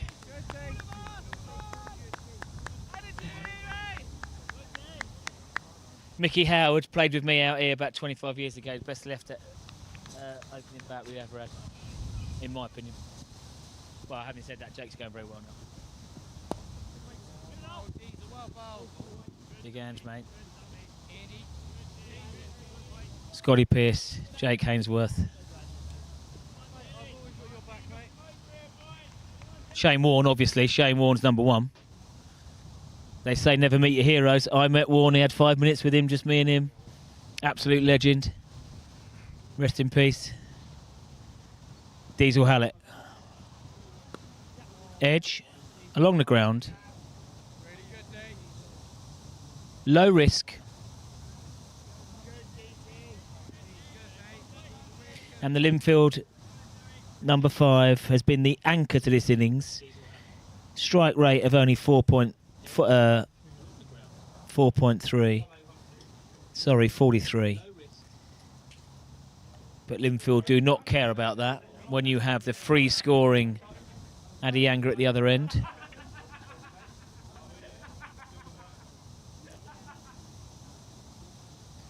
And at the moment, this game is only going one way. 65 runs required, 24 overs. Start the car.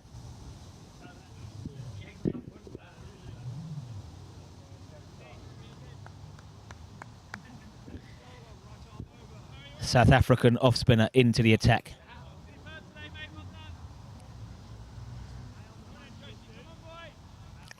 Hailsham drinking at the last chance saloon now. Diesel Hallett back into the attack.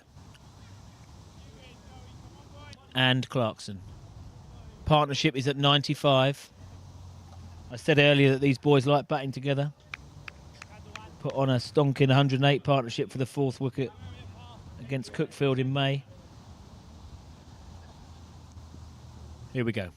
Good, Joey. Good stop, boy.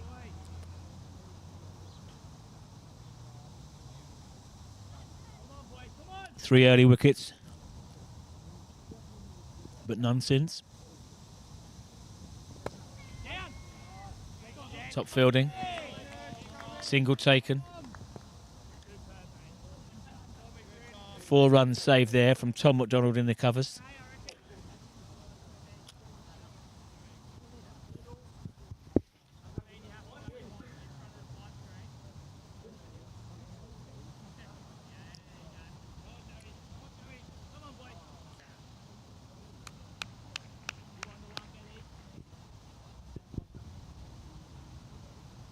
(106 for 3).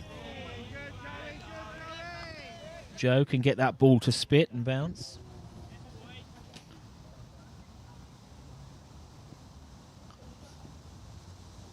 Have to question whether Hailsham... A massive appeal.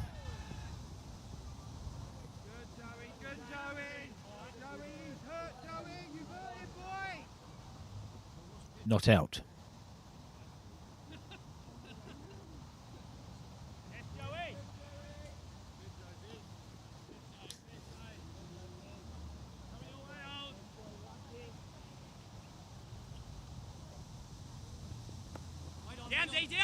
Played it well. But also Diesel Hallett, the big opening bowler, managed to get down. A trusty knee on the ball.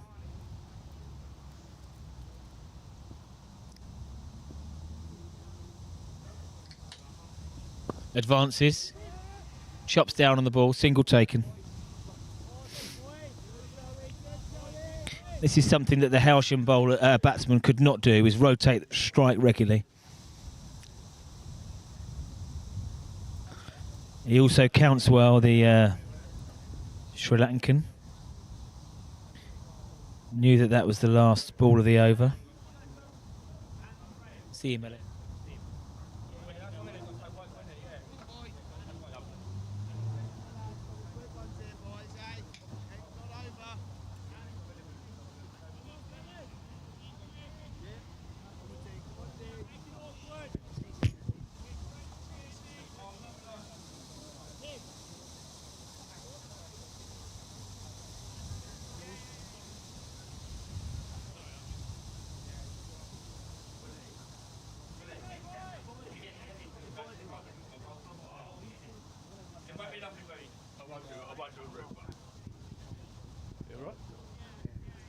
Do you hear about the bloke who his mate come round, he lost his job, he was a tandem skydiving bloke.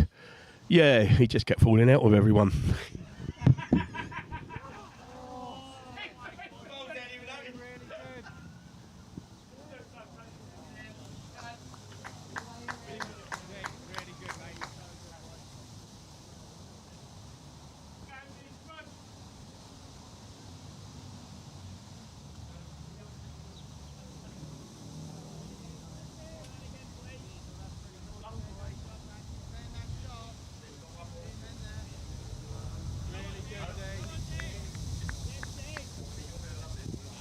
I've been doing some work in my bedroom and my missus said, can you pass my lip balm? Instead I give her a glue stick. She ain't spoke to me since.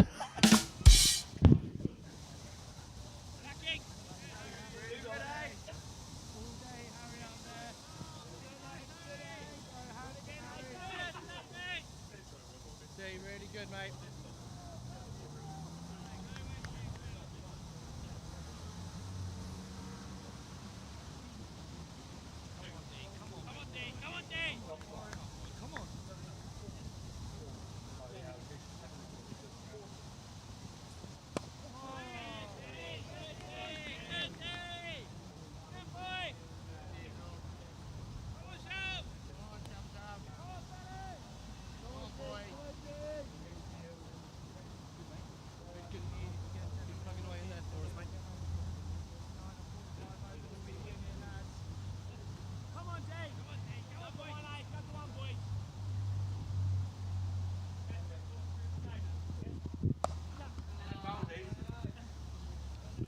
Great to see Kenneth National down here, celebrating his 75th birthday today.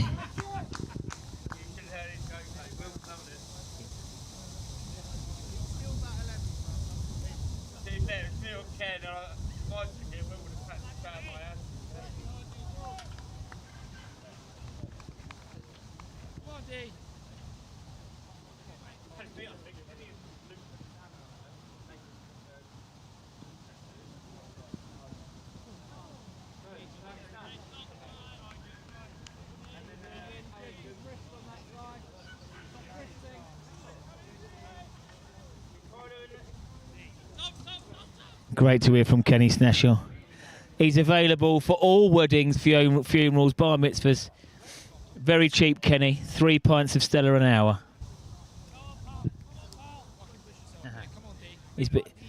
He's been desperate to give up smoking. I told him use the patches. Put a patch on each eye. You can't find your lighter anywhere.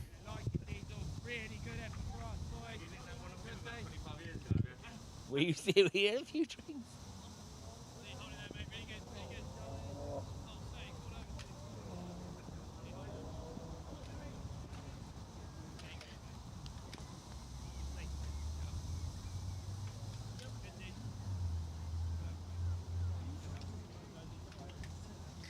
Well, this game, they've turned it into a bit of a cakewalk, these two batsmen. We'll have a little look around the grounds now.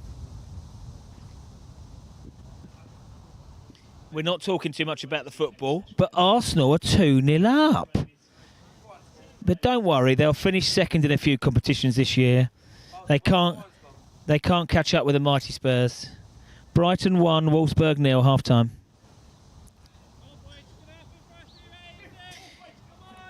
Sheffield United 1, Bristol City 1. Anyway, back to the cricket. It's the cricket season. 4 runs.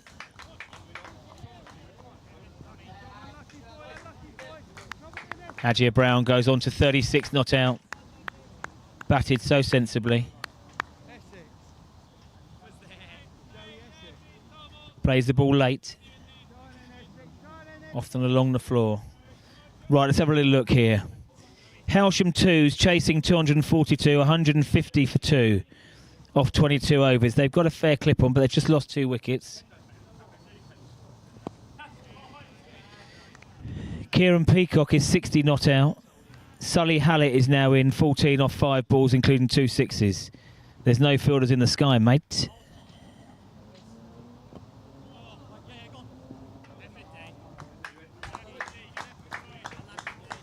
Four more here. The third team, another crucial game.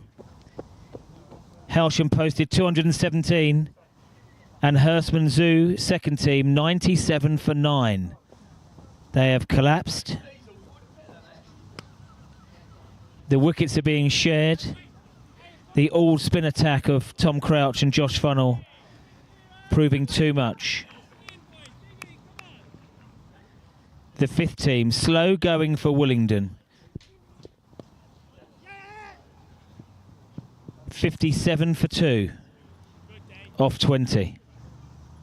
Chasing 173. They need to go out a runner ball to get that. So 3 out of the 4 Hailsham teams today are looking on top. Clarkson into his work. A massive partnership here, 116.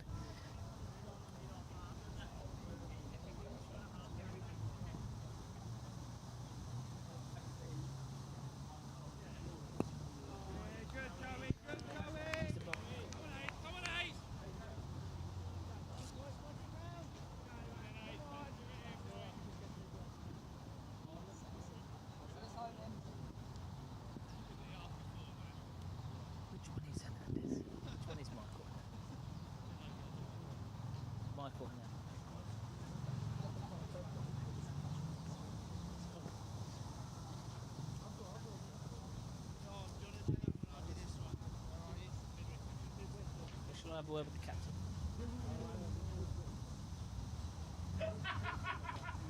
Captain Morgan.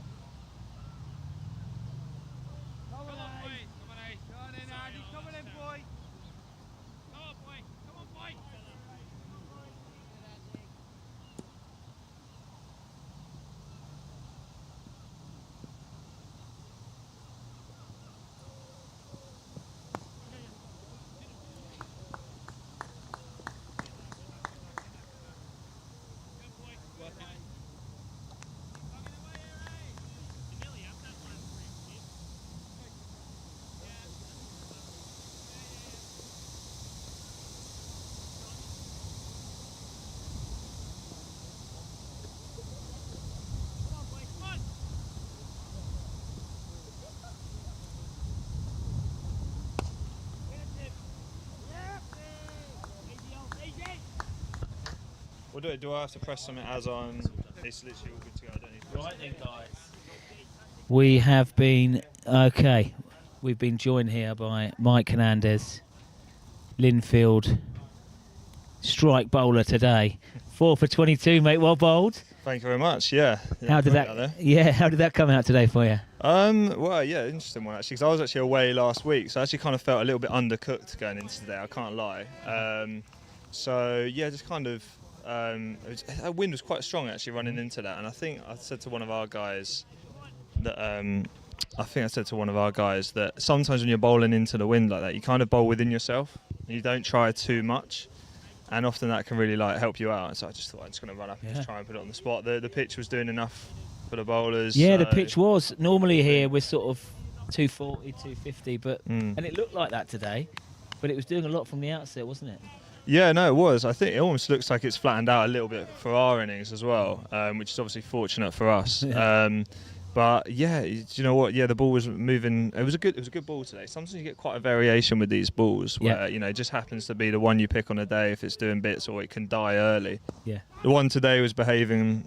It was in good nick throughout. Yeah. It's quite handy having a mesh at mid off, because he does a good job with it, keeping the shine on. He's a top cricketer, isn't he? Yeah, no, he's a super bloke as well. Really, really nice guys. We find that any Sri Lankan that I've come across before, always the nicest bloke. Yeah, can't fault them whatsoever. So yeah, sure thing. Yeah. So have you played for Lindfield your whole career?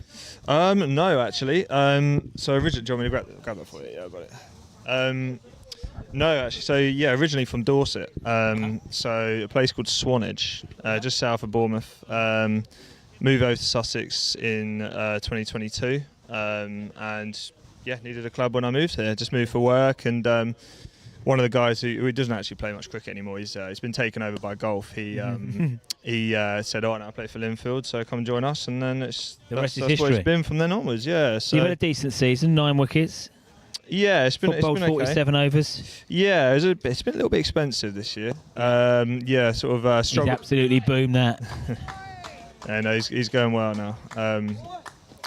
Yeah, he's actually been a little bit out of nick recently with the bat, so this is good to see. Obviously, from our perspective today, that he's finding a bit of form again. So, but no, I have to be honest. Actually, this is the best it's sort of come out for me today. It's been a bit in between this season. Some weeks good, some weeks it's you're at the top of your mark thinking, just don't bowl a wide.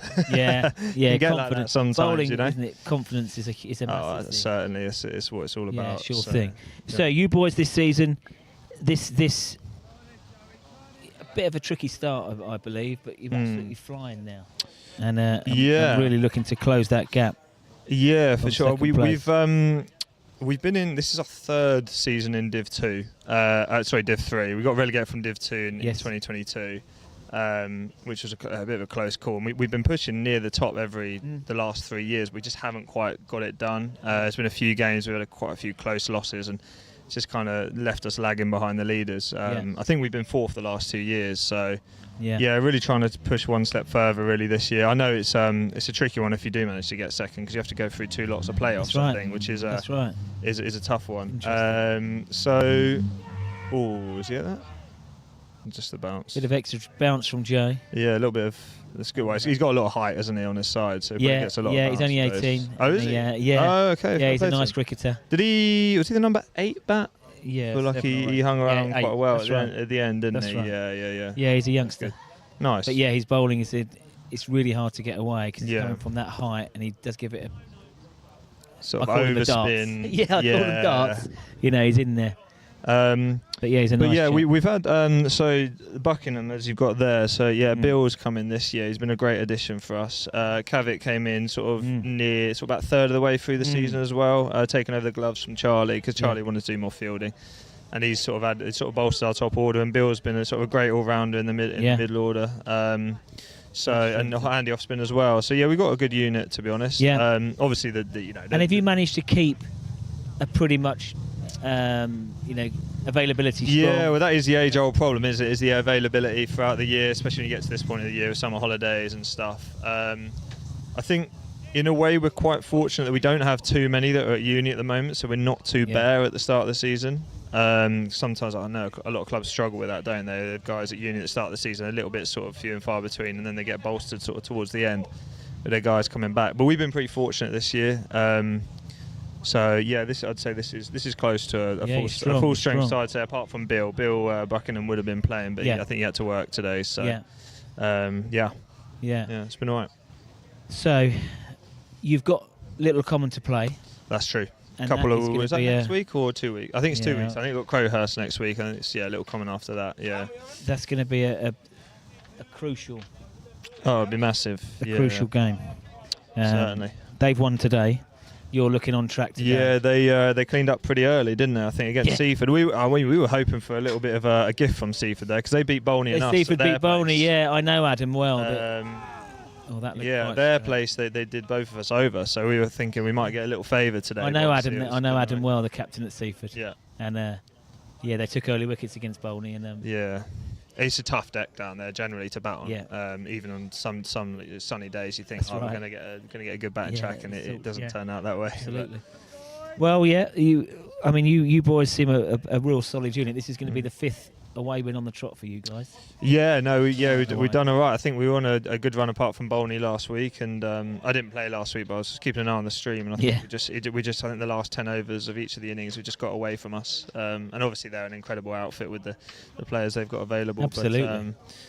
So you guys had a really strong start to the season, didn't you? If I remember right. Yeah, we after 4 we had played 4, 1-2 and lost 2. Okay. And the only 2 we had lost was to Bolney and Little Common. Well, fair enough. Yeah. But we knew coming up that this would be a transitional season for us as long as we, didn't go back down. Just consolidate the position in the table, and you'd always take that. It's just been the last. This will be our 5th loss in a row.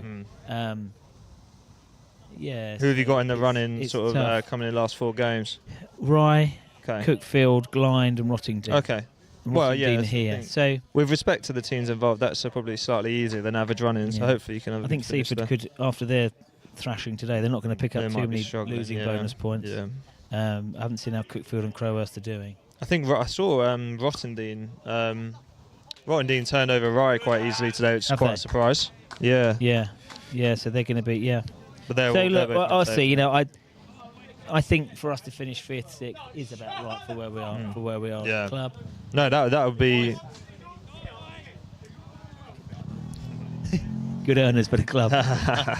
Potty mouth. No, that would be super ideal for you guys if you manage to find 5 or 6 or something like that. That would be a great season. And Jake, 6, 8, 7 is that now? Is that after today as well? Is it? Just before today, so he's got 39 to add on to that. Yes, he's done the early 700s. He's been exceptional. Is he first year with you guys? First year of overseas, so 250s, 300s.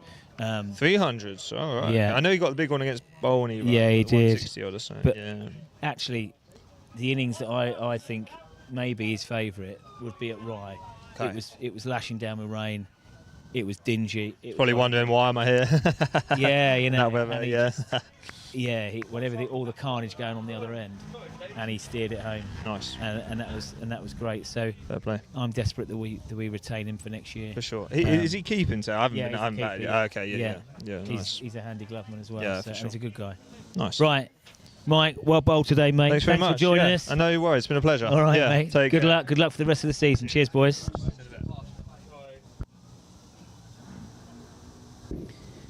What a good guy.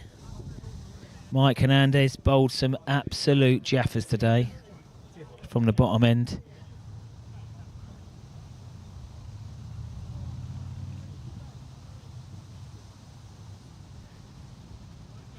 He really did. He came on to bowl just when Tibble had a spurt of boundaries and continued taking the wickets. The mid-order collapse in innings only rescued by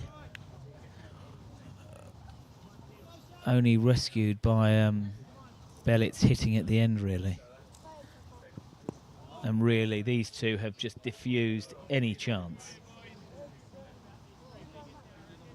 of Hailsham getting back into this run chase.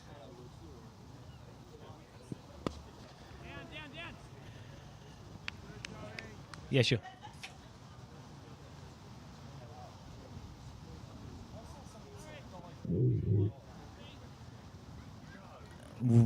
A partnership now of 131. They've had some massive fourth wicket partnerships this year. 209, 118, and now 131. And James Agio Brewer's featured in every single one of them.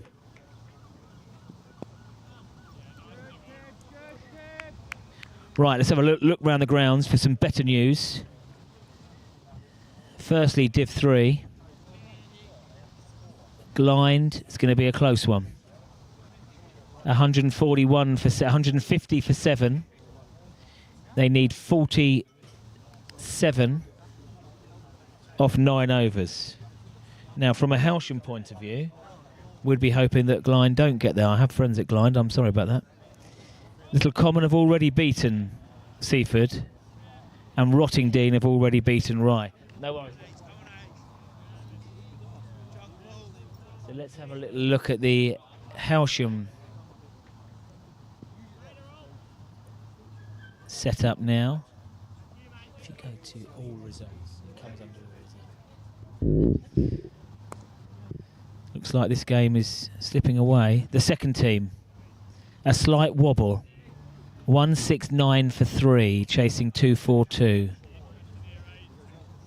So they need 72. Sorry, check that. 73 off 13 overs. The reason why I say it's a bit of a wobble, we haven't been great at chasing down large totals. Great news from the third team. A must-win game to chase promotion, and they have a full 30 points. They have beaten Hurstman Zoo 2s by 114 runs, a comprehensive victory. And the fifth team are looking on for victory here. Willingdon are making slow progress. 78 for 5 now, chasing 173 to win. Henry Mortimer top scoring with 50. No doubt we'll hear from young H later on. So we're hopeful if the 2s can get home, and they will need to, that this could be 3 out of 4 victories. So I'm just looking now at Imesh Udiyanga. He's 11 away from a century, and he's accelerated his run rate. He's now 89 off 84. 23 runs to go. And he needs 11.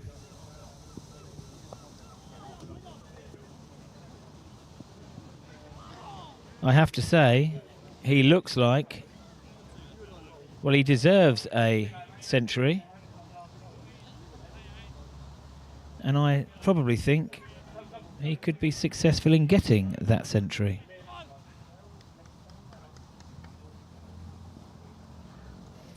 Wills, what do you think of this partnership, my friend?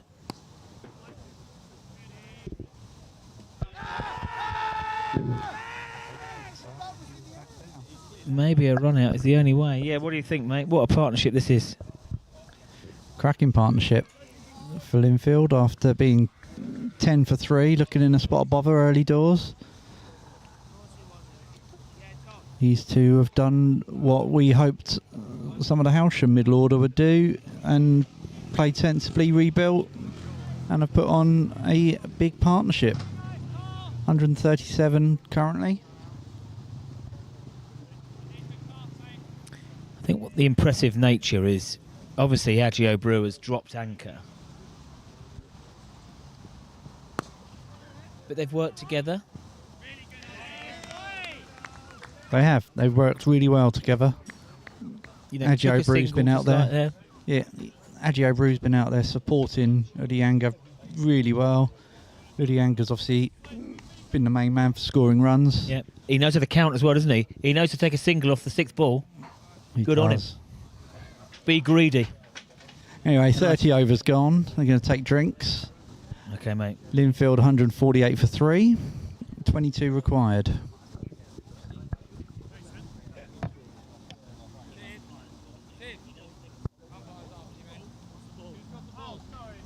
Tim's is blocking. He's joining one side a lot.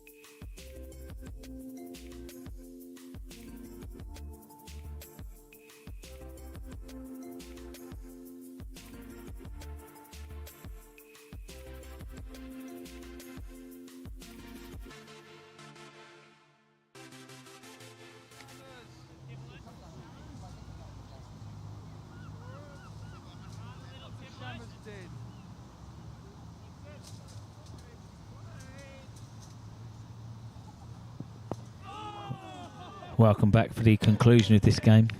It only seems to be going one way. 148 for 3. A huge partnership of 138. And Harry Chatfield has watched that very well.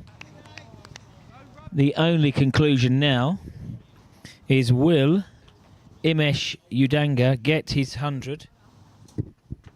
He requires 10. That's one of them. Still needs 10.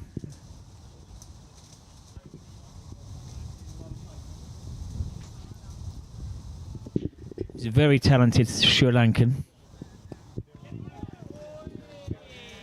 who has steered this innings superbly. Roughly a runner ball, 90. 10 required for 100. Make that 6 required for 100.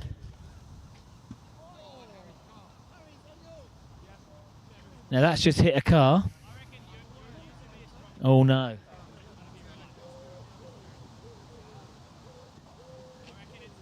Oh dear.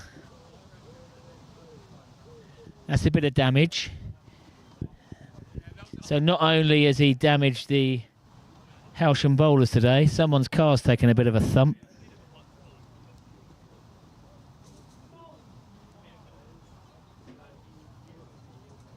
Lovely to catch up with Mike Hernandez today.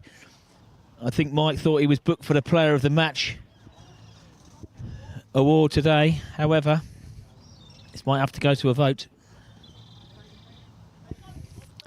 Especially if Udayanga gets 6 more runs.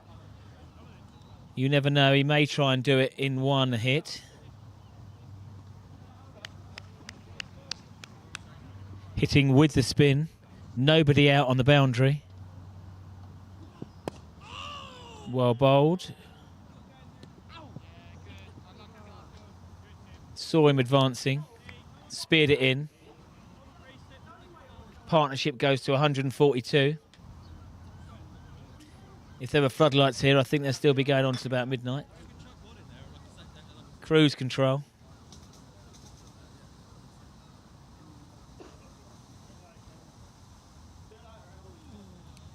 And after the initial burst from the Hailsham openers, struggled to make inroads.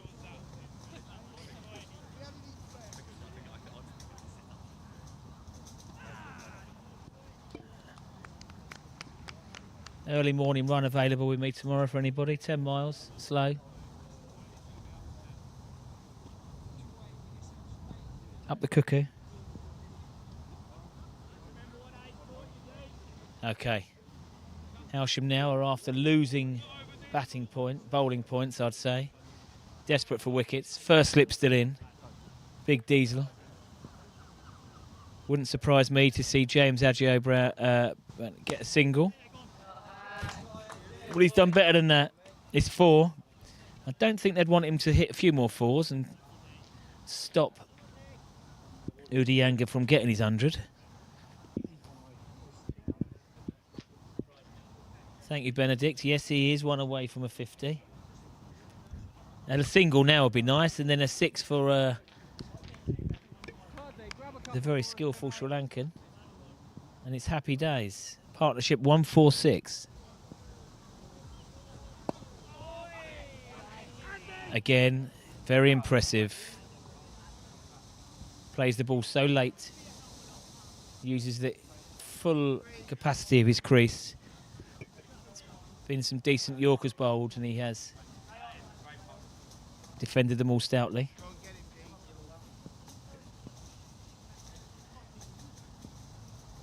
Hallett, Adjio Brown. Dot ball. So Hailsham travel to Cookfield, Rye. No, Rye come here. 5 losses on the bounce this would be. Desperate need now for a 30-pointer.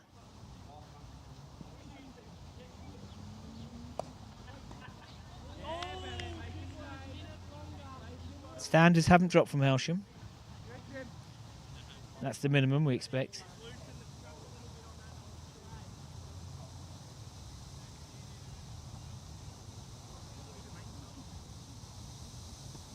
Lindfield looking to return to Division 2 after a few seasons in Div 3.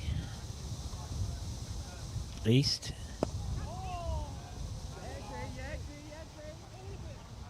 Diesel down but not out. Took 2 early wickets in his first 2 overs, and at that stage we thought the impossible was on. But he's just about to finish off his spell. Sorry, 1 wicket in his opening spell. Last ball, 1 for 39 at the moment.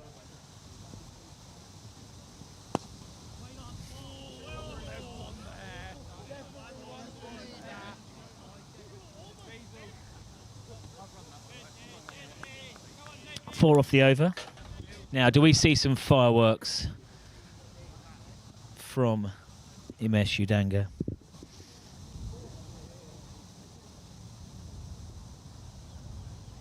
We've seen some classy hundreds this year. Malcolm Johnson.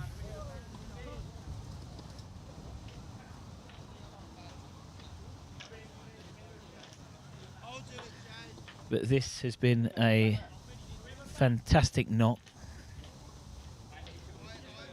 Oh no.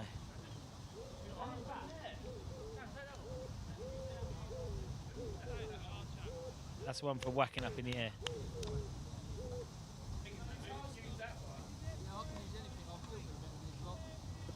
Careful for...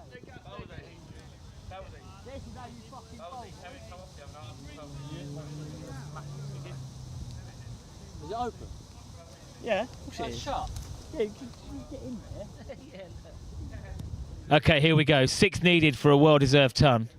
Yeah, good belt. Tibble says you're not getting it against me. James Bellett back on. Who bowled some... He did string together lots of dots earlier, Bello. Yeah, he batted really well, Kenan. Batted really well. Came in, mate.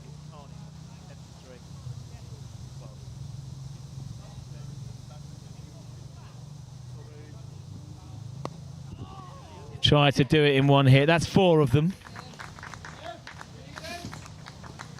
Himesh moves to 98. 150 partnership. I said earlier in my notes that they like to go deep. This skillful Sri Lankan, 98 off 95 balls. Hailsham may say they had a couple of decisions that didn't go their way early, but this has been a classy knock. 2 required.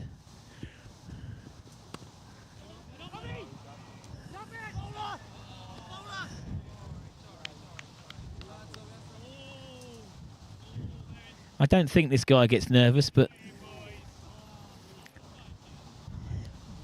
in the 90s can do funny things to players.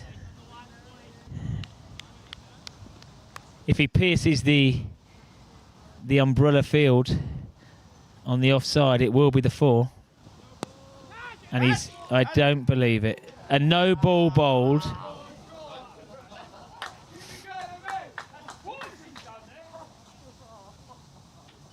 Okay, so whether Udayanga heard the shout of a no ball, I'm not sure. He seemed to dolly one up. The umpire did have his arm out. So now this is a gift. Not that the talented number 4 from Lindfield needs any gifts. He's got a free hit, 2 needed for his ton. And there it is, a fantastic knock.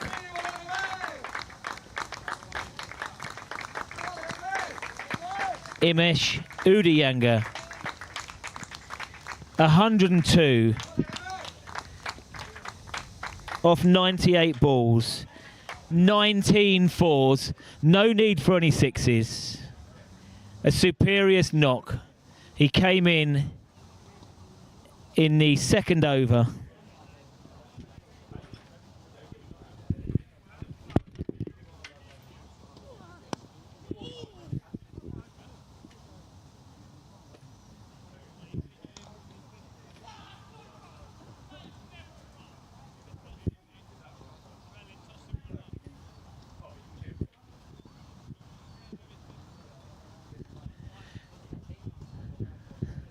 So,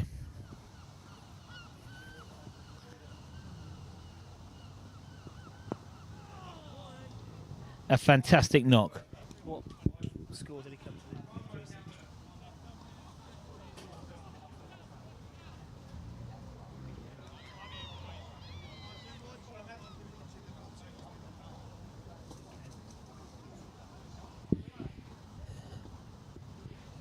So he came in, Umesh Udiyanga, he came in at 4 for 2. And now we're at 165 for 3. A fantastic knock.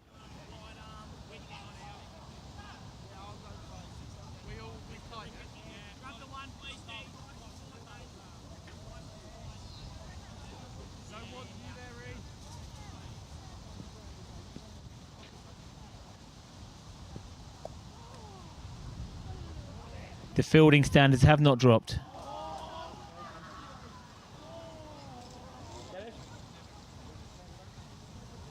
The only part now will be a well-deserved half century for James Agio-Brew, improving his average from 37 this year. These two guys are the top run scorers for Lindfield, and they haven't disappointed today. Top fielding again. But they've turned this chase into an absolute cakewalk.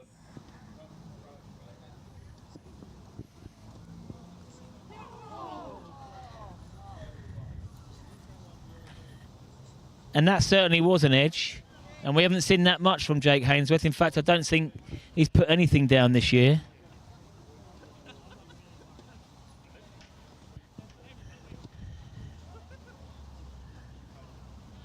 Tibble. 5 needed for victory. I don't think that would have hit another set, another stump. Wicketkeeper was making his way down leg.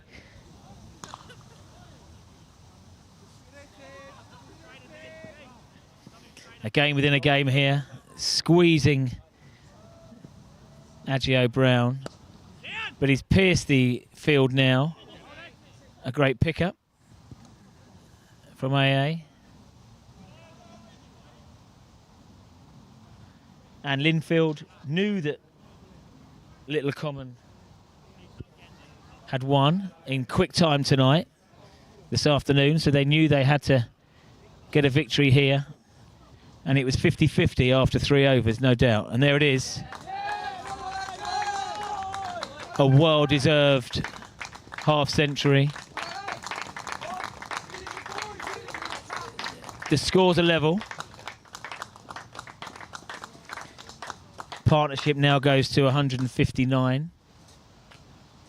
1 required for victory. Well deserved today.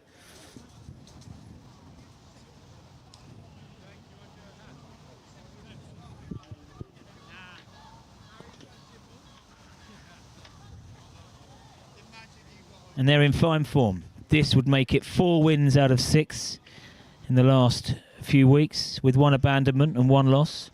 And the loss being to the Show Me the Money Bolney side.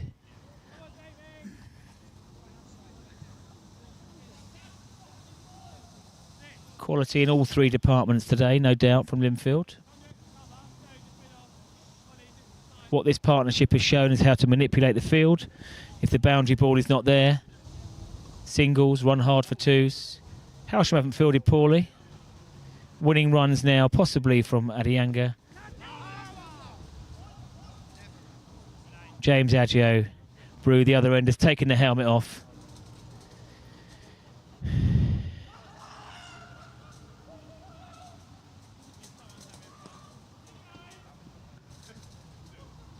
He deserves to score the winning runs here. The Lindfield number 4 came in when the score was 4 for 2. I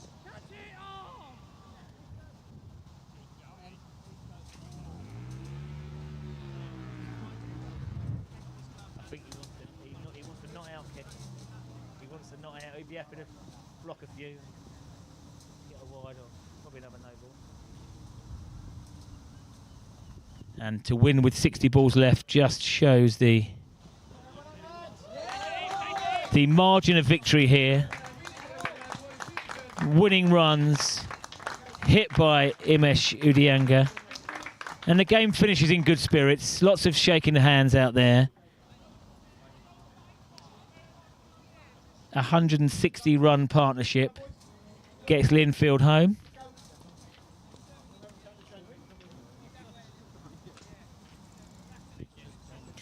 Nice to speak to Mike Hernandez earlier. Bowled a stonking spell. 4 for 22 off his 9. Damage was done early as well.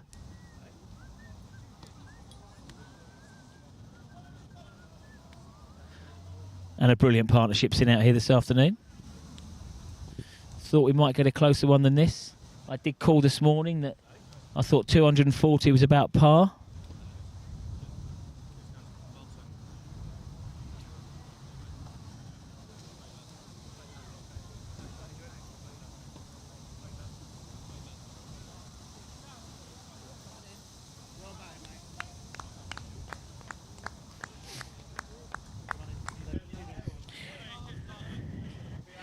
One of the best partnerships we've seen out here in many years.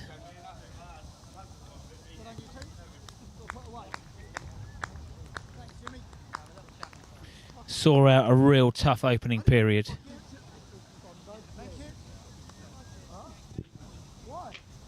Well batted.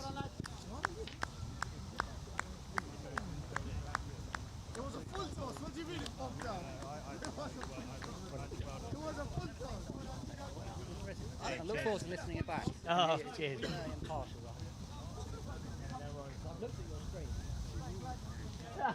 He's amazing. Will's amazing. Awesome. You know, and we just try and do it. Yeah. Yeah, we bad about our bowlers, but I've listened to it back, and it's all very impartial. It's brilliant. No, it's great. It's a cool little story. We have a front box, and I run. It's low budget. This is great. Hey, well played, mate. Good luck the rest of the season. Well bowled, mate. Well done. Cheers,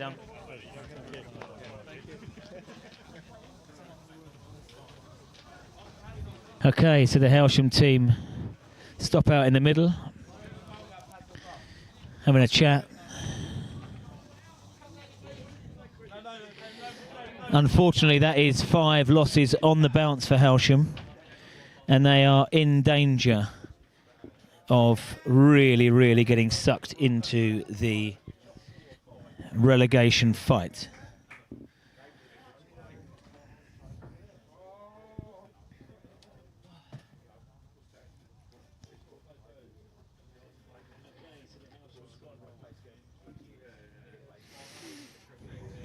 I'm just going to glance my eye across the other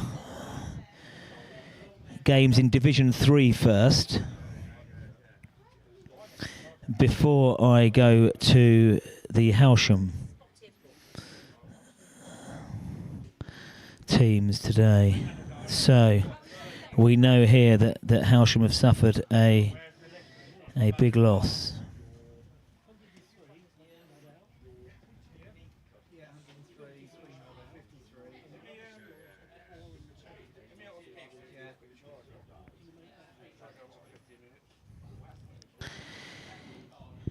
The Cookfield v Glynde game is very, very close. Glynde need 10 to win off 12 with 1 wicket left. I think from a Hailsham point of view, I think they'd be quite happy to see Glynde get those runs to keep Cookfield lower than them. We know the score here. Rottingdean have beaten Rye. That's nothing too much to do here. And Little Common, we know, have routed Seaford. Again, that was important result for Hailsham. So I actually believe that we want Glyne to chase these runs down.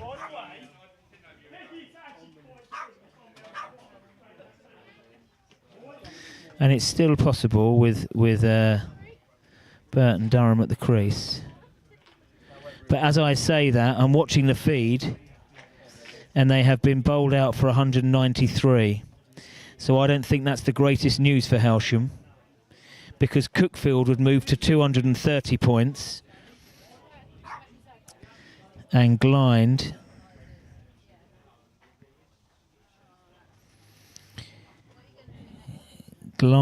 will also move potentially above Hailsham with the bonus points. They've been bowled out. I've just watched it on their feed. Bolney versus Cookfield we have not seen yet.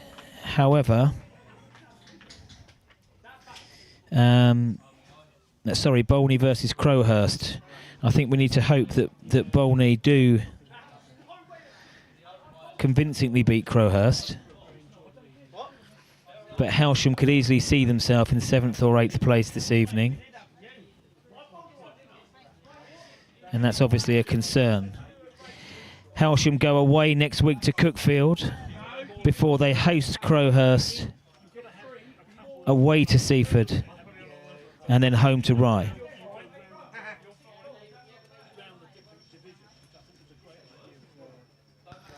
So this could be a nervous end to the season for Hailsham. As far as today goes, it was a comprehensive, in the end, victory for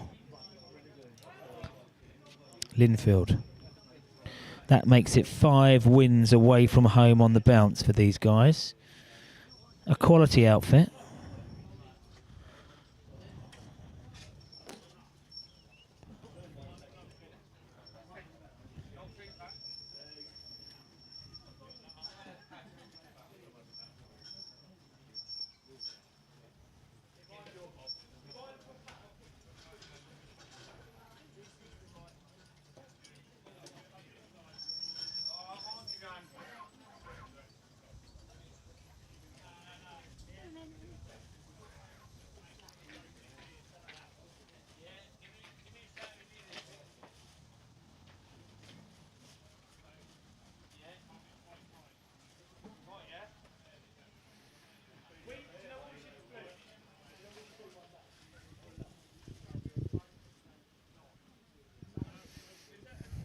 Right, me and Wills will get together now for a little summary of today.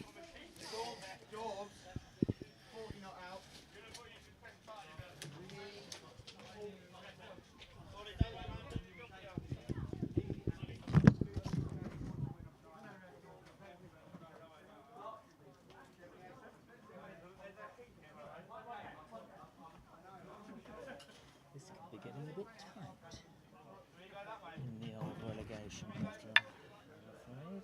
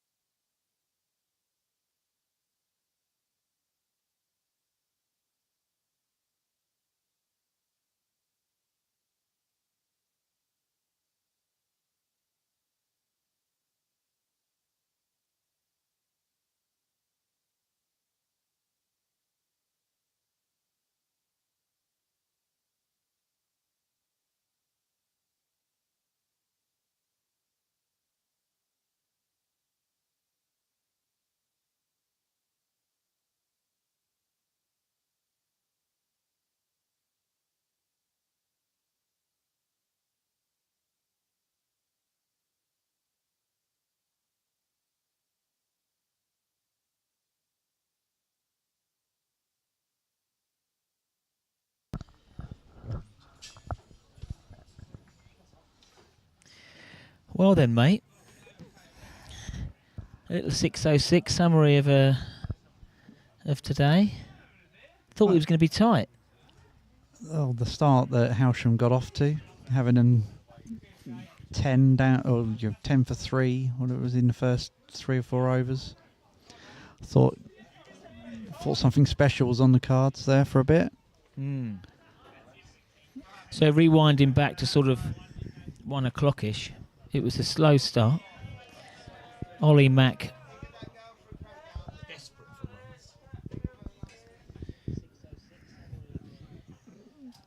And I suppose last year when he was getting off to such blistering starts, it took so much pressure off later on. It did.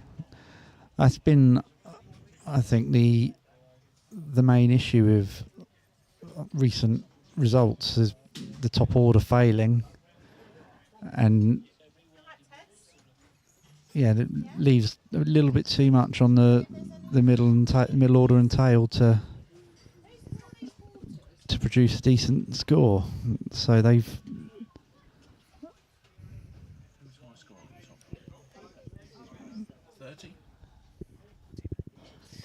Yeah, so just it leaves a bit too much for their middle order. Yeah. Where are we next week? Oh, you're not on? Oh, no, I'm at Spurs. Spurs, Burnley. I might not be here next week. There you go, away. Just having a little catch up with Macca here. And he's been there and seen it. Desperately disappointed. Because we know with this young squad, they are a young squad. Yeah. We need to remember this. For many of them, it's the first time they've been in Div 3. And I was speaking to Captain Morgan earlier. These guys, most of this squad have played in Division 2. Yes. They've been around for a while. Yeah, they've been. Lindfield. They were saying, well, they came down 4 seasons ago, Yeah. and they've been from Div 2, and they've been solid in Div 3 since, and they're obviously pushing to go back up. So they're an experienced side. They know their way around the division. They know how to perform. Yeah, in contrast to early season when Hailsham's top order were actually firing and scoring a few runs, which then gave a platform and license for the middle order and tail to go on and just add to that platform that has already been set. Yeah, Ollie's top score was the first game of the season, May. Yeah. Ethan Dorber's top score, first game of the season, May. Tommy got some runs last week. Sai hit a nice 50 against Seaford. Lovely to meet you. Yeah.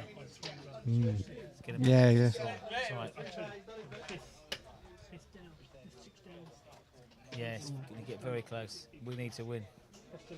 Thanks very much. Good to see you guys. Good luck. Yeah, lovely scorer from Lindfield, top guy. Didn't catch his name, but knows his cricket. Yeah, so a lot of those scores, a lot of those performances, mate, were at the start of the season, and we've not kicked on. And that's been, I think, the big difference, and it's shown in these recent results. Yeah. Yes, Jake scored a few big scores, but he's been the only one in the top order recently to have done so, and relying on. Yeah, absolutely right. Before today, others to stay with. No other batsman had scored over 260 league runs before today.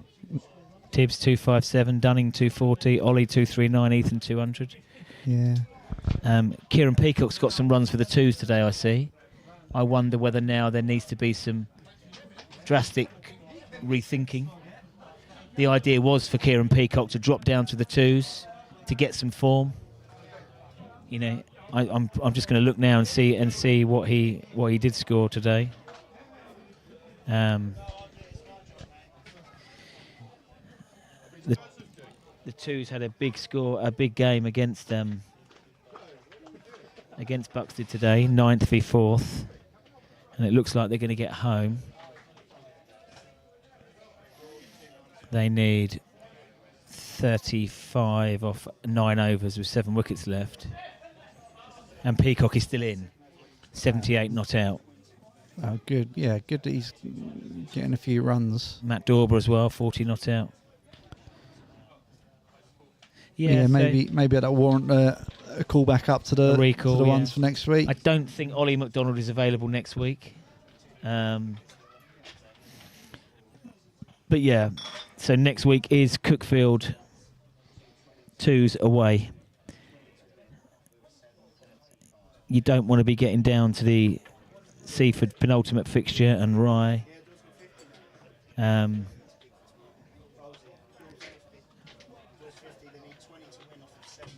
So that even though they've had some colossal collapses, that's done and dusted. That's crucial because that was 9th versus 4th today in Div 5. And again, for the club as a whole, Kieran Peacock has battered himself into some form. Matt Dorber knocking at the door now, as we were talking about the lack of runs coming here from the top order. I think they need to shake it up again, shake it up now, and the ones get in that top order. Yeah. Bring in the batsmen from the 2s who've scored a few runs. Seems like the only way. But second half, 10 for 3. We really felt it was 50-50. But then a brilliant partnership of 160. Yeah, 160 partnership. Put the game to bed. Classy knock from both of them, to be honest. Yeah. Yeah, well deserved of 100. A fine knock. Unbeaten, 103. Run a ball, 103. A few appeals went down from Hailsham. I know that they may have felt that they may have got the rub of the green and didn't get the umpire's decision, but that's part of it, mate, isn't it? That's part of it. You get some, you don't get some. You just got to roll with those, roll with the decisions. Yeah. Yeah. And keep going. I mean, they did not disgrace themselves in the field. The standards were high. Yeah, the fielding was good. There was some good fielding. A lot of boundaries saved in the covers with some sharp, really good fielding. But 63 balls left. They've chased it down. 169 was never enough. And no, you're right. And that's where the game was lost. Yeah. Yeah. However, the club as a whole today, seconds of one, thirds of one, fifths of one. Romilly's bought a dress. It's a good day. So yeah, as a whole, positive day for the club. Just not so positive for the ones. Yep. Yep. They're going to regroup and come again. Yeah. 2 victories out of the 4 needed. No doubt. So yeah, losing obviously bonus points now aren't going to get it done. No, goal now, stay in the division. But yeah, I've got on very well with the Lindfield boys. Yeah. Superb bunch. Play cricket well and fair. Enjoyed their day out. Right, mate. Good bunch of chaps. Good luck to them. And yeah, absolutely. Good luck to them. Okay. Thanks, mate. We'll Thanks for all your hard work this week. Yeah, we'll be back. We will be back for 2 weeks the time, next I think. home game. Yeah, a couple of weeks. Yeah, 2 weeks time. Crowhurst Park at home. Fabulous. So from me and Wills, have a great couple of weeks. Cheers all. Goodbye.